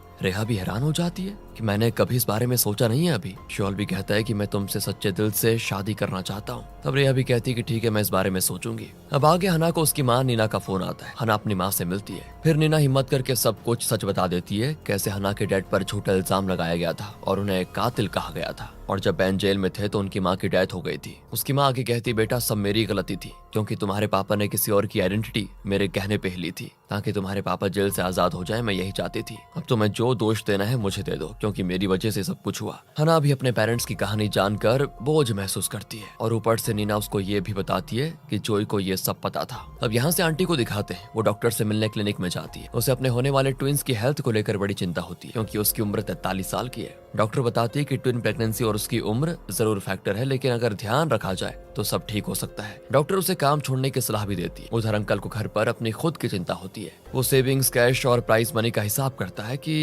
ये तो ज्यादा नहीं है परिवार चलाने के लिए, लेकिन वो हमेशा अपनी बहन नीना को देखकर प्रेरणा लेता है जो छोटी सी इनकम में ही अपने 4 बच्चों को बहुत प्यार से पाल रही है। तब वो सोचता है कि जब मेरी बहन का परिवार कर सकता है तो मैं क्यों नहीं। उसके बाद जैसे आंटी घर आती है तो अंकल भी प्रॉमिस करते हैं कि मैं सारी जरूरत पूरी करूंगा तुम्हारी। फिर अंकल और आंटी दोनों उस अल्ट्रासाउंड की तस्वीर को देखते हैं और मिन्हा भी बड़ा खुश होता है कि उसके 2 छोटे भाई या बहन आने वाले हैं। अब आगे मियाँ को जोई के शूट के दौरान अपनी माँ नीना का टेक्स्ट आता है कि आज रात जल्दी घर आ जाओ, मुझे तुमसे कुछ बात करनी है। फिर भाई बहन एक ग्रुप चैट बनाते हैं और सबसे पूछते हैं कि किसी को पता है कि क्या बात होने वाली है घर पर, लेकिन किसी को कुछ पता नहीं होता। अब आगे मियाँ सबसे आखिरी में घर जाती है तो नीना सभी बच्चों को बैन का सारा सच बता देती है और सब सच जानकर बच्चे भी हो जाते हैं शॉक। दूसरी तरफ जब पुलिस स्टेशन में बैन अपने गुनाह कबूल कर रहा होता है तो हना तो बड़े कॉन्फिडेंस के साथ पुलिस स्टेशन में आती है। बैन उसको देखते बिल्कुल हैरान। हना पुलिस ऑफिसर के सामने अपना हाथ बढ़ाती है और अपने आप को इंट्रोड्यूस करते हुए कहती है कि मैं बयून हनाओ की वकील हूँ हना। और यहाँ दोस्तों हना पुलिस स्टेशन में ना ऑफिसर से अपने आप को बयून हनाओ की वकील के रूप में इंट्रोड्यूस करती है, लेकिन बैन को कोई वकील नहीं चाहिए क्योंकि वो अकेले ही इन्वेस्टिगेशन का सामना करना चाहता है और जो उसे सजा मिलेगी वो भुगतने को तैयार है। इधर नीना ने सभी बच्चों को पूरी कहानी बता दी थी। सभी शौक में तो थे ही। फिर जे पूछता है कि पापा है कहाँ। नीना कहती है वो अपने आप को पुलिस स्टेशन हवाले करने गए हैं, लेकिन तभी हना और बैन वापस घर आ जाते हैं और ये बच्चे लोग तो उनको देखना तक नहीं चाहते। फिर हना रात वहीं बिताती है ताकि सबको संभाल पाए। अब सुबह दोस्तों सभी भाई बहन नाश्ता करने बैठते हैं। बस मियाँ बड़ी जल्दी में होती है, वो काम के लिए निकल जाती है। हालांकि रेहा और जे भी बैन को देखकर खाने के टेबल से उठकर चले जाते हैं। फिर हना नीना को कानूनी स्थिति समझाती है कि पापा ने खुद को पुलिस के हवाले किया है, इसलिए वो कस्टडी में नहीं रहेंगे क्योंकि उनके भागने का कोई खतरा नहीं है किसी को। लेकिन नीना को बैन और बच्चों के रिश्ते की बड़ी चिंता हो रही होती है कि बच्चे किस तरह रिएक्ट कर रहे हैं। बैन की बात जानने के बाद मियाँ को जोई के लिए बहुत ही बुरा लगता है क्योंकि वो उन लम्हों को याद करती है जब जोई ने अपने गम को अंदर रखकर अकेला दर्द झेला था। मियाँ को लगता है कि सबसे गलत तो जोई के साथ हुआ है। आगे दोस्तों शियोल के पिता उसे मारते हैं क्योंकि उसके और रेहा की न्यूज में डेट करने की अफवाह जो है, लेकिन शियोल तो यहाँ भी हिम्मत से कह देता है कि मैं तो रेहा से ही शादी करूंगा। और फिर चेयरमैन गुस्सा होकर रेहा से मिलता है और सीधा पूछता है कि तुम्हें अपनी औकात समझ नहीं आती क्या। रेहा को नीचा दिखाते हुए वो कहता है कि तुम्हारा परिवार कोई खास नहीं है जो हमारे साथ रिश्ता बना पाओ। चेयरमैन उसे ब्रेकअप करने के लिए कहता है, लेकिन रेहा भी अपने परिवार की इज्जत को लेकर कुछ कह नहीं पाती। आगे शियोल रेहा से मिलने आता है, लेकिन रेहा सीधा कह देती है चलो ब्रेकअप करते हैं। शियोल फिर पूछता है क्या मेरे पिता ने तुम्हें जबरदस्ती कहा कुछ, लेकिन रेहा सिंपल कह देती है वजह यह है कि तुम शादी करना चाहते हो लेकिन मैं नहीं, बस। फिर शियोल भी हैरान होकर कहता है कि मैंने तो बस शादी के लिए सोचने को कहा था, मैं दोबारा बात नहीं करूंगा जब तक तुम तैयार खुद नहीं हो जाती। और रेहा भी फिर वही कहती है ठीक है मैं अपनी औकात का कोई ढूंढ लूंगी क्योंकि तुम्हारे बाप को मैं पसंद हुई नहीं। आगे हना क्रिस को भी सब सच बता देती है। क्रिस भी हैरान रह जाता है तो हना उससे कहती है मैं कुछ दिनों के लिए अपने घर में रहना चाहती हूँ क्योंकि सभी बहुत परेशान है। अब हना दोस्तों बैन के पुराने मर्डर केस को दोबारा देखती है तो उसे गवाह लिम हा के बारे में पता चलता है जो पहले बैन के लिए गवाही देने को तैयार तो था पर सही टाइम पे कहीं गायब हो गया। और लिम हा वही तीसरा इंसान है जो जुडो वाली फोटो में बैन और असली हनाओं के साथ में था। हना भी अपना सूटकेस लेकर नीना के घर चली जाती है, यानी अपनी माँ के घर। वो नीना से लिम्हा के बारे में पूछती है तो नीना कहती है वो पहले गवाही देने को तैयार था, लेकिन अचानक पता नहीं कहाँ चले गया।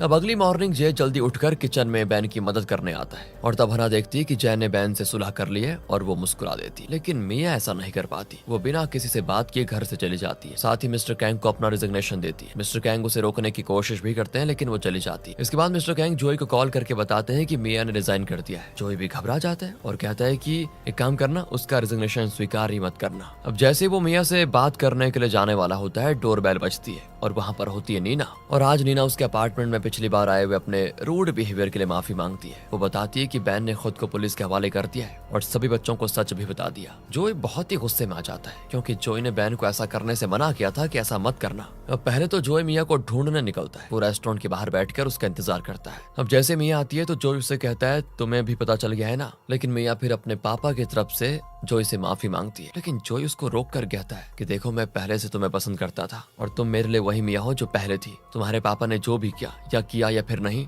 उससे कोई फर्क नहीं पड़ेगा हमारे रिश्ते के बीच में। फिर वो मिया को घर छोड़ देता है। अब आगे जे हना से पूछता है क्या तुम बहन का केस दोबारा देख रही हो। हना वैसे हाँ कहती है, पर यह भी कहती है फिलहाल ये बात अपने बीच ही रखना। जे मान जाता है और मदद का वादा करता है। फिर हना अपने सेक्रेटरी से लिम्हा की जानकारी निकालने को कहती है और जहाँ इंसिडेंट हुआ था वहाँ चली जाती है और वहाँ वो रिटायर्ड डिटेक्टिव जंग को ढूंढ लेती है और वो बात करने के लिए तैयार हो जाता है। अब हना 1974 के स्टूडेंट मर्डर केस के बारे में पूछती है तो जंग बताता है कि एक स्टूडेंट ने रिपोर्ट किया था और उसे सस्पेक्ट बना दिया गया था, पर उस स्टूडेंट ने क्लियरली 3 और स्टूडेंट्स को पहचाना था जो बच्चे को मार रहे थे। वही उन लोगों ने किमसंग हाई स्कूल की यूनिफॉर्म पहनी हुई थी। अब जंग यहाँ पर आगे कहता है कि लेकिन पता नहीं क्या हुआ, मैं इस केस में अच्छे से छानबीन कर रहा था पर मेरे सीनियर ने मुझे केस से हटा दिया और केस को बंद करके प्रोसिक्यूशन को भेज दिया। लेकिन तब एक आदमी गवाही तो देना चाहता था पर सही टाइम पर वो आ नहीं पाया या पता नहीं कहाँ अचानक गायब हो गया। तब जंग ये भी कहता है कि मुझे एक स्टूडेंट ने एक फोटो भी दिया था और वो यहाँ एक स्टेशनरी स्टोर में काम करता है। अब यहाँ से क्रिस जे के साथ लंच के लिए मिलता है। दोनों थोड़ी मोटी बातें भी करते हैं। फिर जे पूछता है क्या तुमने पापा के बारे में सुना। क्रिस कहता है कि हाँ, और फिर क्रिस कहता है कि मैं भी तुम्हारी मदद करना चाहता हूँ। लेकिन दोस्तों वो किस तरह मदद करता है वो नहीं दिखाया जाता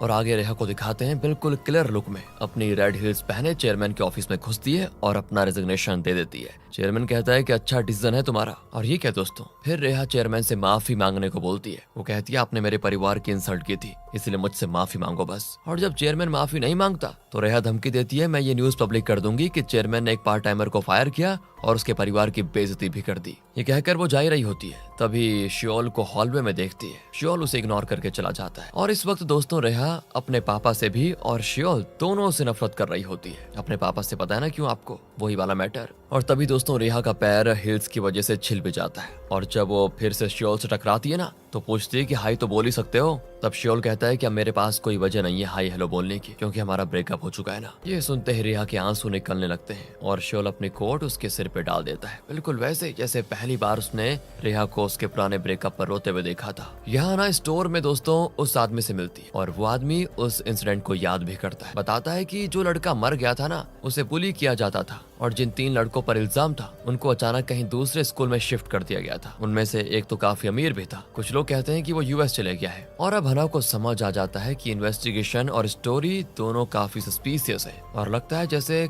उन 3 बच्चों को छुपाने की कोशिश की गई हो। हालांकि हना के पास अभी तक कोई सॉलिड एविडेंस नहीं होता। दूसरी तरफ बैन पुलिस स्टेशन में कुछ डिटेल्स देता है और उसी वक्त एक रिपोर्टर वहां पर होता है जो ट्रेसपासिंग के चार्जेस में खुद फंसा होता है। वो बैन को पहचान लेता है और याद करता है कि ये तो वही आदमी है जो एक्टर जोई का फादर बनकर आया था। फिर रिपोर्टर एक फोटो क्लिक कर लेता है और उसका कुछ बुरा इरादा लग रहा है दोस्तों इस समय। आगे क्रिस हना को एक कार रिपेयर शॉप में लेके जाता है। फिर हना विटनेस को ढूंढने के लिए अंदर जाती है। तब वो एक आदमी से पूछती है कि क्या आप लिम्हा है, लेकिन वो आदमी कहता है नहीं। तो हना कहती है काम कीजिए आप अपना नंबर मुझे दे दीजिए, लेकिन उस आदमी के पास कोई नंबर ही नहीं होता। तो हना अपना कार्ड देकर कहती है अगर आपको लिम्हा के बारे में कुछ पता चले तो प्लीज मुझे कॉल कर दीजिएगा। अब दूसरी तरफ मिया जब पोस्टिंग्स देख रही होती है तब उसे यू का फोन आता है। मिया तो तुरंत उठ जाती है कि क्या है ये। जोई को भी ये कॉल आता है। फिर जोई ऑनलाइन चेक करता है और देखता है कि एक आर्टिकल वायरल हो गया है और लिखा है कि एक्टर जोई का डैड 35 सालों तक छुपी हुई आइडेंटिटी के साथ जी रहा था और एक क्रिमिनल भी है वो। जोई बहुत ही गुस्से में पार्किंग लॉट की तरफ भागता है,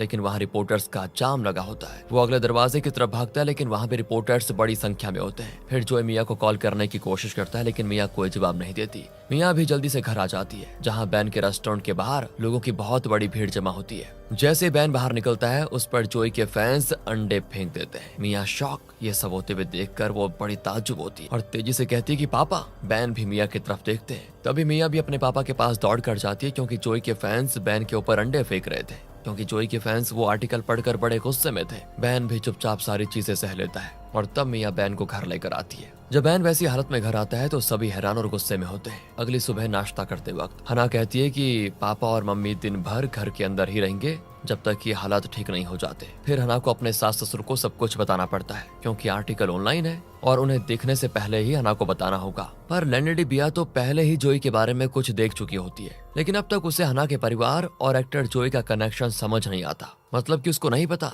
कि जोई बैन के घर पर रह रहा था और जिस जोई के डैड के बारे में न्यूज फैली है वो बैन ही है, उसे नहीं पता। फिर हना अपने सास ससुर को अपने पापा के ऊपर लगे चार्जेस और उन्होंने जो वक्त जेल में बिताया था उसके बारे में सब बताती है और कैसे उन्होंने 35 साल आइडेंटिटी थेफ्ट में गुजारे। लेकिन फिर लेनेडी बिया और उसका हस्बैंड ये सब सुनकर शॉक्ड हो जाते हैं। यहाँ तो बिया को एक और मौका मिल जाता है। वो गुस्से में चिल्लाती है, अच्छा तो ये शादी एक धोखा है। हना भी अपना सर नीचे करके शर्मिंदगी महसूस करती है। वो कई बार माफी मांगती है। क्रिस को भी बहुत ही बुरा लगता है कि हना माफी मांग रही है। अब आगे मिया जोई के अपार्टमेंट पहुंचती है तो उसे वहाँ रिपोर्टर्स का झुंड मिलता है। तभी मिस्टर कैंग भी वहाँ पर आ जाते हैं। वो मिया से कहता है कि तुम यहाँ पर कैसे आ गई, तुम्हें पता नहीं था कि यहाँ पे रिपोर्टर्स होंगे। मिस्टर कैंग दोस्तों इस वक्त बहुत ही गुस्से में है और वो मिया और उसके पापा पर नाराजगी जताता है। कहता है कि तुम्हारे पापा ने जोई को अपने घर में रहने कैसे दे दिया, जबकि वो जानते थे कि वो कोई और है, उसके असली बाप नहीं। क्या तुम्हारे पापा को शर्म नहीं आती? मिस्टर कैंग तो उसे ये भी कहता है कि तुम अपना चेहरा जोई के पास ना ही दिखाओ तो बढ़िया होगा, और अगर तुम्हारे परिवार का कोई सदस्य जोई के आसपास घूमता दिखाई दिया ना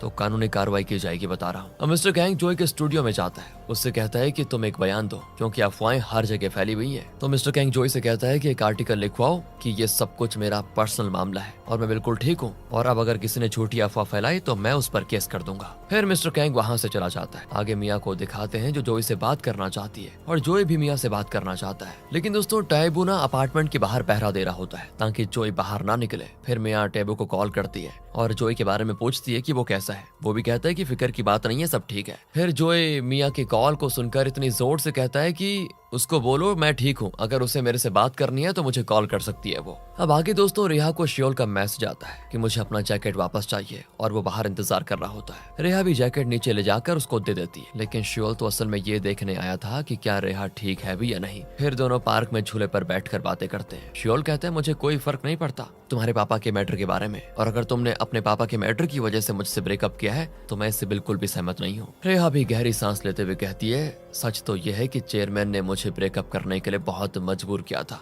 यहाँ तक कि उन्होंने मेरे परिवार का अपमान भी किया, इसीलिए मैंने अपना रिजाइन दे दिया है और फिर मेरे पास ब्रेकअप करने के अलावा कोई चांस नहीं था। तब शियोल कहता है कि देखो मुझे तुम्हारे परिवार से कोई दिक्कत नहीं है, और इस तरह से वो दोनों एक दूसरे के पास फिर से आ जाते हैं। फिर से शियोल रेहा को प्यार भरा किस देता है। इधर दोस्तों हना लिम्हा वो व्यक्ति जो पहले गवाह था उसकी तलाश करती है। वो दुकान वालों से जानकारी मांगती है, लेकिन किसी को भी उसके बारे में कुछ पता नहीं होता। आखिरकार वो एक छोटी रेस्टोरेंट में एक औरत से मिलती है जो उसे बताती है कि लिम्हा यहाँ से अगले मोहल्ले में रहता है, कार रिपेयर की शॉप में काम करता है। और जब वो शॉप में जाती है और पूछती है क्या तुम मिस्टर लिम्हा हो, तो वो जवाब देता है कि कोई लिम्हा नहीं है यहाँ पर। वो आदमी तो हना को वहाँ से जाने के लिए कह देता है, क्योंकि किसी ने उसे पहले इन्फॉर्म कर दिया था कि कोई लॉयर तुम्हारे बारे में पूछने आ रही है तो बच लेना। इसीलिए दोस्तों वो झूठ कह रहा है कि वो लिम्हा नहीं है। हना भी सब समझ जाती है कि पक्का ये झूठ बोल रहा है। अब हना अपनी मुश्किल हालात के बारे में क्रिस को फोन करके बताती है और पूछती है क्या तुम कुछ मदद कर सकते हो। फिर क्रिस उस व्यक्ति मतलब लिम्हा के पास पहुंच जाता है एक फेक आदमी बनकर, ताकि लिम्हा के सिग्नेचर्स ले पाए, और वो आदमी भी बिना किसी शक के क्लिप बोर्ड पर अपना नाम लिख देता है लिम्हा। अब आगे बैन रेस्टोरेंट के बाहर सफाई करने के लिए निकलता है, लेकिन जल्द ही एक पत्रकार उनको घेर लेता है। बैन उसे दूर भेजने की कोशिश भी करता है, लेकिन पत्रकार चुप नहीं बैठता और बैन पर अफवाहों की बारिश कर देता है कि तुम्हारी बेटी भी फ्रॉड लॉयर है, तुम्हारी तीसरी बेटी भी जोई के साथ ही काम करती थी ताकि जोई पर नजर रख पाए। और दोस्तों जब बैन इन अफवाहों को सुनता है जिसमें उसके बच्चों के बारे में भी होता है, तब वो और ज्यादा परेशान हो जाता है। फिर बैन धीरे से पूछता है कि मैं देखो इंटरव्यू देने के लिए राजी हूँ, लेकिन तुम मुझसे वादा करो कि मेरे बच्चों को बीच में नहीं घसीटोगे। और फिर वो पत्रकार भी एक अजीब सी शक्ल बनाकर वादा करता है, लेकिन जाहिर सी बात है वो अपना वादा पूरा नहीं करने वाला। दूसरी तरफ नीना हॉस्पिटल के वेटिंग रूम में बैठी होती, तभी यूज वो अपने एक जूनियर से मिलने आई थी, वो वहाँ नीना को देख लेती है। पूछती है कि मॉम आप यहाँ पर क्या कर रही हो। और जब एक नर्स उनका नाम बुलाती है तो यू पूछती है आपको क्या हुआ है मॉम। नीना बोलती है कुछ नहीं, लेकिन यू जिद करती है कि बताओ। और फिर दोस्तों खबर अच्छी नहीं होती, क्योंकि नीना के ब्रेस्ट में कैंसर होने के सिम्टम्स पाए जा रहे हैं। लेकिन डॉक्टर का कहना होता है कि एक बार टेस्ट करा के कंफर्म कर लिया जाए कि सच में कैंसर है भी या नहीं। अब यू सोचती है कि फैमिली को ये बात बतानी चाहिए मुझे, क्योंकि मैटर बड़ा है। लेकिन नीना कहती है ये समय सही नहीं है, घर में पहले प्रॉब्लम चल रही है, मैं टाइम आने पर खुद इस खबर को बता दूंगी। यू भी इस बात से सहमत होती है, जब मॉम रेडी हो जाए तो वो खुद बता देंगी। लेकिन दोस्तों अब ये राज यू के लिए बोझ बन रहा था, एक बहू होने के नाते। अब आगे जोई, टाइबू, हना, मिया, रेहा और जे सभी बैन के नए इंटरव्यू का आर्टिकल ऑनलाइन देखते हैं, जिसपे बैन साफ तौर पर कहता है कि मैंने सब कुछ अपने आप किया, मेरी फैमिली को इसके बारे में कुछ पता नहीं था। अब ये देखने के बाद जोई बैन से मिलना चाहता है, लेकिन उस वक्त टाइबो, जो कि एक बॉडीगार्ड के रोल निभा रहा था, वो कहता है कि अगर तुम ऐसा करोगे देखो तो तुम्हारा भी नाम और गंदा उछाला जाएगा। लेकिन जोई कहता है कि मुझे कुछ ना कुछ तो करना ही होगा और मुझे टाइबो तुम्हारी मदद चाहिए। और फिर टाइबो अपना फर्ज निभाकर जोई को रिपोर्टर्स की नजरों से निकालने में उसकी मदद करता है। वो एक इल्यूजन क्रिएट करता है। तो पहले वो एक आदमी को जोई बनाकर रिपोर्टर्स के सामने से लेकर जाता है और रिपोर्टर्स उस आदमी को जोई समझकर उसका पीछा कर रहे होते हैं। और यहाँ टाइबो का प्लान कट जाता है। तब तक असली जोई वहाँ से छुप कर निकल जाता है। वहाँ से वो पहले अपने फैमिली के अपार्टमेंट पहुँचता है। वो पहले जे को देखता है, फिर दोनों साथ अंदर आते हैं। तभी परिवार डिनर के लिए बैठा होता है और यहाँ पर इस समय जोई का आना सबके दिलों को हल्का कर देता है। तभी ग्रैंडमा भी कहती है कि मैंने कभी सोचा नहीं था कि मैं जोई की आंखों को फिर देख पाऊंगी। तभी जोई ग्रैंडमा को तसल्ली देता है कि मैं ठीक हूँ और मैं सिर्फ ये देखने के लिए आया हूँ कि सभी लोग ठीक हैं भी या नहीं। उसके बाद वो प्यार भरे अंदाज में सभी का नाम लेता है, जिससे वो सभी को ये दिखाना चाहता है कि सब बिल्कुल ठीक है। इतना कहकर जो चला जाता है। मिया भी डिनर टेबल से बहाना बनाकर निकल जाती है और वो बाहर भाग कर आ जाती है,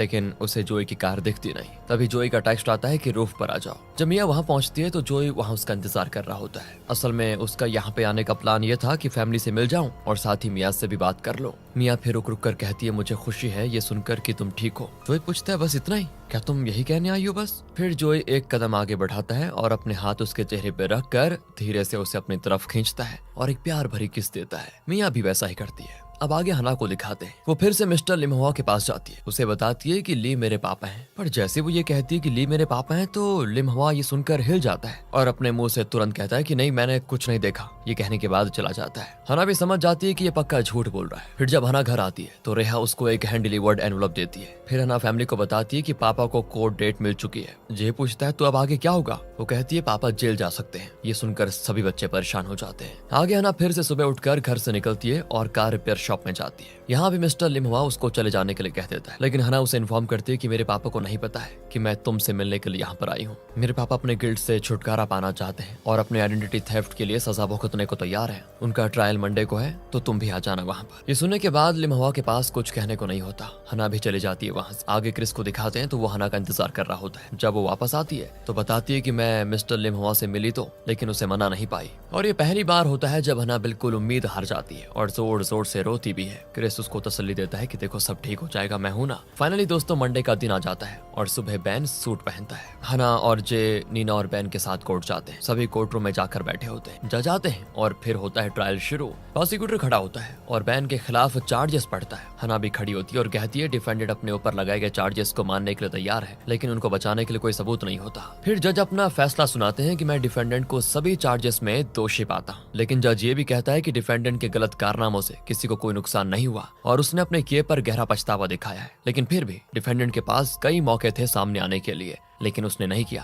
उसने दूसरे आदमी की पहचान अपनी और पब्लिक में शांति फैलाई है। इसीलिए मैं ये फैसला करता हूँ कि बैन को 6 महीने की सजा काटनी पड़ेगी। लेकिन फिर जज आगे ये भी कहता है कि ये सजा 2 साल के लिए पोस्टपोन कर दी जाती है। और ये सुनते ही नीना, मिया और क्रिस बड़े खुश हो जाते हैं और फिर हना भी गहरी सांस लेती है। लेकिन बैन शॉक्ड होता है और कहता है मुझे सजा दो, क्योंकि जब मैंने कहा था कि मैंने उस लड़के को नहीं मारा तब आपने मुझ पर यकीन नहीं किया था, और अब जब मैंने गलती की है तो आप मुझे सजा क्यों नहीं देना चाह रहे हो? बैन बहुत रोता भी है। फिर सभी लोग कोर्ट रूम से बाहर आ जाते हैं तो हॉल में बैन लिमहुआ को देखता है और तब उनकी आंखें मिलती हैं तो बैन 2 बार पूछता है तुम लिमहुआ हो ना? हॉल में खड़ा आदमी दोस्तों मुड़कर चला जाता है। पर फिर बैन अपनी फैमिली को घर चलने के लिए कहता है। यहाँ पर सिर्फ हना को पता होता है कि वो आदमी जो गया वो सच में मिस्टर लिमहुआ ही है। सभी लोग कोर्ट से वापस आते हैं। सबको सुकून मिलता है। फिर नीना सभी को एक अनाउंसमेंट करती है कि मैं अपनी फ्रेंड्स के साथ 4 दिन की छुट्टी पर जा रही हूँ। सभी बड़े हैरान होते हैं क्योंकि ये थोड़ा अचानक लगता है, लेकिन सब अपनी माँ को यानी नीना को कहते हैं एंजॉय करना। यहाँ पर दोस्तों सिर्फ यूं नीचे देख रही होती है और थोड़ा परेशान भी है क्योंकि नीना को किसी फ्रेंड के यहाँ नहीं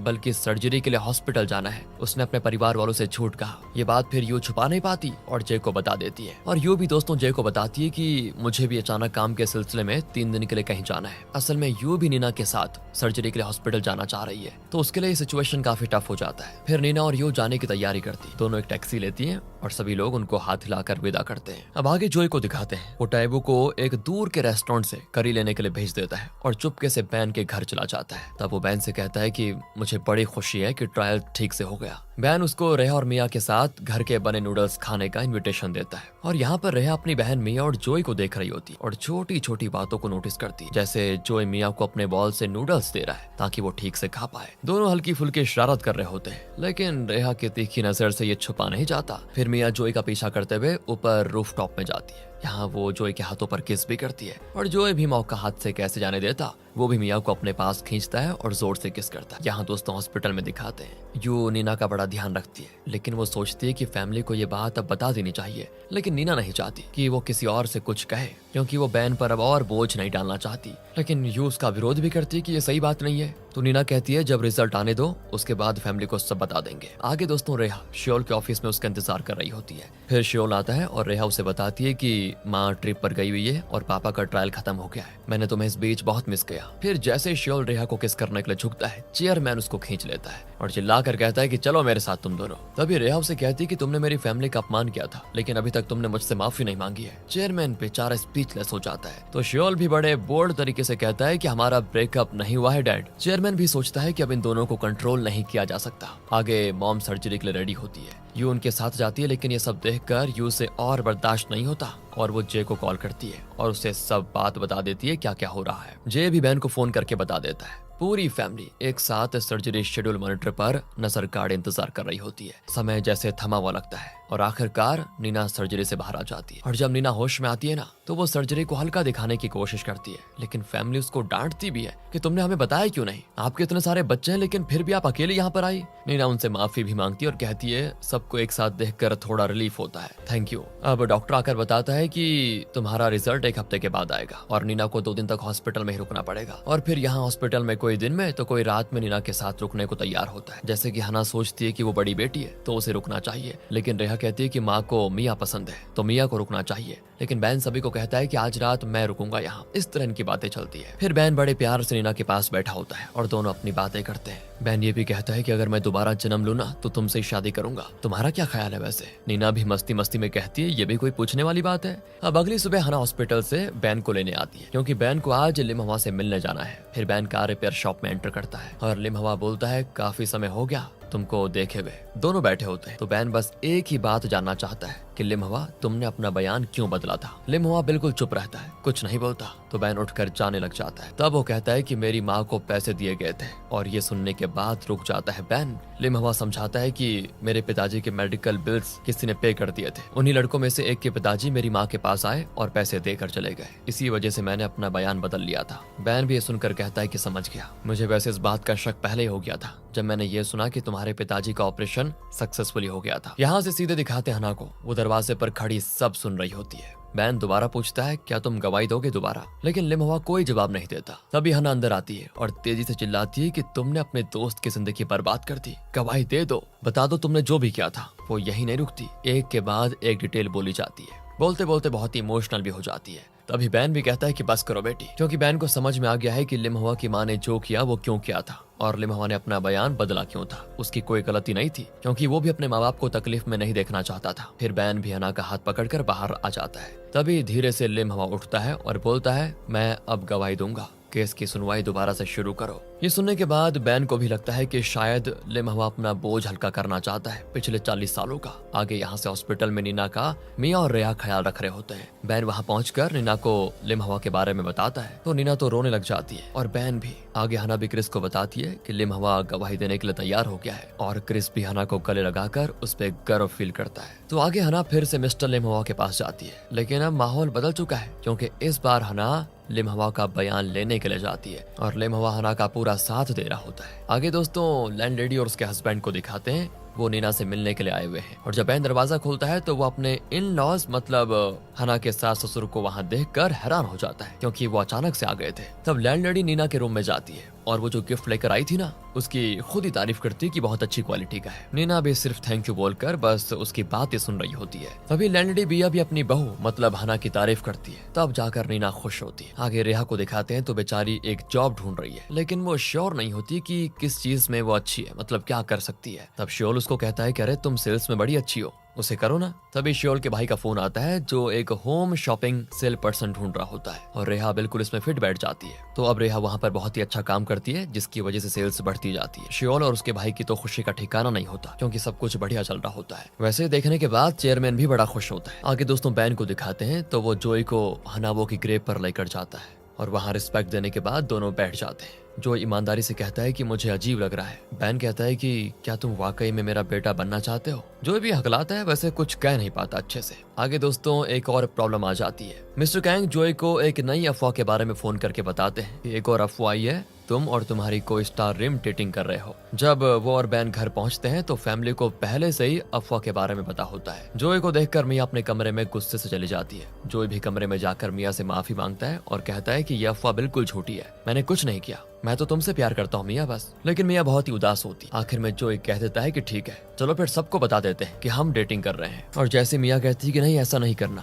तब तक बहुत देर हो जाती है दोस्तों क्योंकि उसके सभी सिबलिंग्स उनकी बातें सुन रहे होते हैं। और फिर जोई और मिया अपने पूरे परिवार को अपनी डेटिंग के बारे में बता देते हैं। सभी लोग थोड़ा हैरान भी होते हैं और खुश भी। आगे मिया जोई के अपार्टमेंट में कुछ स्पेशल बना रही होती है। तब जोई टेक्स्ट करता है कि मैं 5 मिनट में वहाँ पहुँच जाऊंगा। मिया खुशी से मुस्कुराती है। तभी डोर नॉक होता है। मिया भागकर खोलने जाती है लेकिन जोई के बदले अंदर आती है जोई की माँ और दोनों चौंक जाते हैं। आगे दोस्तों हना, नीना और बैन कोर्ट में बड़े विश्वास के साथ जाते हैं। हना क्लर्क को बताती है कि मैं अपने डैड बैन के लिए एक रिट्रायल का रिक्वेस्ट देने आई हूँ। यहाँ जोई की माँ पूछती है बेटा तुम कौन हो। तभी जोई भी आ जाता है और सिचुएशन को देखकर थोड़ा एम्बेरस्ड भी होता है। पूछता है माँ आप कब आई, आपको कॉल करना चाहिए था। फिर वो अपनी माँ से कहता है कि ये मेरी गर्लफ्रेंड मिया है। फिर मिया भी झुककर जोई की मॉम को सलाम करती है। इस समय दोस्तों क्योंकि माँ आई हुई है तो जोई मिया को कहता है एक काम करो तुम अभी जाओ, मैं तुमसे बाद में मिलता हूँ। यहाँ जोई की माँ इसीलिए आई है क्योंकि उसको अपने एक्स हस्बैंड के डेथ का पता चल गया था कि ली ने सालों तक उसके एक्स हस्बैंड मतलब हनाओ की आइडेंटिटी यूज की।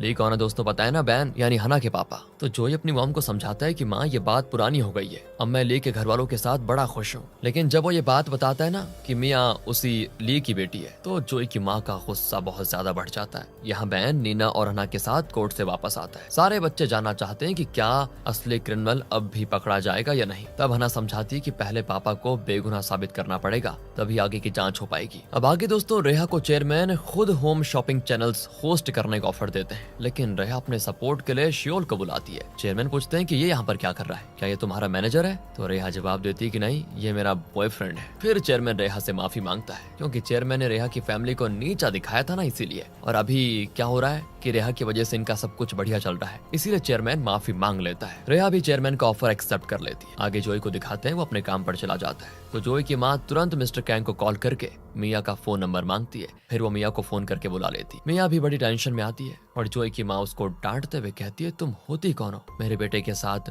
रिलेशनशिप में रहने वाली। मिया तो पोलाइटली अपनी बात रखते हुए कहती है मैंने कोशिश की थी जोई से दूर रहने की लेकिन वो माना ही नहीं और अब हम एक दूसरे को बिना देखे रह नहीं सकते। वो मेरी जिंदगी है और मैं उसकी। जोई की माँ ये सुनकर हैरान हो जाती है। फिर मिया अपनी बात आगे बढ़ाते हुए कहती है मैं सच में जोई से बहुत प्यार करती हूँ। उसके बाद मिया जोई की माँ से ये भी पूछती है क्या आप हमें डेट करने की परमिशन देंगी। यहाँ जोई हॉलवे में मुस्कुराते हुए खड़ा ये सब देख रहा होता है और अब वो अपनी माँ को ये बताता है कि मैं मिया से कितना प्यार करता हूँ तो माँ हमें तोड़ने की कोशिश मत करो। वो ये भी कहता है कि मैं शूटिंग से देर में आऊंगा आज। और इसके बाद वो मिया को घर छोड़ने जाता है, साथ ही प्यार से किस भी देता है। अब आगे मिया नीना और बैन को किचन में पाती है। मिया बताती है कि जोई की माँ जोई के अपार्टमेंट में है तो नीना बैन से पूछती है क्या तुम जोई की माँ से मिलना चाहोगे। बैन हाँ कहता है। फिर वो लोग जोई की माँ से जोई के घर पर मिलते हैं। बैन भी माफी मांगता है और कहता है कि मुझे नहीं लगता कि मैं माफी मांगने का हकदार हूँ। मैंने बहुत ही गलत काम किया, लेकिन अब से मैं तुम्हारे बेटे का बहुत ही अच्छे से ख्याल रखूंगा। जोई की माँ भी कहती है तुमने जो किया मुझे उससे बहुत ही नाराजगी है, लेकिन जैसे कि मेरे बेटे ने कहा कि वो तुम्हारे घर में बहुत ही खुश है, तुम्हारे परिवार के साथ उसे अच्छा लग रहा है, तो इसमें मैं कुछ नहीं कर सकती, जैसे मेरे बेटे की इच्छा। और वैसे मुझे लगता है इसमें मेरी भी कहीं ना कहीं कोई गलती है, मैं जोई को उतना प्यार नहीं दे पाई। ठीक है, मैं आज से तुम्हें माफ करती हूँ। और दोस्तों आज का दिन बहुत ही महत्वपूर्ण है, क्योंकि आज बैन के केस की सुनवाई है जो बैन के जीवन को बदल कर रख देगा। हना कोर्ट में अपना बयान देने के लिए खड़ी होती है। हना बोलती है कि 35 साल पहले कोर्ट ने जल्दबाजी में एक निर्दोष लड़के पर एक ऐसे जुर्म का इल्जाम लगाया जो उसने कभी किया ही नहीं था, और उस लड़के ने अपनी पूरी जिंदगी बस दर्द में झेली। फिर जज कहते हैं कि ठीक है, इस केस का फैसला हम बाद में सुनाएंगे। अब आगे मिन्हा हना की तारीफ करता है और बाकी फैमिली भी उसकी वाह करते हैं। हना भी सीधा सीधा शुक्रिया बोलती है। फिर जय पापा को याद दिलाता है कि अब आपको आपकी असली नाम वाली आईडी मिलेगी जिसमें आपका नाम होगा ली। लेकिन दोस्तों फिर वो ये भी कहता है कि अब दोबारा से पापा और मम्मी की शादी करवाएंगे। तो जोई हैरानी से कहता है कि क्या इनकी शादी नहीं हुई थी? लगता है ऑफिशियली इनकी शादी नहीं हुई। और फिर सभी इस प्लान को पसंद करते हैं। आगे जय को बड़ा फक्र होता है जब वो अपने डैड को उनका नया आईडी यानी ली का नाम देता है। बैन को अपनी असली पहचान वापस मिल जाती है और अब बैन वो सब कुछ कर सकता है जो पहले कभी नहीं कर पाया, जैसे कि ली के नाम से बैंक अकाउंट खोलना, ड्राइवर लाइसेंस बनवाना, सब कुछ। नीना भी बड़ी खुशी से देख रही होती है जब बैन ड्राइविंग कर रहा होता है। अब आगे हना एक इंटरव्यू के बाद घर आती है और देखती है क्रिस ने उसके लिए उसका फेवरेट डिश बना के रखा हुआ है। दोनों शाम को वाइन के साथ उसे एंजॉय करते हैं। आगे लैंडी, बिया, हस्बैंड, क्रिस, हना, उनका डॉग शिको फोटोग्राफर के पास जाते हैं और एक खूबसूरत फैमिली फोटो क्लिक करवाते हैं जो अब उनके लिविंग रूम के वॉल पर लगेगी। आगे रेहा अब होम शॉपिंग होस्ट के रूप में काफी हिट हो जाती है। शोल उसकी तारीफ करता है, उसको कांग्रेचुलेशन करता है। फिर आता है उसको चेयरमैन का कॉल। चेयरमैन कुछ कहना तो चाहता है, पर चेयरमैन जो कभी उसकी तारीफ नहीं करता था वो श्योल को कॉम्प्लीमेंट देता है और कहता है कि तुम ही बेस्ट पर्सन हो जो सॉकर टीम को कंटिन्यू कर सकते हो बेटा। फिर वो रेहा से पूछता है क्या तुम फुल टाइम जॉब ढूंढ रही हो? रेहा हाँ बोलती है और तब चेयरमैन उसको एक जॉब ऑफर करता है।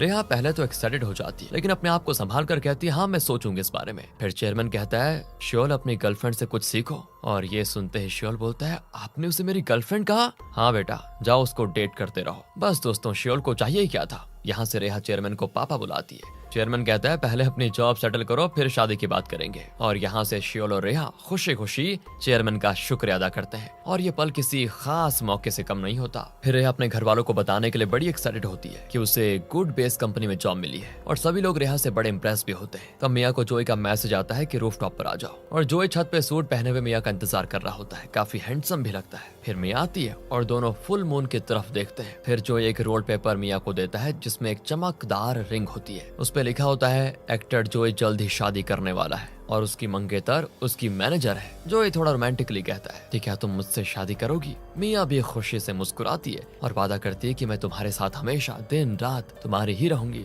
फिर दोनों के बीच किस होने वाला होता है, लेकिन नहीं, अचानक से उनके सिबलिंग्स रूफटॉप पर आ जाते हैं और फिर जे और क्रिस जोई को चिढ़ाने भी लग जाते हैं और उसकी बहनें मिया को तंग करती है जैसे सबकी बहनें करती है। उसके बाद सभी चले जाते हैं। तब जोई मिया को बताता है मैंने सोचा था कि मैं तुम्हारे पेरेंट्स को ये सारी चीजें बाद में बताऊंगा, लेकिन अब सभी को पता चल गया है तो कोई बात नहीं, अभी बात कर लेते हैं अच्छे से। मिया भी खुशी से दोबारा जोई को किस कर लेती है। फिर जोई घुटनों पर बैठा होता है और नीना और बैन को बताता है कि मुझे शादी करनी है पर अभी 6 महीने लगेंगे, लेकिन मैं मिया से शादी करना चाहता हूँ। ये कहकर वो नीना और बैन से इजाजत मांगता है। नीना और बैन थोड़े चौंक भी जाते हैं, लेकिन सिर्फ इसीलिए क्योंकि उन्होंने कभी सोचा नहीं था। लेकिन थोड़ी देर के बाद वो खुश हो जाते हैं और शादी के लिए तैयार भी। दूसरी तरफ हना और क्रिस अपने डिनर के दौरान बात करते हैं। दोनों मतलब अपनी लव लाइफ के बारे में ही बात कर रहे होते हैं। हना एक ज्वेलरी बॉक्स निकालती है जिसमें मैचिंग वेडिंग रिंग्स होते हैं और क्रिस से पूछती है क्या शादी कर ले ऑफिशियली। मतलब क्रिस भी तैयार हो जाता है। उसके पास भी एक ज्वेलरी बॉक्स होता है जिसमें वेडिंग रिंग्स होते हैं और दोनों हंसते हुए एक दूसरे को अपनी अंगूठियां देकर एंजॉय करते हैं उस पल को। आगे बैन और नीना की शादी का सीन दिखाया जाता है जहाँ ये कपल्स बहुत सुंदर लग रहे होते हैं। फिर बैन कहता है कि मैं ली हूँ और ये कहने के बाद वो नीना का शुक्रिया अदा करते हुए उसको आई लव यू कह देता है। नीना भी माइक लेती है और कहती है मैं कुछ वक्त के लिए अपनी माँ वाली जिम्मेदारियों से रिटायर होना चाहती हूँ और एक लड़की बनना चाहती हूँ। फिर जोई भी कहता है कि चलो सेलिब्रेशन शुरू करते हैं। फिर बच्चे नाच गाकर एंजॉय करते हैं दोस्तों। और अब आता है दूल्हा और दुल्हन के डांस का टाइम। नीना और बैन सारी फिक्रें छोड़कर डांस फ्लोर पर बड़े मजे ले रहे होते हैं। फिर सभी लोग कहते हैं कि किस द ब्राइड, किस द ब्राइड, और यहाँ पे एक नहीं सभी एक दूसरे को किस कर रहे रहे होते हैं, कपल्स मतलब। अब इतनी एक्साइटमेंट के बीच हना का फोन आता है। ठीक है कहते हुए वो फोन रख देती है और फिर बोलती है कि हम केस जीत चुके हैं और ये आप लोगों के लिए परफेक्ट वेडिंग गिफ्ट है। सभी लोग खुशी से तालियां बजाते हैं। इस खुशी के पल पर पूरा हॉल भर जाता है, लेकिन हना सभी को रोकती है कि रुको, अभी तक फोटोज नहीं ली गई हैं। और फिर अंकल फोटो क्लिक करते हैं और ये यादगार पल हमेशा के लिए कैप्चर हो जाता है। दोस्तों अब हम बात करने वाले हैं एक जबरदस्त सीन के बारे में, हमारे प्यारे नीना और बैन की विदाई, जहाँ सभी लोग नीना और बैन को उनके हनीमून के लिए भेज रहे होते हैं। लेकिन रुक जाओ, ये सिर्फ एक हनीमून नहीं, क्योंकि नीना और बैन अपने नए फूड ट्रक के साथ जा रहे होते हैं और दोनों कहीं दूर जाकर काम और मजा दोनों करना चाहते हैं, परिवार से दूर। अब रास्ते में नीना पूछती है कि हम कहाँ जा रहे हैं, तो बैन कहता है जहाँ हमारी किस्मत हमें लेकर जाए। फिर दोस्तों एक साथ खुशी खुशी अपना सफर शुरू करते हैं। तो ये था माय फादर इज स्ट्रेंज का ड्रामा जो आज खत्म हो गया फाइनली। और दोस्तों जाने से पहले मैं आपको सजेस्ट करना चाहूंगा एक ऐसी सीरीज जो मॉन्स्टर सीरीज से भी ज्यादा कंपेलिंग, ज्यादा मिस्ट्री थ्रिलर वाली है, जिसका नाम शर्लॉक होम्स है। आपको पता ही है इसके सिर्फ 12 एपिसोड है, ज्यादा नहीं है। हर एपिसोड में आपको माइंड ब्लोइंग केसेस देखने को मिलेंगे और आई प्रॉमिस कि ये सीरीज आपको जरा भी बोर नहीं करेगी, बल्कि मॉन्स्टर सीरीज से तो ज्यादा ही ट्विस्ट है इसमें। हाँ, जो इसका विलन है ना, उसका नाम मैंने गलत प्रोनाउंस कर लिया था, लेकिन उससे कोई फर्क तो नहीं पड़ने वाला। आपको मजा पूरा आएगा, गारंटी इसकी। ऐसी कोई और अच्छी और एंगेजिंग सीरीज हम आपके लिए लाने की कोशिश जरूर करेंगे, ये वादा रहा दोस्तों आपसे। और इस सीरीज की वीडियोस को लाइक और ज्यादा से ज्यादा शेयर करें और आप हमें इसी तरह अपना पूरा सपोर्ट दीजिए। इसी आशा के साथ हम फिलहाल लेते हैं विदा, फिर मिलते हैं आपसे अगली वीडियो में। तब तक के लिए गुड बाय, ध्यान रखेगा अपना, and thanks to all rockers.